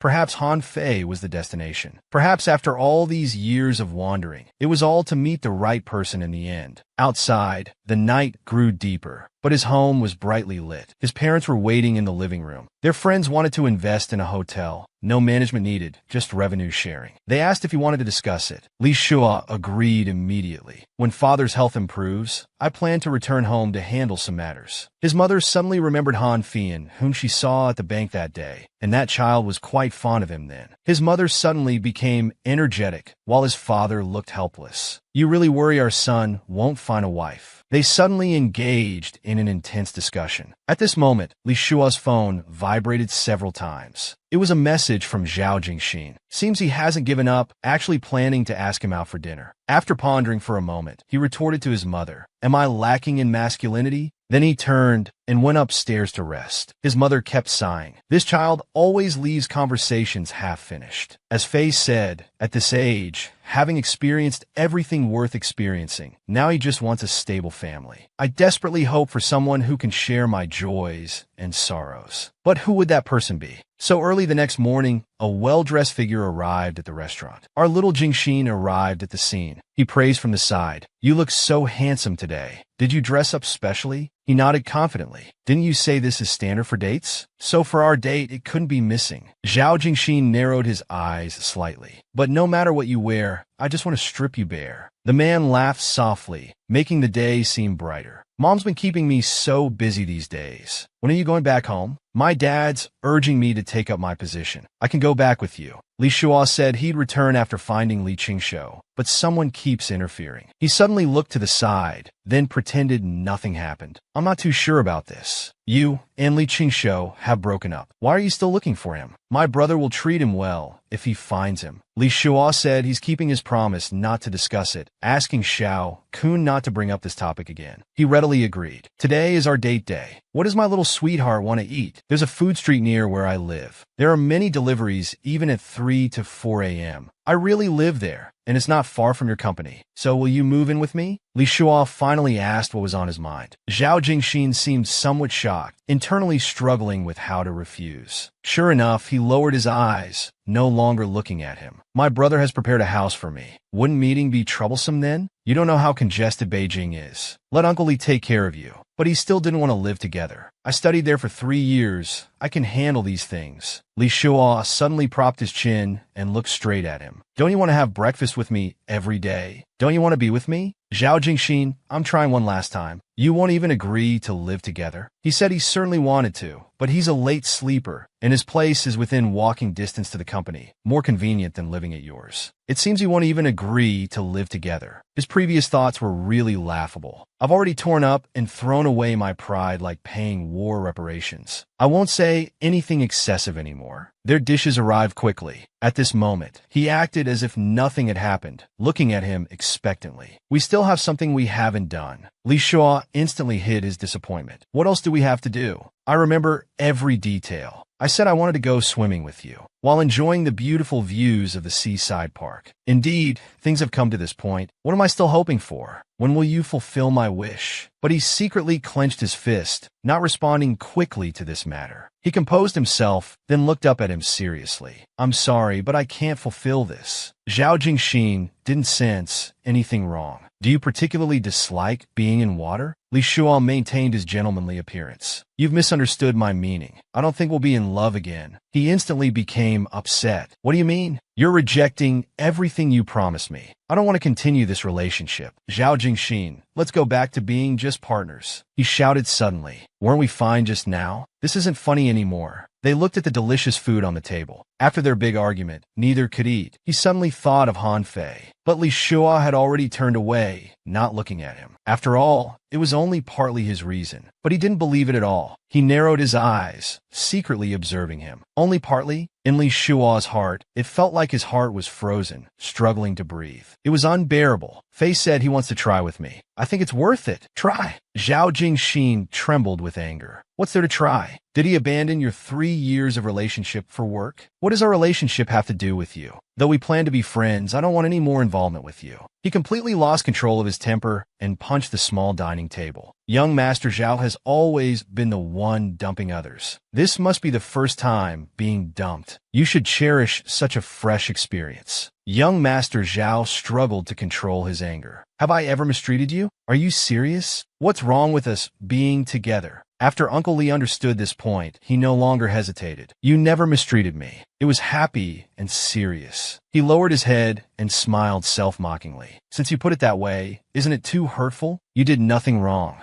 No need to apologize, but I still feel regretful. You're too delicious. I really hate to give you up. Zhao Jingxing appeared calm on the surface, but had already clenched his fist. He stood up, bent slightly, and slowly moved closer to the man's left cheek. He whispered baby softly, then bit his ear hard. Li Shuo sharply drew in a breath. This guy really bit hard, until there was a bang. The door was slammed shut heavily. No matter how hysterical others were during breakups, I maintained dignity and respect. This time was particularly suppressing. That ball game with Zhao Jingxin back then, who really won? Although Zhao Jingxin lost the game, he achieved his goal. While I won the game, but got no reward. And perhaps there would never be a chance to redeem it. After that night, we never contacted each other again. Fian held the camera happily and leaned forward. What are you thinking about? You seem so lost in thought. If I'd known you had something on your mind, I wouldn't have asked you to accompany me. Li Shuo casually replied, just some trivial matters. You've always liked photography. You really haven't changed much. Fian looked at him. He had indeed matured a lot, but I've been focused on my career these past few years. My mind wasn't on relationships. He lowered his head dejectedly. Before 30, I had serious boyfriends, but none of them considered the long term. Now, I suddenly want to settle down. Then, like a sad puppy, he explained his love life. I've dated a few people too.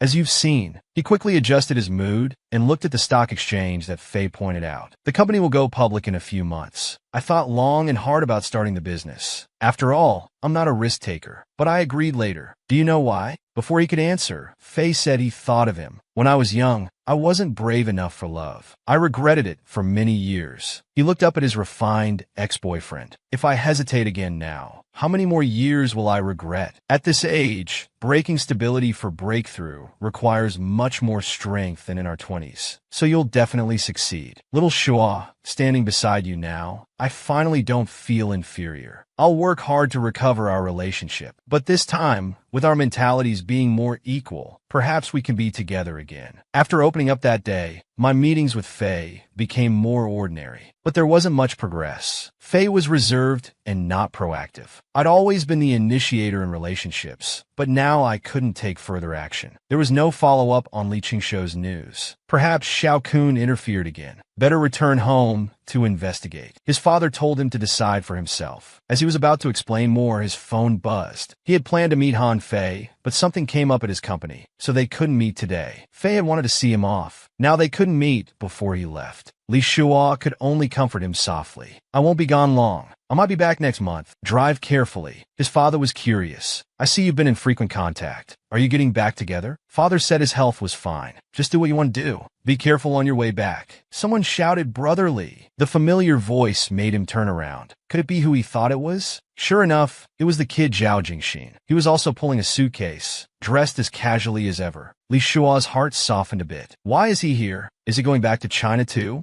Zhao Jingxin hugged his arm, acting normal. Brotherly, you came so early. But our sharp-minded Shua turned away. I forgot to tell you, I'm going back to China. The poor thing frowned, looking hurt. Brotherly is so heartless. Isn't this change of attitude too sudden? They hadn't contacted since last time. What was he doing following him to the airport? He secretly smiled mischievously. You had your fun and kicked me aside. Is that right? Before Li Shua could explain, his mother interrupted. Why didn't you say Jingxing was going back too? There are too many things I forgot. You should head back first. I'll return after finishing my business. The two quickly arrived at the VIP lounge. Aren't you a member here? If not, you can use my card. There are many rooms here. Zhao Jingxing shrugged indifferently. We can share one room. That way we won't waste space. Li Shua's anger instantly flared up. Wasn't I clear enough that night? And I don't need your permission. His heart was restless as he suddenly reached out to hold him. We haven't seen each other for 2 weeks. I miss you. Uncle Li, don't you miss your baby? Uncle Li acts so proper in public, but becomes a different person when we're together. This contrast is so adorable. Li Shua's face turned red. Mind your behavior. This is a public place. Don't make things ugly. Clearly, he didn't want to keep their agreement. After all, I know better than you what ugly really means. He suddenly leaned forward and embraced him tightly. Li Shua's steps were obviously flustered, but he kept advancing,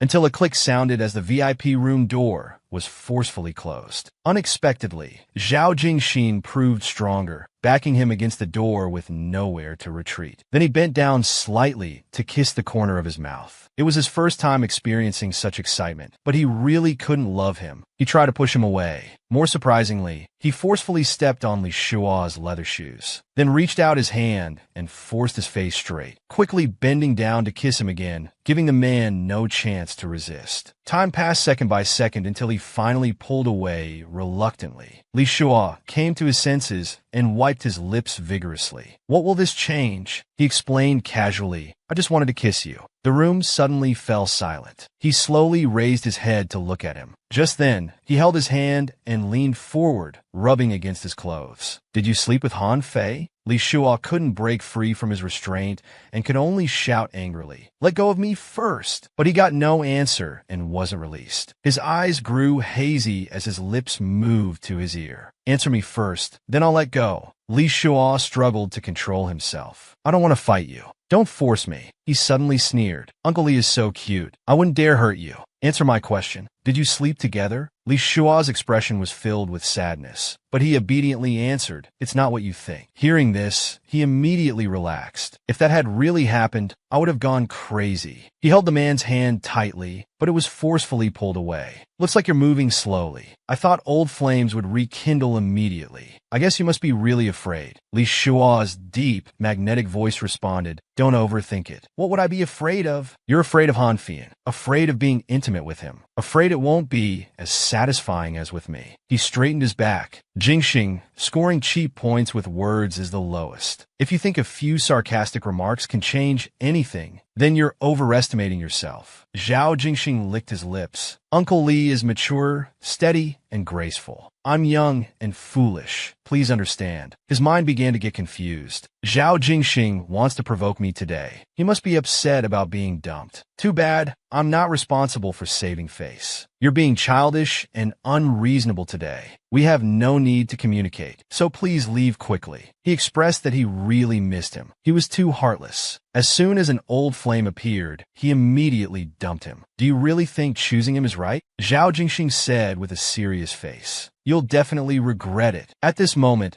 an announcement echoed through the airport. Your flight is now open for check-in. Unexpectedly, they met again. Who knew whose clever plan arranged such seating? Zhao Jingxing sat obediently beside him, but his eyes were fixed intently on him. Do you remember our first meeting? It was the same scene, same position. When I got on the plane, I saw you getting something from the overhead compartment when you were turned sideways towards me. That pose made but looked particularly perky, your waist so slim and legs so long. I wanted to strip you naked right then. What did you think when you first saw me? Lin Shuo pretended to be calm. You look good. Zhao Jingxin showed a hurt expression. You should have at least thought about me. He responded with a bitter smile. Zhao Jingxin isn't my usual dating type, so I didn't think much of him at first sight. The plane was taking off. Life is full of unexpected moments. For the next few hours, he would have to face Zhao Jingxin. He rested his chin while watching Uncle Li, his lips moving as he said, "Will you kiss me?" The man told him to stop fooling around, but he wouldn't listen. Kiss me once, and I'll punish you less. I'm actually very angry. I just can't bear to yell at you. That's why I'm holding back from punishing you.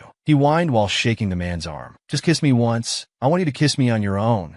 Li Shuo closed his book with a snap and looked at him seriously. Jingxin, I told you I want to end this. Whether you understand or not, please stop doing these things. They shared an intense gaze, but their eyes were filled only with anger. Zhao Jingxin's expression changed several times, his heart filled with anger, but he didn't show it outwardly. Fine, I'm really angry now. Although you've angered me, because I like you, I still did you a small favor. Don't you want to rekindle things with Han Fei? I also hope you can find happiness. So I hope Han Fei can make you happy. This nonsense about Han Fei's happiness made Li Shuo dizzy. What exactly are you trying to say? He said that to ensure his happiness, he decided to test Han Fei. Han Fei abandoned you for work back then. I'm worried he might do the same when faced with benefits. So I created some obstacles for them. This is just a test for him. If he would abandon you again for benefits, is such a person worth your cherishing? Li Shuo's face twisted. What exactly did Zhao Jingxin want to do? He gently stroked his palm. Don't worry, I'm doing this for your own good. I won't do anything to your old flame. Li Shuo could no longer contain his anger. He frantically raised his fist and grabbed his collar, but couldn't bring himself to strike him. He released his collar and just muttered some curses under his breath. Zhao Jingxin looked at him pathologically. I'm not interested in that weakling. I'm just doing this for your own good. Aren't you curious about how he'll choose? How could he be so malicious? Xiao Kun and Zhao Jingxin are truly from the same family. They're all self-centered, twisted men. Constantly reflecting on this relationship, he wondered why he would like such a jerk and why he hadn't noticed earlier. Zhao Jingxin kept rambling. If you had kissed me earlier, I would have waited until we landed to tell you. It seems this bastard did it on purpose, taking revenge for being dumped. But the plane still has 12 hours before landing. When Fei needs help the most, I can't do anything. He struggled to control his inner fear, maintaining a calm exterior as he looked up. What exactly do you want? If you really care about me, you should respect my choices. I don't need you to test anyone. This method is despicable, and I'm not curious about his choice. This isn't a multiple-choice question. No one has the right to force him to choose. Zhao Jingxin glanced at him sideways. Then let's just say I'm curious. What's the point of doing this? It only makes me look down on you.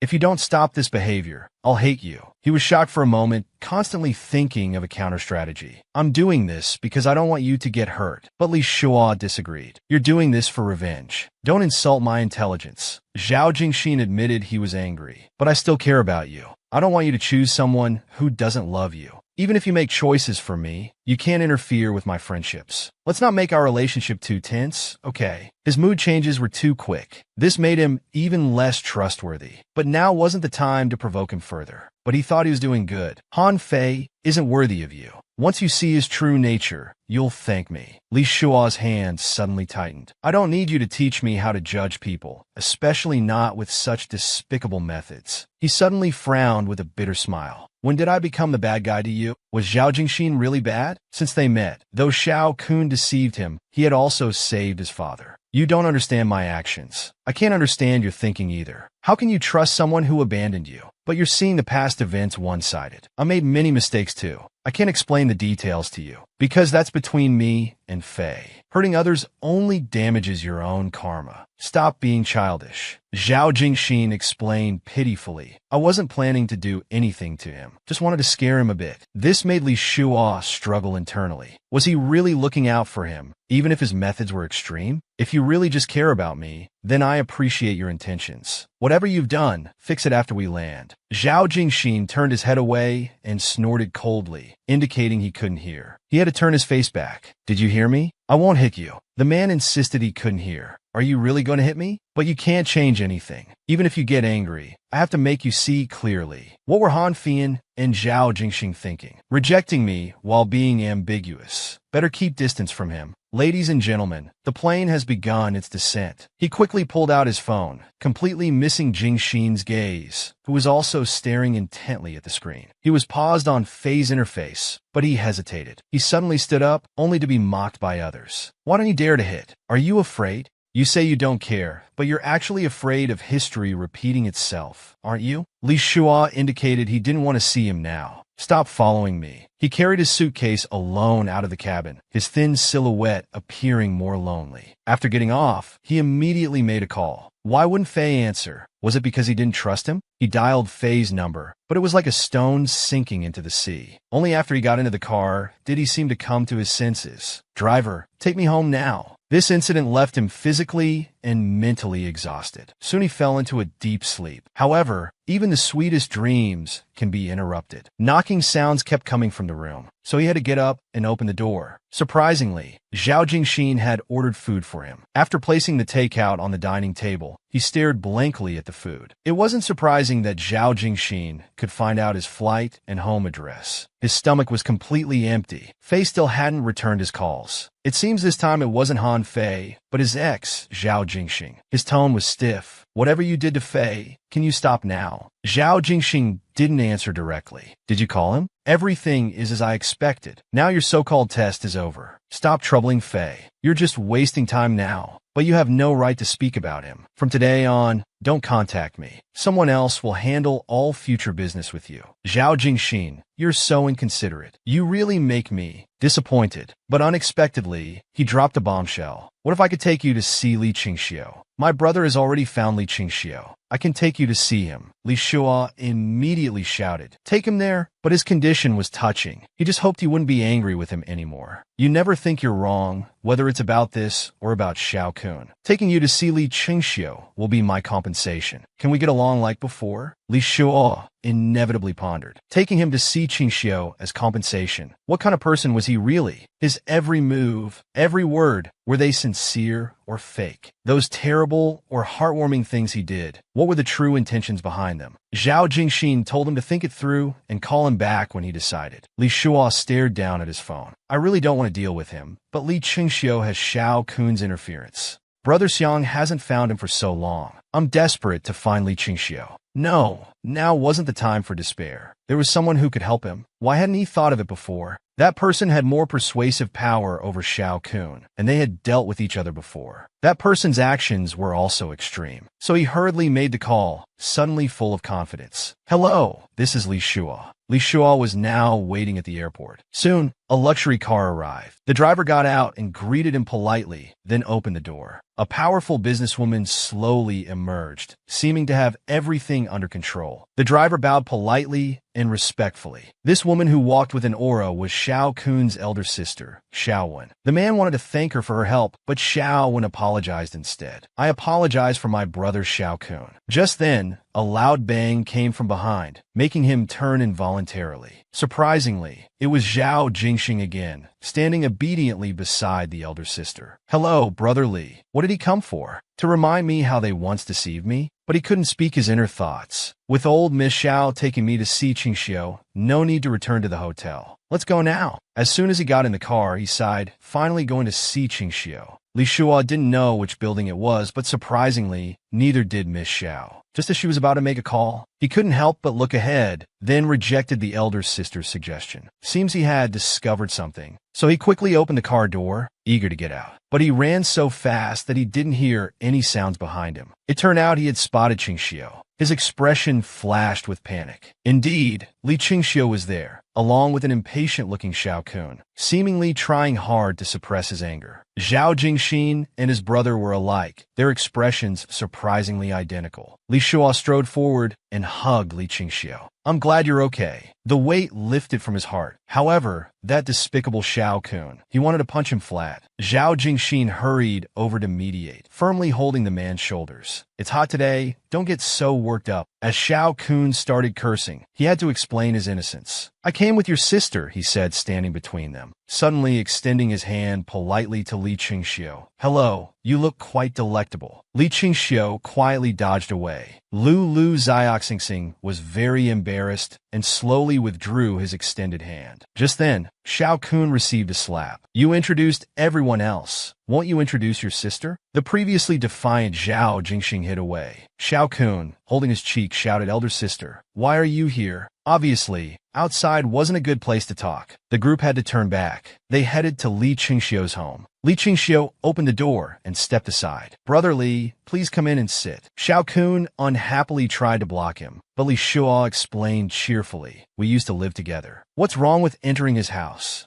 Aren't you a Zhao Jingxin? Why act devoted in front of Qingxiu? It's disgusting." Li Qingxiu didn't respond to this. The handsome young man silently lowered his head. Zhao Jingxing had already broken up with him. Brother's words clearly dampened his mood. However, our protagonist Li Shua's face grew increasingly dark, yet he couldn't find words to refute. The man was criticized as a beast. Was this moral decay, or the mischief of shared suffering? Xiao Kun clenched his fists tightly, uncontrollably shouting, "You fucking deserve it. I should have let you rot abroad." But what happened next made the high-end mighty young master fall from grace. Dear Li Qingxiu wouldn't let her in. The delicate-looking man invited her, while the fierce little wolf dog behind stared at her intently. Surprisingly, our brother Li was very brave. Ignoring everyone's strange looks, he went to her room alone, constantly looking around. Though they once shared intimate moments, now they were like strangers. I probably never truly enter her heart. He poured a glass of water and sat beside Brother Li. "How have you been lately?" "I'm doing all right. Finally found a job." But Li Shua had many questions. "Why didn't you come to America back then? What happened?" He hung his head like a sad puppy. "Brother Li, you know, I brought you trouble. I just didn't dare go." Li Shua could only gently comfort the puppy. "I'm not blaming you. I understand. I know you don't like me, but that's okay. You're still someone I admire. If you agree, I'll help you get away from Xiao Kun." However, the puppy shook his head, politely thanked him, and declined. "Though I expected this outcome, if you change your mind or need help, will you call Brother Li?" Li Qingxiu's fingers were almost raw from fidgeting. "Brother Li, I'm not worthy of you. Your firm's closure was partly my fault." Brother Li tried his best to comfort the youth. "Don't blame yourself for this. It's not entirely your fault." He gazed deeply at the youth. "Don't shoulder everything alone. What can your small frame handle?" His heartfelt words fell on deaf ears, so he had to stand up to leave. "Contact me if anything comes up. When I was in America, Xiao Kun had his cousin approach me." But then he closed his mouth, as the youth seemed distracted. Li Shua took on the big brother role, wanting to give more advice. But his mouth opened and closed without words. "This isn't that important. I'll go now. Let's stay in touch." Getting the youth's response, he decisively left. Others saw Li Shua walk out expressionlessly. Zhao Jingxin was very curious. "What did you talk about?" Xiao Kun didn't care about details, grabbing his collar first. His brother had to stand between them again to mediate. But his brother had lost his head, pushing away his brother's arm. "Who the fuck are you helping?" It wasn't enough for Xiao Kun to falsely accuse me. "As long as I'm breathing, I'll make you regret it for life." Seeing the situation tense up again, Zhao Jingxin helplessly turned away, shouting, "Can you say less?" The man certainly said no. Little Zhao used his trump card. "From now on, for each word you say, I'll kiss you once." Xiao Kun grew angrier. "All of you fucking get lost." Li Shuo stopped looking at them. But regardless of their threats, he would do what he wanted to do. Finding it meaningless, he slipped away, leaving poor Zhao Jingxin behind. "Uncle Li, I'll share a taxi with you." Xiao Kun lived here for Li Qingxiu, so he truly liked him. But that didn't conflict with him being a beast. Little Zhao said they couldn't separate. Brother Li immediately mocked. "You're truly Xiao Kun's cousin. Since you don't understand, it's none of your business." Zhao Jingxin backed down. "Let's not talk about them. At least we still need to cooperate, right?" But Li Shuo cared even less. "We have nothing to discuss." He quickly got into the car, saying to give his assistant's number. The assistant would discuss cooperation on Monday.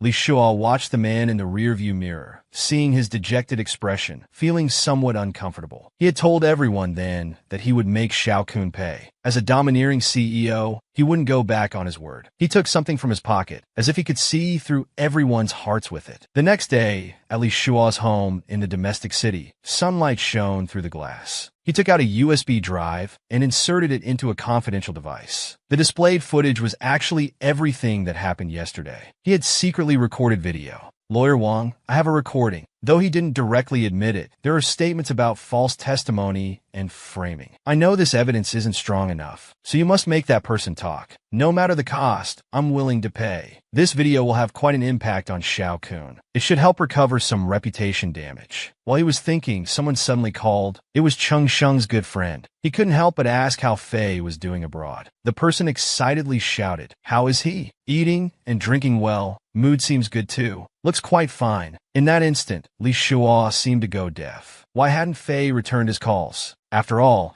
he had asked Cheng Sheng to check on him, even specifically reminded Fian to call. Years of feelings still couldn't compete with work, but this call was strange. Li Shuo stared at the screen, feeling uneasy. So he quickly called Fian, but again there was no answer. There must be some misunderstanding. He decided to handle company matters first, properly apologize to Director Liang, and thank Brother Xiang for his previous help. Going through work arrangements, apologizing would probably involve a lot of drinking. The assistant thoughtfully reported, "Director Xiang asked me to learn from you. I bought some hangover medicine on the way. You might drink too much." Though he indeed looked unwell, he still pushed open the door for the meeting. The two people inside looked at each other, then turned to the door when hearing movement outside. Zhao Jingxin couldn't sit still. "Why are you drinking again?" Li Shuo stepped back, creating distance. "Hello, Director Zhao. This is my assistant, Little Lu." The domineering Director Zhao reached out concernedly. Brother Li said it's fine, shouldn't affect business discussion. The two super CEOs sat facing each other, but Li Shuo was in poor condition, not commenting on anything. He struggled to support his increasingly dizzy head. "Did I drink fake alcohol yesterday?" Zhao Jingxin was clearly watching him. Seeing the man's poor state, he gently tapped the table. "Li Shuo, are you really okay?" Brother Li stood up quickly at his words. "Maybe it's the renovation smell. I'll get some air by the window." He either overestimated his physical condition or underestimated his state. After standing, he was clearly more unstable. Sure enough, he fell back helplessly, but fortunately Zhao Jingxin quickly caught his slim waist. Little Director Zhao gently patted his back, only realizing how thin he was when touching him. He decisively stated, "Meeting's over now. Don't you know you have a fever?" Then he crouched down slightly, carefully observing the man. "Your eyes are bloodshot. Aren't you uncomfortable?" Li Shuo responded hazily. "Maybe a little." He'd wrongly blamed the restaurant. He shouldn't have slept on the couch for half the night, so he really was sick. He frustratedly ran his hands through his hair. How could he make such a big mistake during business talks? But in front of him, there was always someone looking at him with concern. Li Shuo slightly parted his sensual thin lips. "I'm really sorry today, but our little director, Zhao, didn't didn't care. He couldn't help but kiss him. After all, Brother Li was sick and couldn't push him away. Uncle Li looked so delicious like this. I really couldn't help myself, he explained pitifully on the side. Li Shuo struggled internally, but after a moment slowly sat up. I'll go to the hospital now.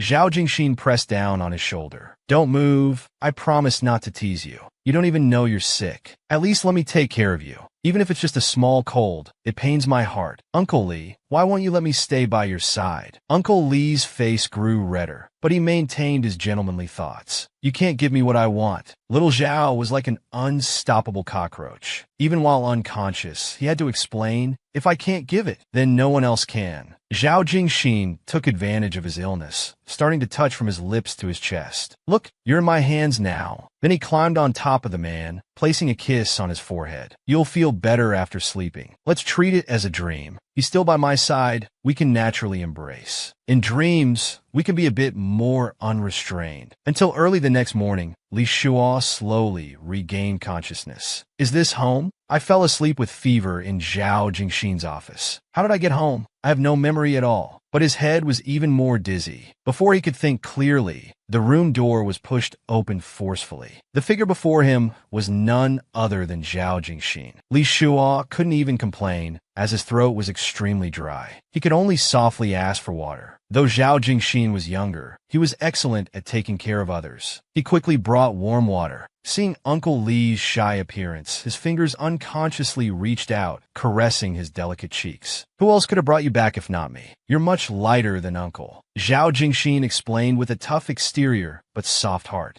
Brother Li, tough on the outside but soft inside. Imagine being carried by the man, his face growing redder as he thanked him. Little director Zhao waved dismissively. What's there to thank for? But you are better, not so hot anymore. Then he took out a thermometer. Li Shuo obediently put it in his mouth, looking like a shy young bride. Indeed, our big pervert Zhao Jingxin's heart started racing. But now he had urgent matters. He checked the thermometer, finding the temperature had indeed dropped somewhat. Jingxin, thank you for today. Go rest now. I can take care of myself. Little director Zhao immediately turned around. Do you really want me to leave? Li Shuo nodded without hesitation. There's no need to trouble you. Who wants to be alone when sick? This might be my only chance to indulge, to enjoy the company of someone I like. But I can't do that. Zhao Jingxin stroked his hair. You're sick and haven't recovered. How could I bear to let you struggle alone? Stop being so stubborn, okay? Don't think about anything now. We'll talk when you're better. I'm not leaving now anyway. But Uncle Li's blushing face made him swallow hard. He leaned down close. Uncle Li, if you keep looking at me like that, I really won't be able to control myself. As he spoke, he slowly moved closer. Their breaths mingled. My Uncle Li, what are you thinking about? I heard that place is especially hot when you have a fever. I also heard exercise helps with sweating. You'll get better faster. Want to try? Zhao Jingxin nuzzled his ear, then bit down hard. But I really want to try. You'll definitely be more sensitive than usual. You might even cry. Li Shuo wanted to resist, but had no strength. This kid isn't really going to get wild, is he? The man called this kid stared at him. Don't be afraid. I'm just teasing you. I'm a gentleman. Though he didn't want to admit it, he was truly grateful to have someone by his side, especially that it was Zhao Jingxin. The doctor soon finished the diagnosis. He's fine now, just needs to change his clothes. So Li Shuo obediently took off his shirt. Little director Zhao stared at him intently. It's easy to catch a cold while bathing now. Let me help wipe you down. He didn't give the man a chance to react, carefully wiping him with a towel. The warm sensation gradually spread throughout his body. Li Shuo's expression became increasingly confused. His hand felt like it carried electricity, but something wasn't quite right. Why was this hand shamelessly pulling down his pants? The instigator Zhao Jingxin looked up innocently. The doctor said to change clothes. You've sweated a lot. You'll catch a cold if you don't change. Even if you had the strength, I want to change them for you.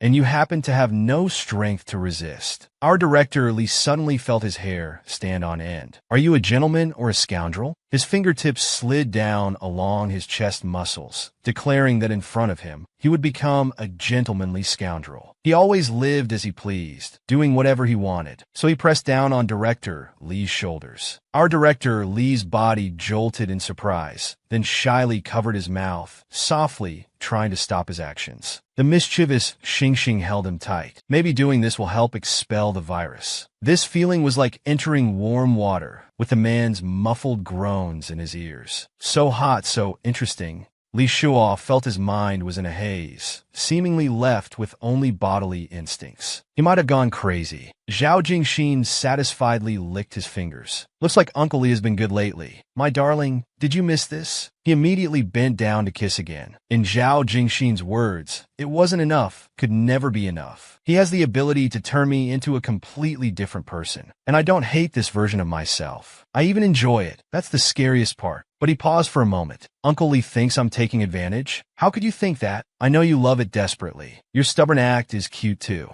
Zhao Jingxin's playboy lines slowly emerged. So he pulled the man's blanket tight. Sleep if you're tired. Your fever should break by tomorrow. Zhao Jingxin knew clearly in his heart that once his illness was cured, he would likely be sent away. By now, daylight had broken, and Uncle Li was the first to wake. He rubbed his messy hair. Last night's events were really helpless. He let out a light sigh. Just as he sat up, the little capsule behind him whimpered, Uncle Li, I'm still very sleepy. But he wouldn't miss any opportunity, grabbing Li Shua's slim waist. Uncle Li, can you not leave? I accompanied you sleeping for so long. Accompany me a bit longer? Uncle Li immediately shook off this clingy person, walked to the wardrobe, found pajamas, planning to take his temperature again. While dressing, he explained that his throat was still a bit hoarse, but much better than yesterday. The big pervert Zhao Jingxin stared at him intently, watching his alluring figure, inevitably swallowing. He wagged his tail like a hungry wolf, eyes sparkling with little hearts as he looked at the man's legs. Uncle Li's legs are so beautiful. He teased while licking his lips, as if wanting another taste. This isn't what a gentleman should say. But if one can't even give sincere compliments, such a gentleman would be too hypocritical. Li Shuo carefully observed the thermometer. Thank you for your meticulous care. As you predicted, the fever's gone. So my dear Uncle Li, are you going to send me away now? You're good at discarding people after using them. I'm very grateful to you. But that doesn't change anything. I'm not being cold, I just have no strength. Li Shuo reiterated that he wasn't being heartless. After all, I didn't ask you to do that. Zhao Jingxin couldn't figure this man out. Was he passionate or cold? Why did he always hurt people for no reason? This has nothing to do with being passionate or cold. I've made my decision and told you. How many times do I have to say it? We'll only be partners in the future. Little director Zhao slightly raised his head. No matter how many times you say it, I don't understand. Han Fei has already given up on you. Are you still thinking about him? Li Shuo disagreed with his statement. Don't forget what you've done. Testing people in this way, you have no right to judge others. Zhao Jixin got up unhappily and walked over. Whether I have the right or not doesn't matter. What matters is you, and you should break it off. Can we go back to how we were before? No one will be more suitable for you than me. We were happy together. Why change that? If life becomes very happy, doesn't that prove the saying, isn't life just about finding happiness? Their eyes inevitably met, but Li Shua's emotions dared not show. He seemed to be afraid of something. Zhao Jingxin simply wanted to prove that neither Han Fei nor Li Qingxiu could compare to him. Setting everything else aside, Zhao Jingxin was indeed the perfect lover. But those other things included what Zhao Jingxin never intended to give me, and I would never demand. So he put on his cold face again. I told you I'm done playing. Stop pestering me. Being repeatedly rejected, Zhao Jingxin's inner anger gradually rose. Uncle Li, you're really making me angry. When I'm angry, I don't want to argue with you. I can only take it out on others, like Han Fei. Don't think I wouldn't dare like you mocked me before. I am Shao Kun's cousin after all. Now I get angry just thinking about Han Fei. We were happy together, then he appeared, and we separated. How can I not blame him? Li Shuo angrily pointed at the door. I thought you were mature, but you're just a kid. Get out of my house now. Zhao Jingxin wanted to confirm once more. No matter what I do, you won't be with me again? What responded to him was silence. Uncle Li just slightly frowned, without refuting or explaining. Sometimes he wondered if this person was playing hard to get with him. Li Shuo lowered his eyes and sighed softly. You're overthinking it. Thank you for your kindness. Zhao Jingxin leaned to his ear and warned, this isn't over between us. The rest of the explanation remained unsaid. So he left alone, never looking back once. Thus he didn't see Li Shua's expression. He thought of all the happy things, but his heart was still in unprecedented pain. 2 days later in a bar, Li Shua drank alone. Since Fei wouldn't contact him, the attitude was very clear. He's made his choice, so I can't force it anymore. Xiao Hui also looked reproachful. We finally meet once. Why are you spacing out while talking? How's Qingxiu? Have you seen him? Xiao Kun used some despicable means. Those two will probably be entangled forever now. You used to analyze my feelings, saying I wasn't invested enough. Whether it's Xiao Kun or you all, it seems full of madness and obsession. I just can't understand. Why can't things be handled calmly? Why must it be such a mess? Xiao Hui said, people are just perverse. What makes you laugh, you quickly forget. What hurts you, you remember for a long time. I just want to have a relationship based on equality and respect. If one day, for whatever reason, we can part ways amicably. But loving someone makes you lose control. How much control you lose depends on how much you love them. If what Xiao Hui said was true, at least I can still control myself now. Cutting off these thoughts at this moment was truly a wise decision. But brotherly, don't overthink it. Be carefree. Let the past be past. Li Shua said he wasn't thinking about these things. Besides, he had a boyfriend now. He suddenly realized he'd made a mistake bragging, but couldn't take it back now, so he had to go along with it. He flipped through his album and showed a photo of Zhao Jingxin's abs. Sure enough, Xiao Hui started cheering about how handsome he was. But this doesn't match your usual taste. Don't you like feminine types like me and Qingxiu? Xiao Hui might have misunderstood about Jingxin. After all, that photo was quite provocative, though they looked just like friends. Better end this topic quickly. We haven't met for so long. Any interesting stories? Their pleasant conversation didn't last long. Xiao Hui's driver had come to pick him up, and he had to leave immediately. Xiao Hui had people worried about him at home, but what was I rushing for? He suddenly remembered his cold hadn't gotten better. Whatever, might as well drink to the fullest this once. After drinking for a while, he lowered his head. A voice came from above. Sir, are you all right? Do you need help? The dizzy Li Shua looked up, trying to see clearly through his drunken haze who was speaking. What was this person saying? He was inevitably surprised. This man touching him seemed very familiar. It was Zhao Jingxing who had just been sent away. But he was drunk now, probably just seeing things. Li Shua sensed a comforting scent from the man, so he gently leaned against him. Zhao Jingxing, quite the domineering CEO, glanced at the bottles on the table. He had drunk so much. The waiter explained. He was drinking with a gentleman called Ajn, very good-looking, just a bit feminine. Our little Xingxing was displeased. What did they do?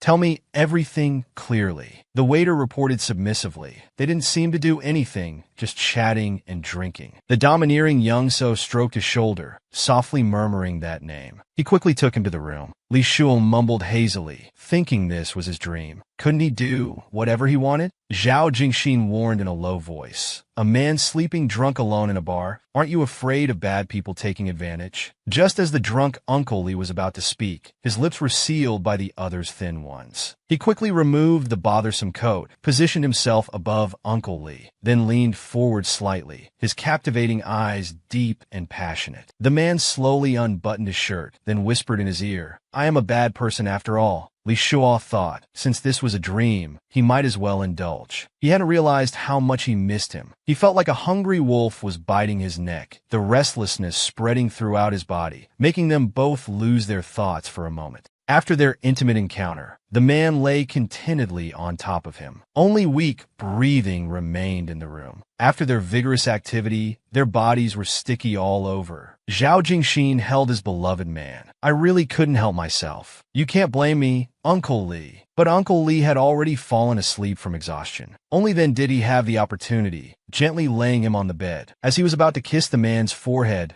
the phone by the pillow suddenly rang, making him more alert. The person mentioned at the bar was Adrian, clearly not this name. Who could this person be? While he was thinking seriously, a new message quickly popped up. That person still wouldn't speak up, possibly under threat. Were Li Shuo and this person trying to make someone speak up to explain something important? His thoughts wandered uncontrollably, but in his heart he understood. So he called his cousin Xiao Kun. Li Shuo's people might be making contact. Shui Tao, for my sake, don't touch him. Handle your own problems. Leave Li Shua's matters to me. After handling a series of matters, he finally hung up and gazed at the exhausted sleeping man. Harsh sunlight pierced through the curtains. Li Shua slowly opened his eyes. What happened? Felt like dying. His lower body seemed numb. Sure enough, he wasn't wrong. That wasn't a dream. It really happened because Zhao Jingxin was walking over. You went drinking while still having a cold. Fortunately, you didn't get a fever. I originally wanted to meet you for work, but the bar staff answered the phone. Li Shua probed if he was that kind of person, but Zhao Jingxin responded frankly, with determined eyes. Who told you to keep seducing me? He wanted to get up and curse, but his good upbringing and sore waist made his scolding sound like whining. Looks like little darling is easy to hook. You lying drunk on the bed was deliberately seducing me. Li Shua shook off his shameless hand and angrily shouted, Who would think of seducing you? His temper was so impulsive that he started coughing violently. He immediately regretted this action. Zhao Jingxin quickly patted his back. All right, don't be angry. I know you've held back for a long time. Yesterday you cooperated so obediently. You must have missed me too.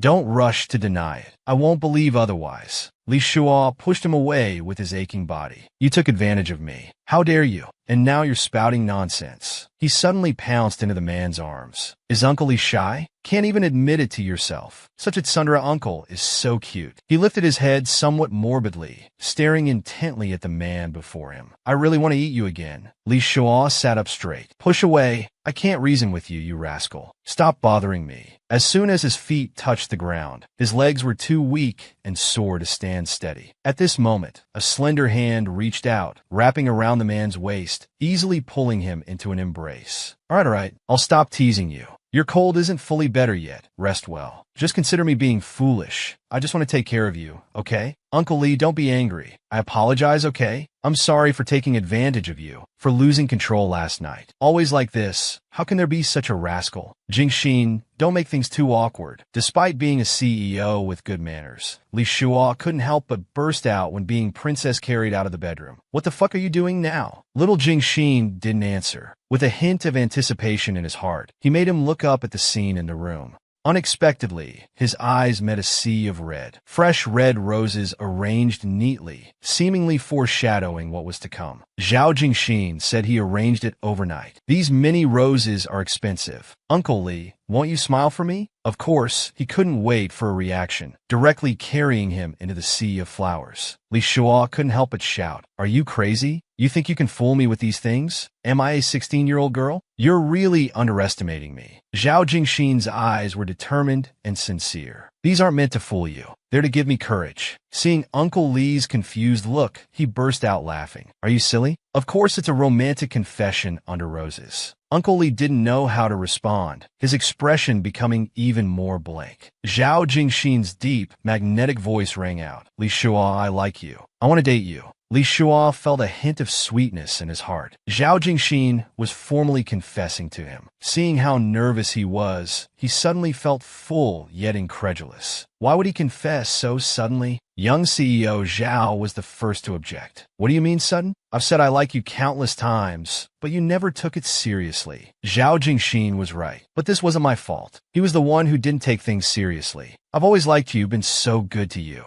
But you're with Li Qingxiu one moment, Hanfi in the next, and yesterday, drinking with who knows who. Is it because we have too many misunderstandings? Making you think I don't care about you? But actually, we have mutual feelings. If what he said was true, then wasn't I too harsh? But refusing to live together, avoiding rebuilding trust, wasn't that him too? I know we have many misunderstandings, but you're the first person who made my heart flutter. I was inevitably at a loss. But the past doesn't matter. I just want to confirm one thing. Uncle Li, do you like me? Li Shua's cheeks were being caressed, his heart suddenly losing control. He suddenly pushed him away, his beautiful eyebrows furrowed, seeming hesitant to speak. Sure enough, he began to hesitate, stammering, taking forever to respond. The impatient Zhao Jingxin quickly embraced the man's shoulders again. Say something. Do you like me? Do you like me or not? Is that even a question? I know you like me too. Why won't you admit it? What are you doing now? If you don't like me, Look me in the eyes and say it. Li Shuo had a small thought. When have I ever been such a coward? Can't even admit to liking someone. He quickly understood this point and answered Jingxin word by word. I really like you. Zhao Jingxin didn't give him a chance to argue, directly kissing his thin lips swiftly and decisively. If you like me, you're mine now. I knew you liked me. Zhao Jingxin repeated. But we have misunderstandings. We should clear things up before talking about liking each other. Young CEO, Zhao, didn't understand what else needed to be cleared up. Baby, why are you being so fussy? Who else have you ever told I like you? I want to hear you say you like me again, because you seem to have never said it before. Sometimes thinking you don't like me makes me feel particularly awful, but those words are enough. You're mine now.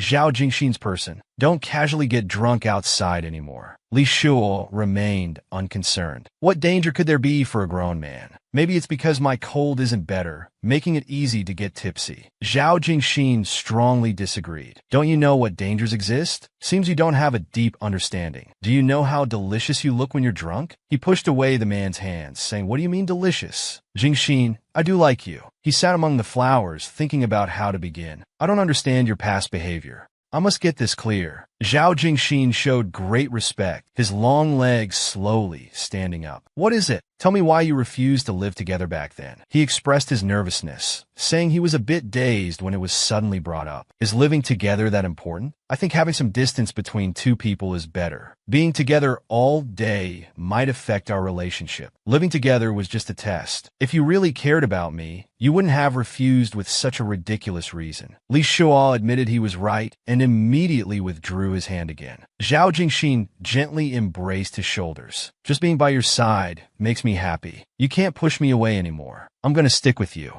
Jingxin, listen carefully to every word I'm about to say. These are my heartfelt words. You're too unpredictable and changeable. I once said we could let bygones be bygones, but I lost trust in you, especially after discovering so many things later. I don't want to give up the chance to be with you, but I have many doubts about you in my heart. Before he could finish, Zhao Jingxin suddenly interrupted and suggested to Uncle Li, let's rebuild trust. I understand your concerns, so let's start over. But I don't want to be friends. I want to be your man. Li Shuo was conflicted inside. Isn't this what I wanted? Why am I hesitating? Being so indecisive? Why have I become such a coward? Zhao Jingxin held him tightly, warning him not to refuse. If you dare refuse again, I'll keep pestering you. I know you like being with me, like doing anything with me. You're just angry at me. I won't make you angry anymore, okay? Let's be together properly, like before. At the beginning, we were always so compatible. Li Shuo found it amusing. They had gone in such a big circle, caused so much chaos, only to return to the starting point. But amusing as it was, he suddenly looked up at him. I accept rebuilding trust. Zhao Jingxin, like a child, was so happy with Uncle Li's agreement that he hugged him and spun around. Since they had mutual feelings, they should work hard to keep him close, make him unable to leave. That's what a real man does. You made such a mess with these petals at home. You must clean it up. He suddenly put the man down, controlling his emotions, saying, Don't rush. We haven't played in the rose sea yet. After all, I can't resist when I see you.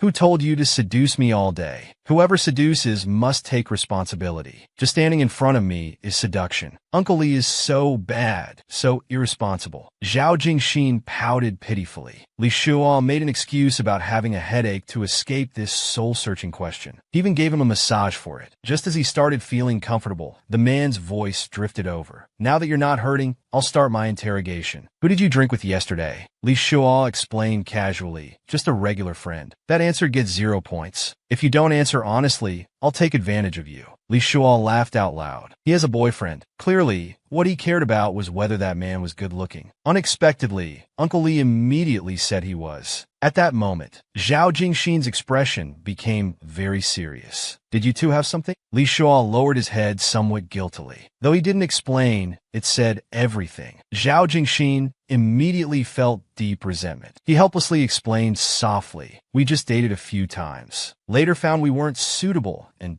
didn't get together. Along with a clear sigh. Aren't you asking too many questions? Little Zhao unhappily put his hands on his hips. Not as many as your ex-boyfriends. You don't have ex-boyfriends. Who knows how many you've had? Zhao Jingxin hurriedly explained. It's not as exaggerated as you think. His panicked appearance was quite funny. He immediately secretly expressed that he had no interest in digging up old stories. I only ask that from now on. You're 100% serious about me. Zhao Jingxin lovingly grabbed his wrist, absorbing the warmth from his hand, and softly whispered, as you command. Like newly dating couples, they were absolutely inseparable, wanting to stick together every day. Zhao Jingxin looked at the incoming call display with confusion. Is this the man you drank with? Li Shuo strode forward to take the phone, but he deliberately held it high with one hand, keeping it out of Uncle Li's reach. Promise me one condition, and I'll give you the phone. It's just a phone call. Don't be so childish. Obviously, the childish one ignored him completely, just waiting for him to agree to the condition. If you don't agree, I'll answer the call, he shouted, calling him a rascal. Give me the phone, you rascal. He kept swinging the phone left and right. Will you agree to the condition or not? Seeing the call was about to end, Li Shuo had no choice but to nod in agreement. Zhao Jingxin was very satisfied and handed him the phone, saying a promise made cannot be taken back. This guy could really do it. I have a steady, business-like image in front of Xiao Hui. How could I let him destroy it so easily? Just as he answered the call, the other person shouted an apology. Brother Li, I'm so sorry. I was too drunk last night and passed out. While the other person was still rambling, young Mr. Zhao suddenly stood behind him, a strong hand gradually moving downward. Xiao Hui on the phone was completely unaware, while Li Shuo was clearly stimulated by this behavior, his face flushing red. Just as his hand was about to reach down, he finally reacted and hurriedly stopped it. Xiao Hui, noticing the silence, asked with concern from the other end if everything was okay, if the signal was bad. Li Shuo involuntarily let out a moan, wanting to hang up immediately. He had to find a convincing reason, so he suggested treating Xiao Hui to a big meal. After hanging up, Uncle Li shouted dissatisfied, "You're really messing around." What if he heard? The man kissed him tenderly again. If you don't make a sound, you won't be discovered. In the evening, the two cuddled by the floor-to-ceiling window. Li Shuo mentioned he needed to go to Sanya.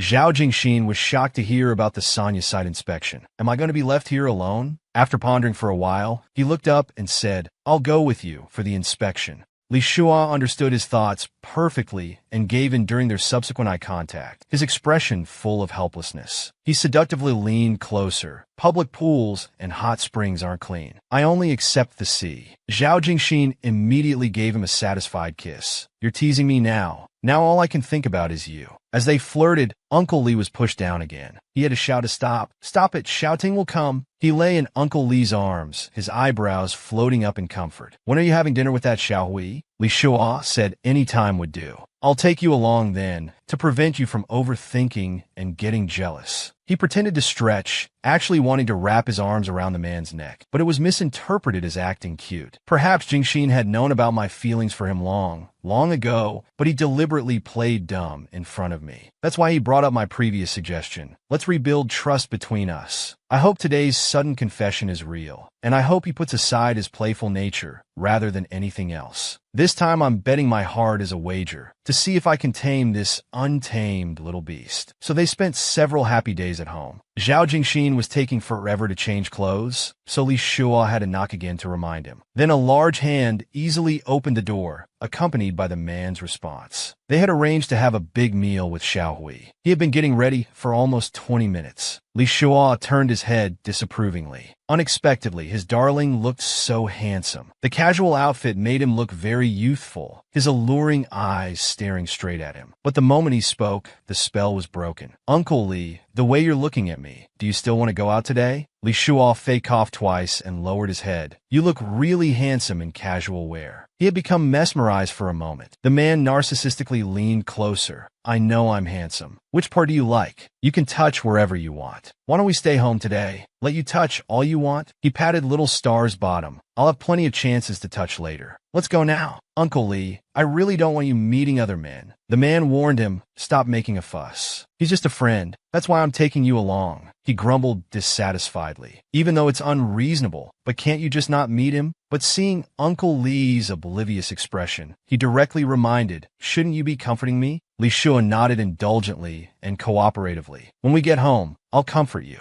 He held his boyfriend's big hand, happily taking a bite. Promise you won't go back on your word. Xiaohui arrived at the restaurant early to wait, but he took out his phone to take photos and immediately reported to his boyfriend. Just as Li Shua and company arrived at the restaurant, he put down his phone, greeted them both friendlily, and reminded them not to call him Xiaohui. He should be called ADR. Unexpectedly, Li Shua brought a man, standing intimately together while making introductions to Xiaohui. Xiaohui's eyes immediately turned to hearts. Brother Li's man is so handsome. No wonder he picked this male model. After some thought, he decisively gave up, slowly reaching his hands towards Jingxing. Handsome, can I touch your chest? This Zhao Jingxing was like a living Buddha. He obediently opened his arms and reminded the man with a smile. Come on, if you don't stop Xiaohui's playful nature, he might ask Jingxing to do a striptease right here. So he decided to announce their relationship. In an instant, he got Xiaohui's attention. Don't take advantage of my boyfriend like that. Zhao Jingxing's heart was filled with love, extremely happy that Uncle Li acknowledged their relationship in public. Xiaohui waved his hands apologetically. Okay, I'm satisfied. It would be impolite to touch more. But he was still waiting for someone to arrive, so they hadn't ordered yet. Xiaohui had to find a waiter himself. Li Shua explained thoughtfully beside him. That's just his personality. He's very lovable. Don't mind the oysters, peonies, shrimp, sea cucumber, and other supplements. Xiaohui reminded them while ordering, don't just sit there spacing out. See if you want to order anything else. He secretly looked at Li Shua. These are all aphrodisiacs. Li Shua found it amusing and raised his head. Aren't you going to eat? When can your luai be discharged? He must be recovering well.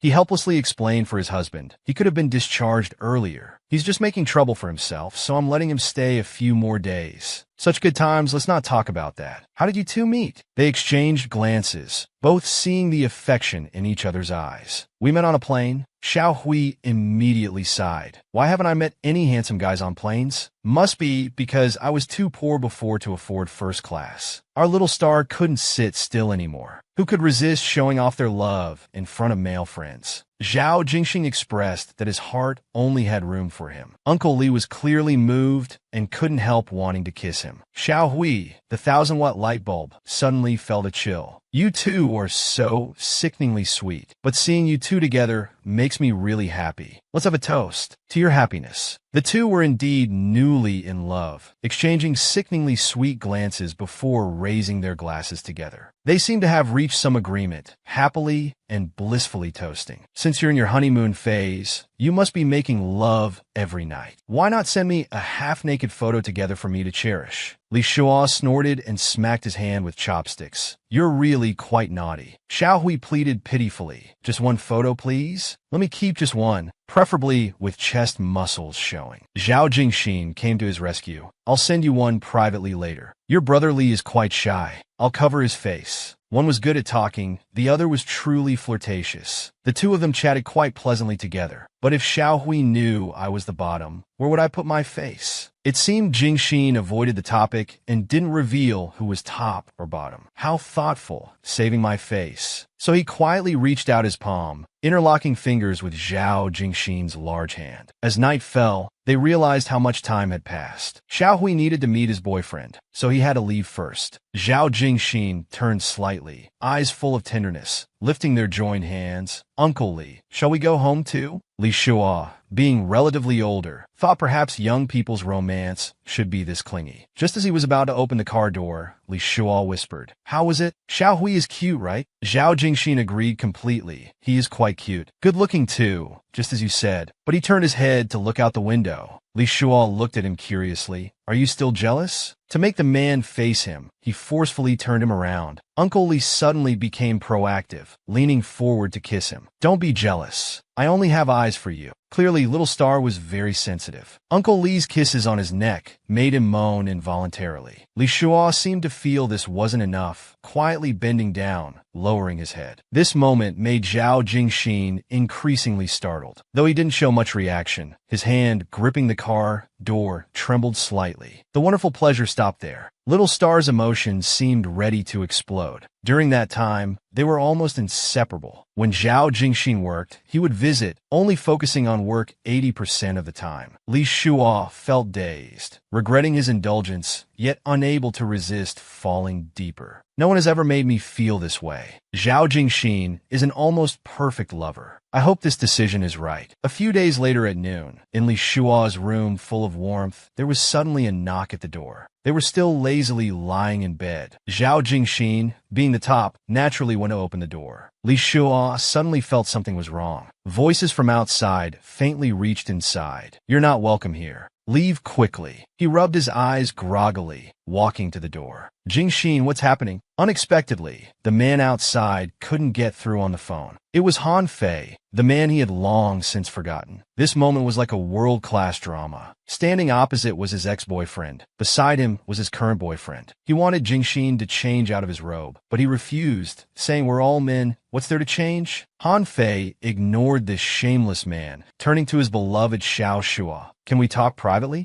Just as Li Shua was about to agree, Zhao Jingxin completely refused. "I'm his boyfriend. It's not appropriate to exclude me." Li Shua actually nodded in agreement, shocking his ex-boyfriend. It was the first time seeing him so obedient. Han Fei's sudden appearance, even coming to his doorstep, must have some major hidden reason behind it. I fear this whole situation is completely different from what I understood. Just as he was about to ask Jingxin to leave, Han Fei interrupted directly, saying there's no need to leave, as there are things Zhao Jingxin needs to hear too. "Xiao Shua, even if you have a new boyfriend, that's no reason to not answer my calls." These words were like a bolt from the blue. He knew each word separately, but together they made no sense. Han Fei wore an as expected expression. "You didn't receive my calls and didn't know I tried to contact you. Zhao Jingxin threatened me with company matters. I wasn't scared by that. I believed you would understand. After I handled everything, I couldn't reach you anymore. I thought you were angry and wanted to give you time to cool down. I wouldn't give you up for the company, but I thought you might think that way again. I was depressed for days. Then Cheng Sheng came to find me." Li Shua raised a timely question. "Then you should know clearly I was trying to contact you." Han Fei looked toward Zhao Jingxin's position. "Our communication channel must have had some problem. I thought about calling you from someone else's phone, but I decided to come find you in person. I got your address from Cheng Sheng, but I still came too late." Li Shua suddenly turned and demanded loudly, "Jingxin, won't you explain? Did you tamper with our phones?" Zhao Jingxin calmly admitted, "Yes, but this person is my love rival." "What's wrong with dealing with a rival?" Li Shua's voice immediately rose 10 degrees. "You're completely unreasonable. Xiao Shua, I've always wanted you to be happy, even if not with me. But this person, I don't think he has a heart." Zhao Jingxin clearly displeased. "How would you know if I have a heart or not?" Han Fei dealt another blow. "How you treat those who've shared your bed, you probably know better than I do."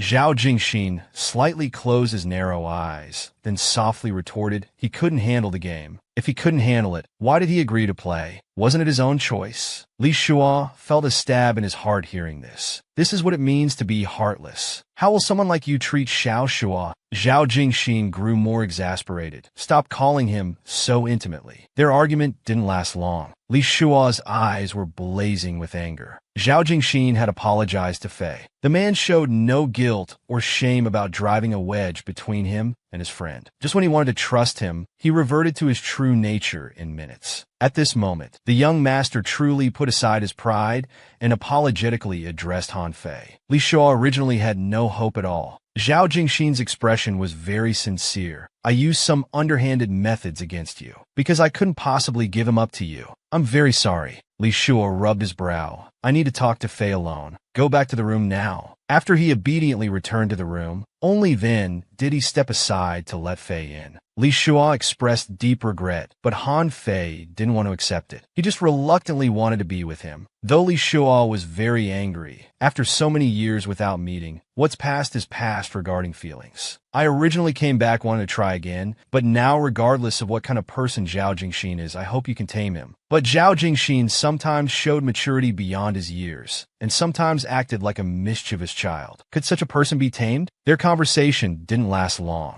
Han Fian soon left, and Zhao Jingxin quietly came out. His eyes gazed into the distance. Only after this person appeared did he gradually become aware of his own heart. Jingxing, go home first. This time he didn't want to leave, so he forcefully turned the man around. If you're angry, just scold me. Why do you keep asking me to leave? Zhao Jingxin looked at him pitifully. Li Shuo really didn't know what to do, even less how to communicate. He needed to cool down alone for a couple of days. Zhao Jingxin stated that even if he was wrong, it was because he liked him. Should he just watch Han Fei steal his person? They were already in love. What business was it of his? Actually, Lin Shuo wasn't worried about that. He feared that Phrase couldn't handle it. He probably understood that person's feelings better than anyone. Obviously, Zhao Jingxin wasn't a fool. He quickly noticed his expression. I won't treat you like I treated that person. Though he knew Jingxin's character, how could he guarantee he wouldn't be the next person who couldn't handle it? Should I be kind and humble to my love rival? You were also hostile when meeting my brother. Essentially, there's no difference. After all, rivals are enemies. Nothing happened, and you don't like him anymore anyway. Isn't everyone happy with the current outcome?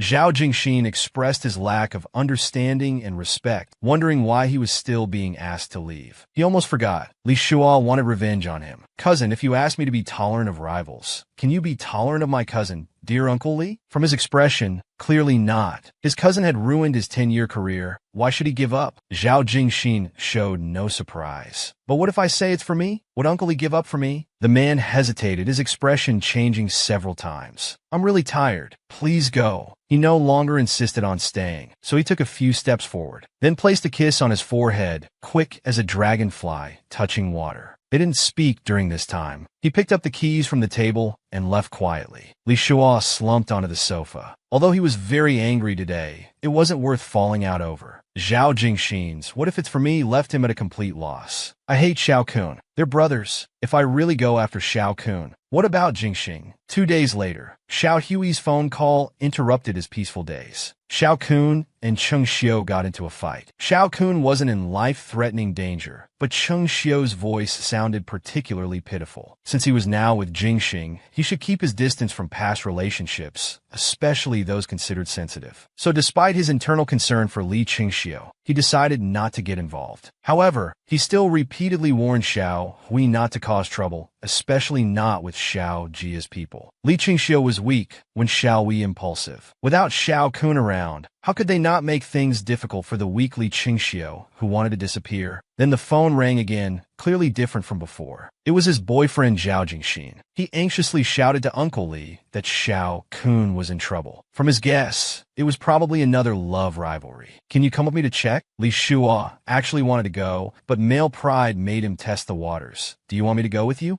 Zhao Jingxin said that Xiao Kun hadn't woken up yet, and things would be better with Li Qingxiu there. Although Li Shuo arrived at the airport later, Zhao Jingxin got there even earlier. His eyes were fixed straight ahead, staring outside. Only when the person he'd been longing for appeared did he immediately hug Uncle Li. Li Shuo smiled helplessly and gently patted his back. Don't do this. So many people are watching. Little Xingxing felt his warmth. After their brief separation, he realized how much he had missed him. Li Shuo's anger hadn't completely subsided. He wanted to teach him a lesson, but seeing his dejected state now, so he good-naturedly comforted him. Your brother will be fine. After all, bad people live 1,000 years. But he didn't say that last part out loud. But Zhao Jingxin wasn't upset about that. You haven't talked to me for days. Are you still angry? Uncle Li nodded firmly. Wait until you realize all your mistakes and sincerely reflect on them. Then we'll talk about other things. But what you thought before was completely wrong. You were the one who did wrong. What does it have to do with Fei? Besides, how am I not harsh to others? Zhao Jingxin expressed his jealousy, jealous that he had known Uncle Li for so many years and that he had abandoned him for his career.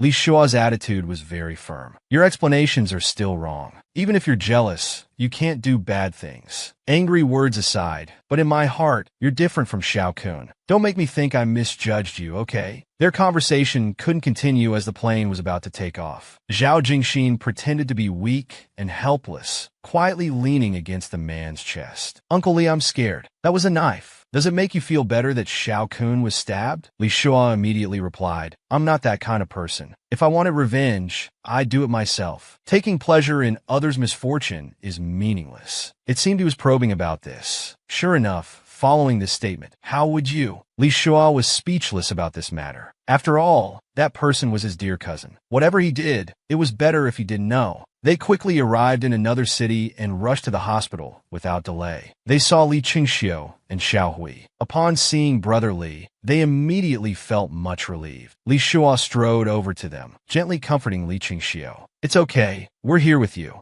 Zhao Jingxin didn't like seeing this scene, so he turned to look at the ward. "You chat, I'll go check on my brother." This was actually the first time Xiao Hui learned that he was Xiao Kun's cousin. Zhao Jingxin approaching brother Li. What kind of superstar was he really? Li Shua said these things were in the past. They could talk in detail another time. "But have you eaten anything?" Xiao Hui suddenly turned his head aside and snorted, indicating he was starving. Just as he got up and reached the stairwell, about to go down to buy food, he saw Xiao Wan and Jingxing arguing. Zhao Jingxin thoughtfully explained to the man, Xiao Kun's organs weren't damaged. The surgery was successful. He just hasn't woken up yet. Li Shua sighed in relief upon hearing this. Seeing Li Qingxiu's lost state earlier, this man must have already entered his heart. Zhao Jingxin looked puzzledly at Uncle Li. "Would you call this karma? My brother isn't a good person, especially what he did to you. This might be punishment for his wrongdoings. No one can avoid paying the price for their actions." Zhao Jingxin agreed with this. "I hope you can let go of your anger." But this had nothing to do with Li Shua. There was no question of whether he was angry or not. Li Qingxiu is stronger than you think. You should go talk to Xiaowen, make sure he stays calm.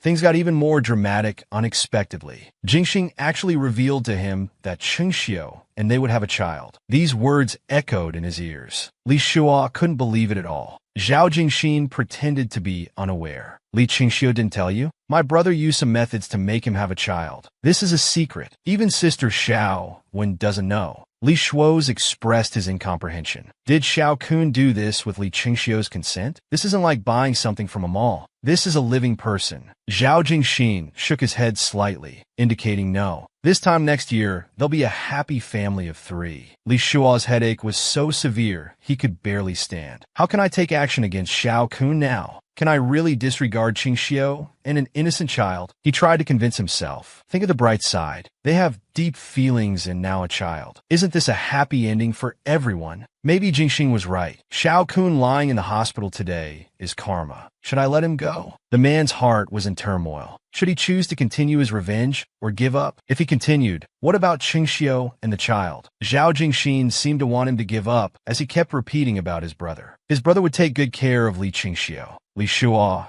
being a meticulous person, couldn't let go so easily. "Let's go get food first." The man appeared worried on the surface, but smiled confidently inside. It seemed this matter would be resolved. Li Shua might not take action against his cousin anymore. Li Qingxiu was soon persuaded to rest. Xiao Hui closed the door, repeatedly expressing sympathy. Li Qingxiu really had it tough. Xiao Hui asked him during a quiet moment, "What's going on between you and Zhao Jingxin?" Li Shua said it was a fateful bond. It's both fate and karma, inseparable. He's Xiao Kun's cousin. He might have bad intentions, but he also saved my father's life. So deceiving him for Xiao Kun makes us even. Xiao Hui couldn't understand brother Li's thinking. If you're even, you don't need to give yourself to him. Qingxiu told me Zhao Jingxin is a playboy. Xiao Kun told him that. He wanted me to warn you. Regarding this matter, Li Shua said he was well aware, but couldn't bear to break it off. Jingxing has many flaws and can be willful, but he's essentially a good person. If it weren't for him, my father wouldn't be here now. Xiao Hui had never seen him show such an expression. Whether it was him back then or Li Qingxiu,